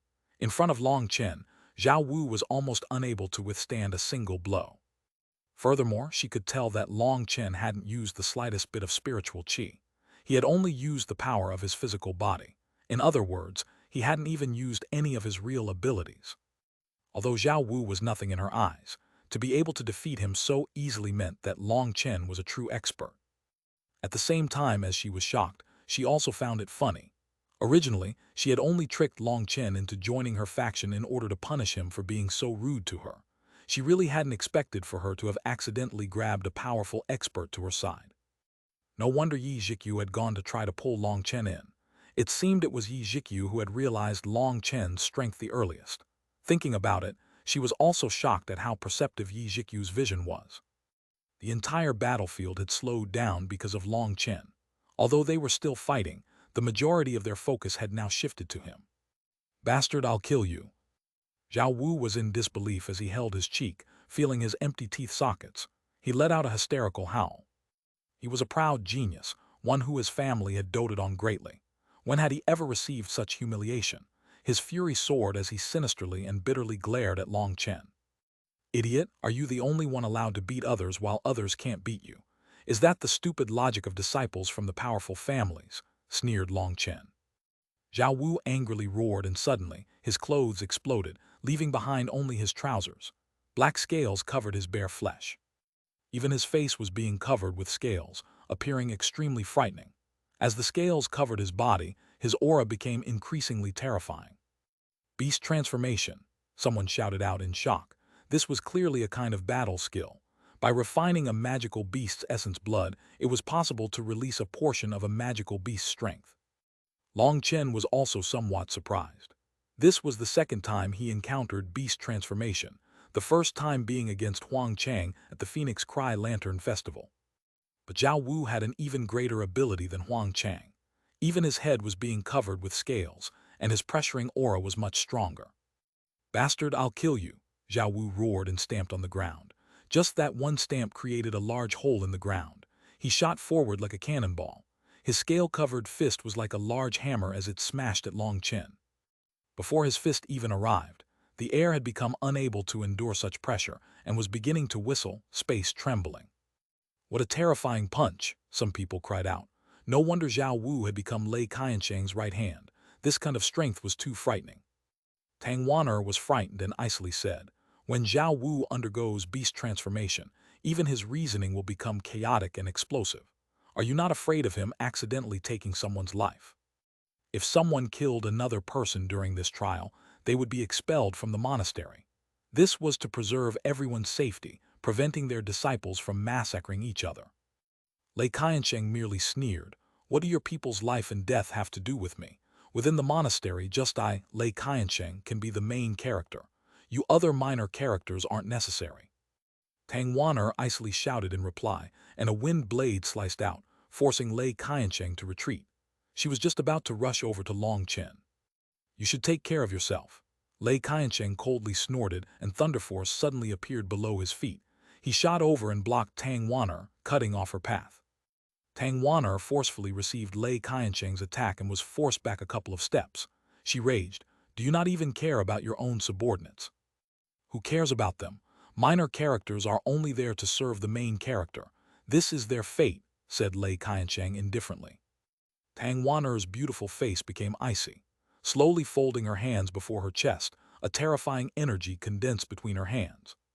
"You bastard, I'll show you just who is the minor character." Boom! The energy within Tang Wan'er's hands had just begun to condense when the ground suddenly trembled intensely before she could finish. Chi waves exploded out, and Tang Wan'er looked into the distance with shock. Chapter 142, I Want to See If I Can. An explosion shook heaven and earth. Dust filled the air as chi waves surged out angrily.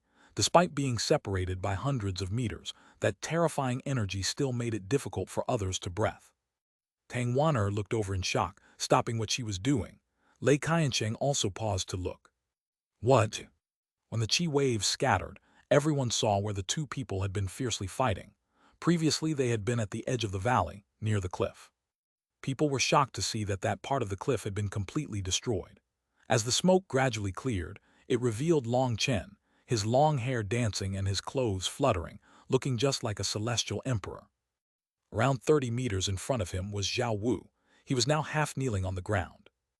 Zhao Wu's right arm was broken in several places. In fact, bone was sticking out in some spots. He was drenched in blood. He was blankly staring with disbelief. He seemed to have yet to realize that blood was flowing from his mouth and had covered his body. The entire battlefield was deathly silent now. Zhao Wu had used his strongest techniques and had still been so severely injured. That was something hard to accept for everyone here. If Zhao Wu's opponent had been a monster-class opponent like Lei Qiansheng, then they would be able to accept that, but that wasn't the case. Everyone's hearts were nervously beating. There were originally 5 monster-class geniuses. Was this the birth of a 6th? Cough, Zhao Wu suddenly underwent a coughing fit. As he coughed, more and more blood came up, frightening others. Now everyone understood that it wasn't just his arm that was broken. Even his inner organs must have been greatly damaged. They just didn't know whether his life was in danger. Long Chen, you bastard, I'll kill you. Zhao Wu cursed at Long Chen between his coughs of blood. It was impossible for him to accept this result. He had always thought that he was completely unparalleled other than against the 5 monster-class experts. He always considered himself the #1 person below the monster class, but now he had been defeated by some nameless brat. That caused him to sink into madness. With just your kind of conduct, even if you cultivated for another 10,000 years, you still wouldn't be able to kill me. All you would do is waste 10,000 years of resources to make 10,000 years of crap. Long Chen shook his head. Zhao Wu's previous attack had been truly powerful. At the moment they had collided, Long Chen had summoned his Feng Fu battle armor, heavily injuring him with a punch. Now Long Chen had seen through more and more secrets of the Feng Fu battle armor. His usage of it had become much more skilled. He had now realized that if he hadn't called out his divine ring, summoning the Feng Fu battle armor wouldn't cause anything strange. Unless people were looking at his eyes, there were no other major changes. And after countless tests, Long Chen had become extremely adept at using it. He could now summon the Feng Fu battle armor only during the moment he attacked, allowing him to release an explosive strength. Once he finished releasing that power, he would immediately put it away. That way he could save on the amount of his Feng Fu star's energy. He would no longer just foolishly keep it summoned the whole time, wasting that precious energy. Furthermore, this way, he could conceal its existence, not drawing other people's attention. While many people had felt that the previous exchange had been a bit strange, they were unable to tell what part of it was strange. Long Chen, you half-breed son of a B\TCH, if you have the guts, then kill me. Zhao Wu seemed to have already lost all reasoning at this time. Realizing he was unable to move his body anymore, he began to wildly curse. Long Chen's expression became icy, and a cold, killing intent radiated off him as he walked over to Zhao Wu. Long Chen, don't. If you kill him, you'll be expelled from the monastery. Tang Wan'er couldn't help but warn him when she saw what he was doing. Long Chen seemed to have not heard. Walking right up next to the heavily injured Zhao Wu, his eyes didn't contain the slightest emotion. He was the very embodiment of the Grim Reaper. You've lost, but due to your pathetic ego, you refuse to admit your loss. So you begin to act like a shrew and shout curses at me in order to relieve your own heart's terror and unwillingness. You want to use the monastery's rules to suppress me. If I don't dare to kill you because of the monastery's rules, it'll let you feel like you've thwarted me despite losing in body. Of course, this is your only option. Although it's a bit disgraceful, this is the only play you have against me right now. but unfortunately you don't know me. You shouldn't have insulted my family. You shouldn't have touched upon my taboo. Since you did, you will die. Long Chen might be talking to Zhao Wu, but the entire crowd was completely silent, so each of his words rang out clearly in everyone's ears. Long Chen's analysis was completely on point, revealing all of what Zhao Wu had been thinking. Everyone was immediately filled with disdain for Zhao Wu. But they also felt as if something was wrong. If he knew he was intentionally provoking him, why was he still intent on taking the bait? Long Chen, you fool, he's intentionally provoking you. Seeing that Long Chen had clearly seen through it all and was still acting like this, Tang Wan'er cried out in fear and alarm. Although she had previously tricked Long Chen, that was just because of her vengeful nature. Of course, if she was offended, then she had to repay that. It didn't mean she had a bad heart. Now that she saw Long Chen had limitless potential and was so powerful, she naturally couldn't endure watching him jump into a trap and be kicked out of the monastery. That would completely sever his future prospects. Long Chen, your sister Wan'er's follower, so her words are orders. By acting like this, you are being disloyal. Didn't you want to be a good person? Qing Yu also added in her own persuasions. But when she put it that way, everyone frowned. It didn't seem there was anyone else in the world who tried to persuade people like that was there. Haha, Long Chen, so what if I curse you? You're just a bastard, a son of a B/TCH. If you have the ability, then kill me. I'm waiting for you. If you don't dare kill me, then you're just a 100% son of a B/TCH, haha, AH. Zhao Yu had been crazily laughing when he let out a miserable scream. Long Chen's foot had firmly stamped down on his leg, causing cracking sounds to ring out as it broke. Long Chen had complete understanding of the body's structure. The place he had stepped on was 3 inches below the knee. There was an acupuncture point there. It was the most concentrated point of nerves of pain. By stepping there, the tip of his toe only had to lightly press slightly to cause his pain to immediately multiply tenfold. Zhao Yu's miserable scream rang out loud and clear, causing everyone to get goosebumps. Seeing him torment the miserable Zhao Wu, everyone felt their hearts turn numb. What I dare and don't dare to do doesn't matter. I just want to see whether you really do possess the unyielding character to face death fearlessly, but unfortunately, it seems a trash person like you doesn't possess that. Long Chen shook his head regretfully. He once more pressed down with his foot, breaking Zhao Wu's other leg in the same way as the other one. Before, Zhao Wu had been repeatedly screaming, but this time, he wasn't even able to scream. Veins bulged on his forehead, his eyes almost popped out, his face turned purple as his scream was choked, his body incessantly trembling. Ah, how strange. Someone like yourself, a hero who can ignore the fear of death, must definitely have an unyielding character, but it seems I can't find where that is. I guess it's not on your legs, perhaps it's in your arms, or perhaps your back. Please excuse me for being an amateur, endure it for a bit, I'll find it quickly.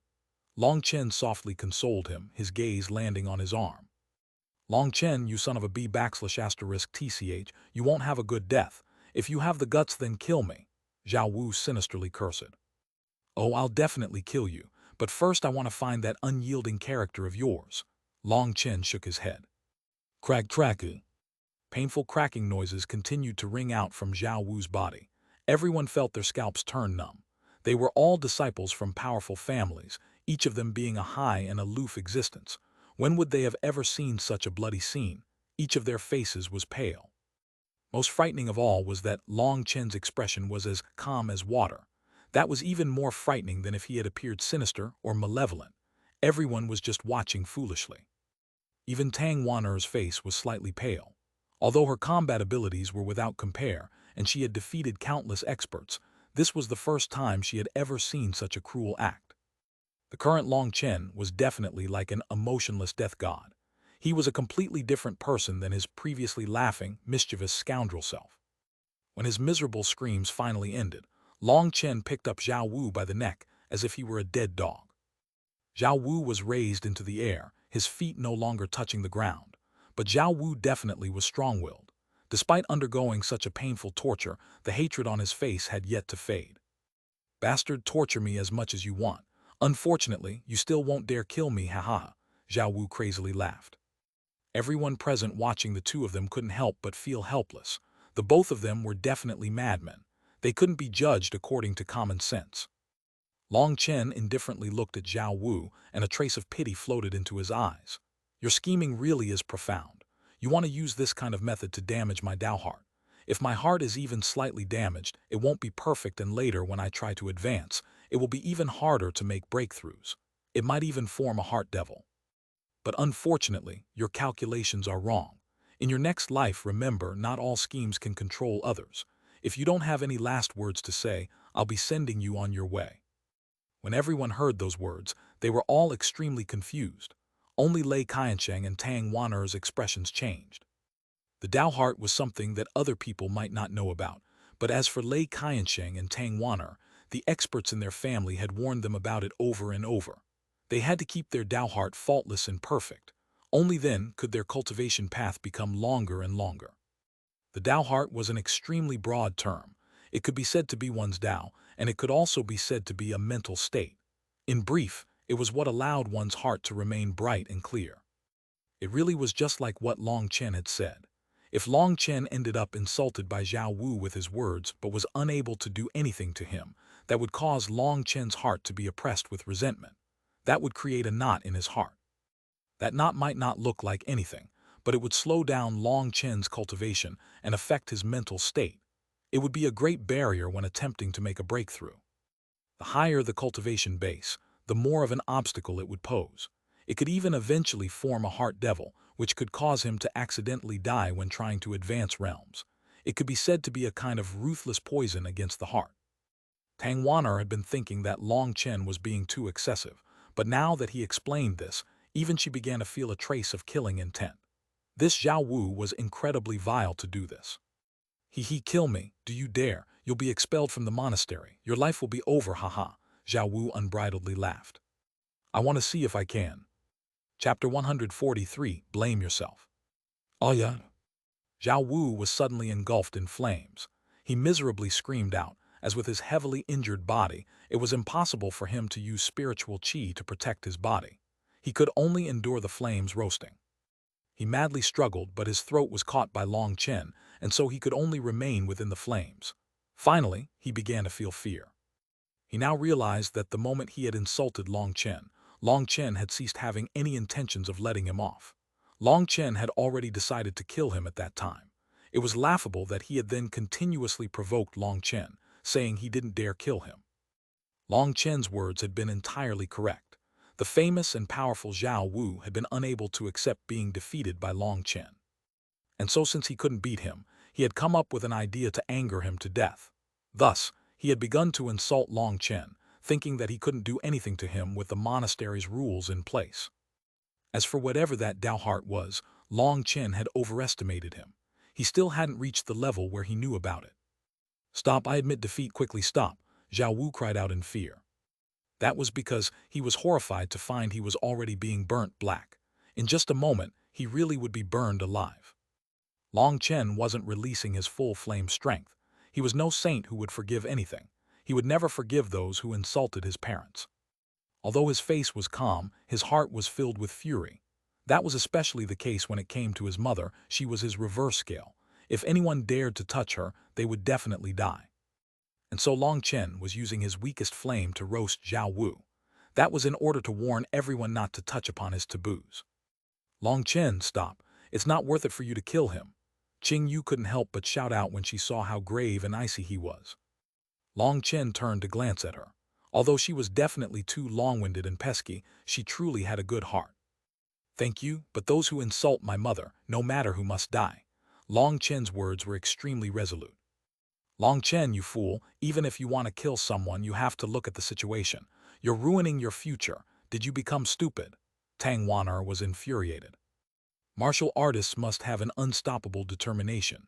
No matter what obstacles block their path, they either have to step over them or smash them apart. They cannot avoid them. Otherwise, how could they maintain their resolution? Some obstacles can't be avoided, and if you aren't able to step over them, then you must completely smash them apart and viciously stamp them under your feet. After saying that, Long Chen's flame exploded in strength. No, Long Xiaqian, I'm sorry, I beg you forgive me, Zhao Wu fearfully begged. He had thought Long Chen wouldn't dare kill him, and that was why he had said such vicious things. But now when he realized he was truly facing death, he was completely terrified. Sorry, you're too late. Suddenly, his flame explosively grew to a height of dozens of meters, its heat causing even space to warp. Then the flames completely faded and the world returned to calm. Long Chen was still in his previous position, but Zhao Wu had disappeared. A breeze blew by, dragging away the last bits of ashes on his hand. A generation's genius had disappeared from the world just like that. He died. People felt as if their hearts were about to stop. Long Chen had really killed Zhao Wu. Wasn't that a provocation against the Xuanhuan monastery? It's over. Tang Wan'er was incredibly upset. She even wanted to give Long Chen a beating. That scoundrel was usually so cunning, and yet he was such an idiot now. Now that he had broken the monastery's rules, even she couldn't save him. Tang Wan'er couldn't bear seeing such a genius be expelled just like that. Qing Yu was just foolishly looking at Long Chen. Even she had nothing to say at this time. Long Chen was completely obstinate. Despite clearly knowing the consequences, he had still done such a thing. Suddenly 4 figures appeared. Their white robes had the insignia of the Xuanhuan monastery, the same robes as the senior apprentice brothers who had inspected their registration cards. Long Chen, you've killed a fellow registrant. You are expelled, one of them icily said. The entire crowd was deathly silent. Looking from those 4 and back to Long Chen, they couldn't say anything. But there was one person who was excited. That would have to be Lei Qianshang. He wanted to see whether Long Chen could still stay so unperturbed while being expelled. Senior apprentice brothers, actually, Tang Wan'er wanted to go help Long Chen. But that person waved his hand. No need to explain anything. We're just following the monastery's rules. You don't need to waste your breath. Tang Wan'er could only helplessly close her mouth. Her eyes reddened as she looked at Long Chen, and she almost teared up. Long Chen, I'm sorry. If it weren't for me, perhaps it wouldn't have been like this. Tang Wan'er was somewhat choked with emotion. If it weren't for her, Long Chen wouldn't have fought with Zhao Wu, and so this would never have happened. Putting it bluntly, Long Chen had been implicated because of her. In other words, it was her fault he had ruined his life. She felt as if a knife was stabbing her heart. It's not your fault, it's just my luck was bad to run into a madman. Long Chen shook his head. But his words only made Tang Wan'er feel even worse. She wished Long Chen would curse her instead. Perhaps that would make her feel better than this. Shut up. You've broken the monastery's rules, so you've already lost the right to participate in this trial. Hand over your registration card. You can get lost. One of the 4 with a sword on his hip frowned impatiently. Who do you think you are to tell me to get lost? Snorted Long Chen disdainfully. Long Chen's words immediately caused everyone's jaws to drop. What was Long Chen thinking? Had he really become crazy?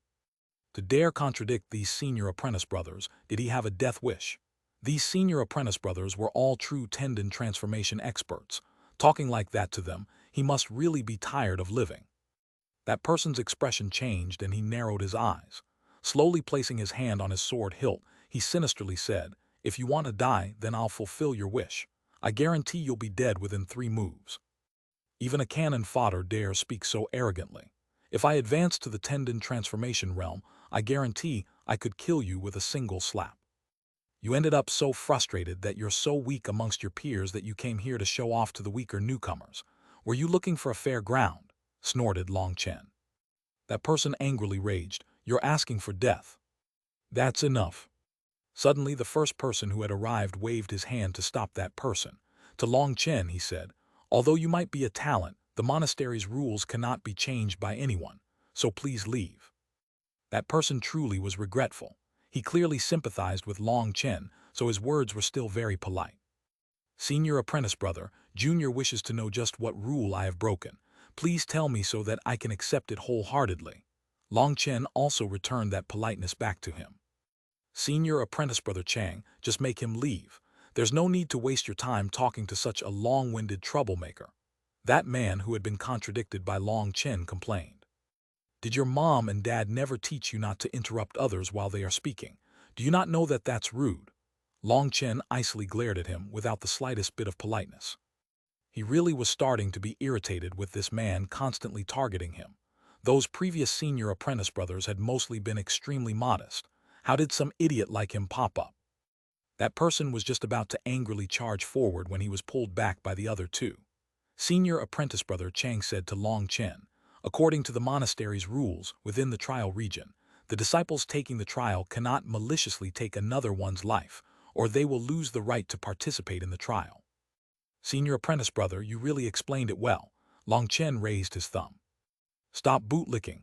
Now that you can understand, hurry up and get lost, said that previous person icily.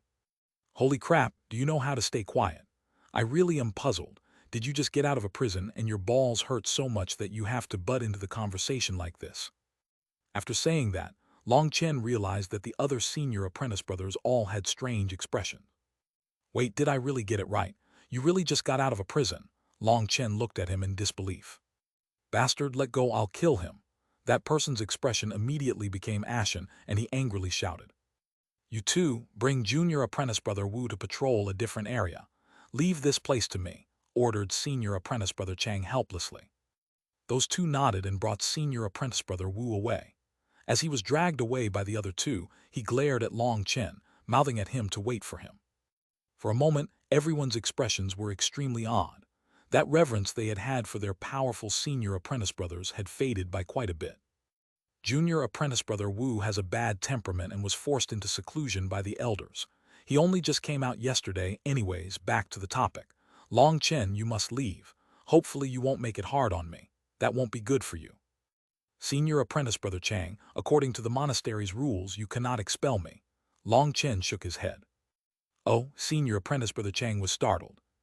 According to the Xuanhuan monastery's trial regulations, 3rd section, line 7, within the trial region, disciples taking the trial cannot maliciously take other people's lives, or they will lose the right to participate in the trial. I trust that senior apprentice brother Chang should be very clear about that, so I won't say much. Within the section, just what does the word malicious mean here? Can senior apprentice brother Chang explain it to this junior? Asked Long Chen. This, senior apprentice brother Chang paused for a moment. He understood Long Chen's meaning. It was Zhao Wu who had provoked him first and also maliciously insulted him. Everything had been his own fault. So Long Chen had his own grounds to justify his killing of him, and it couldn't count as maliciously killing. You have an argument there, but I can't handle this matter. I'll have to report it to my superiors and have them make a decision. Senior apprentice brother Chang hesitated. This result was something no one had expected. Tang Wan'er's eyes brightened. Seeing Long Chen return to his previous crafty, rascally self, she relaxed inside. It appeared she had underestimated this scoundrel. At the same time, she thought of how she had actually begun to cry because of her guilt.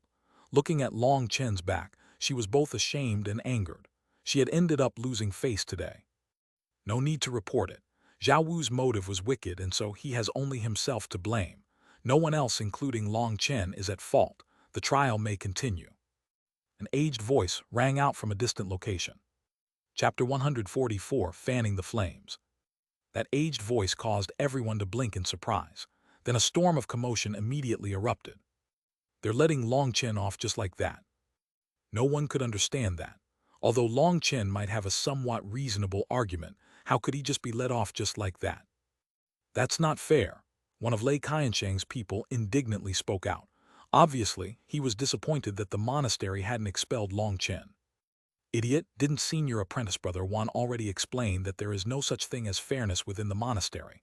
The majority of the monastery's rules all favor the strong. Did you plug your ears and not hear? Someone immediately retorted from Tang Wan'er's faction. Obviously, that person considered Long Chen as one of them. Previously, they hadn't had enough people present.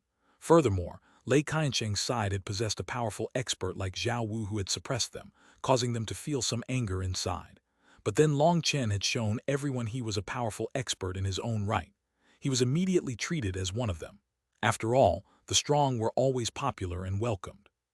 Although what that person said wasn't polite, it was definitely a fact that the monastery's rules favored the strong. And once everyone thought of that, it immediately resolved that matter. If they wanted to talk about absolute fairness, then Lei Qiansheng, Tang Wan'er, and the others would all have to receive the same treatment as them. That wouldn't be fair to them as monster-class geniuses. Yes, disciple understands. Senior apprentice brother Chang respectfully bowed toward a distant mountain peak. He then smiled slightly to Long Chen. Congratulations, you can continue participating in the trial, but next time take care. Wandering on the edge of the rules might be exciting, but one failure will be irrecoverable. This was a warning he gave him in goodwill. Although Long Chen had managed to get out through a technicality, that kind of conduct was extremely dangerous. If he had been judged guilty, he would have lost all his future prospects, and that would definitely not have been worth it. Junior brother will engrave senior apprentice brother Chang's priceless words into my heart. This time junior brother was impulsive. Killing people is after all a low-class method. It's not something a smart person would do. Long Chen's earnest words caused an admiring smile appeared on senior apprentice brother Chang. Only a powerful expert who didn't become arrogant could go further on his path. So next time when I run into such a situation, I definitely won't kill him, but instead make him suffer a life worse than death. That way I can resolve my enmity without touching the monastery's rules. That's what a smart person would do. Long Chen acted as if he had come to a sudden comprehension. Senior apprentice brother Chang stiffened, but he then shook his head. You guys continue your trial. In any case, everything is up to yourselves. After saying that, he disappeared from the valley, leaving behind only the two factions. Now that senior apprentice brother Chang had left, Long Chen turned to look back at everyone who was staring at him. Tang Wan'er's side was clearly much more amicable to him, while Lei Qiansheng's side was filled with hostility. But within that hostility was also a trace of fear. Lei Qiansheng was also staring at Long Chen, his eyes filled with a gloomy chill. His battle intent was soaring, and he might charge out to attack him at any moment. You blue-haired gorilla, can you not stare at me with such worshipful eyes? I, Long Chen, don't like taking in any junior brothers, so give up on that dream. Furthermore, with that appearance of yours that even your grandparents couldn't love, are you really chasing after our beautiful fairy sister Wan'er? You really are a horse who doesn't even know his face is long. Do you know how to feel a sense of shame? And have you never heard that animals of the same species should stick together? I've always wondered whether the workers of the monastery are really even taking their work seriously for them, to have accepted an ugly gorilla like yourself, insulted Long Chen. Hearing him insult Lei Qiansheng like this, the entire crowd was alarmed. Just what were Long Chen's guts made out of? He had only just managed to escape from being expelled from the monastery, but he now acted as if nothing had happened and was provoking a monster-class existence. Both factions' people all looked toward Lei Qiansheng. His face had turned dark from rage. Lei Qiansheng's skin had never been pale, so with his darkened expression, everyone suddenly saw that Long Chen's vision truly had been correct. The current Lei Qiansheng truly did look like a gorilla. Long Chen, don't make trouble. Tang Wan'er was actually already laughing inside, but she still kept herself composed on the outside as she quickly chided Long Chen. She was afraid Lei Qiansheng's fury would explode out. Although Long Chen had displayed an extremely great strength just now, that didn't mean he could stand shoulder to shoulder with a monster-class genius. Sister Wan'er, you don't need to persuade me. I'm just taking your place to feel wronged. Long Chen used his sleeve to cover his face and put on a huge act of trying to hold back his sobs. You are all definitely monster-class existences, but 4 of you are human, so why did they have to add a gorilla amongst you? Isn't that a complete curse against you guys?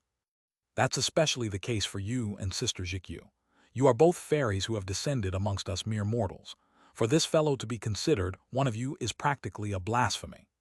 Sister Wan'er, you are the goddess of our hearts, grand and sacred. We definitely can't allow others tarnish your image. Am I right, everyone? As he spoke, his voice became impassioned, filled with righteous indignation. His last, infectious words were shouted to Tang Wan'er's people. The majority of them were men. They had long since formed a sense of admiration for Tang Wan'er, considering her as a heavenly existence, but they had never dared say anything. Long Chen's current words immediately resonated with them. Hearing his words, they all passionately shouted together. Yes, we won't let anyone to tarnish Sister's image. Long Chen laughed inside. He had to complete his act. With red eyes, he loudly shouted, Sister, look, in us brothers' hearts you are our goddess, our religion.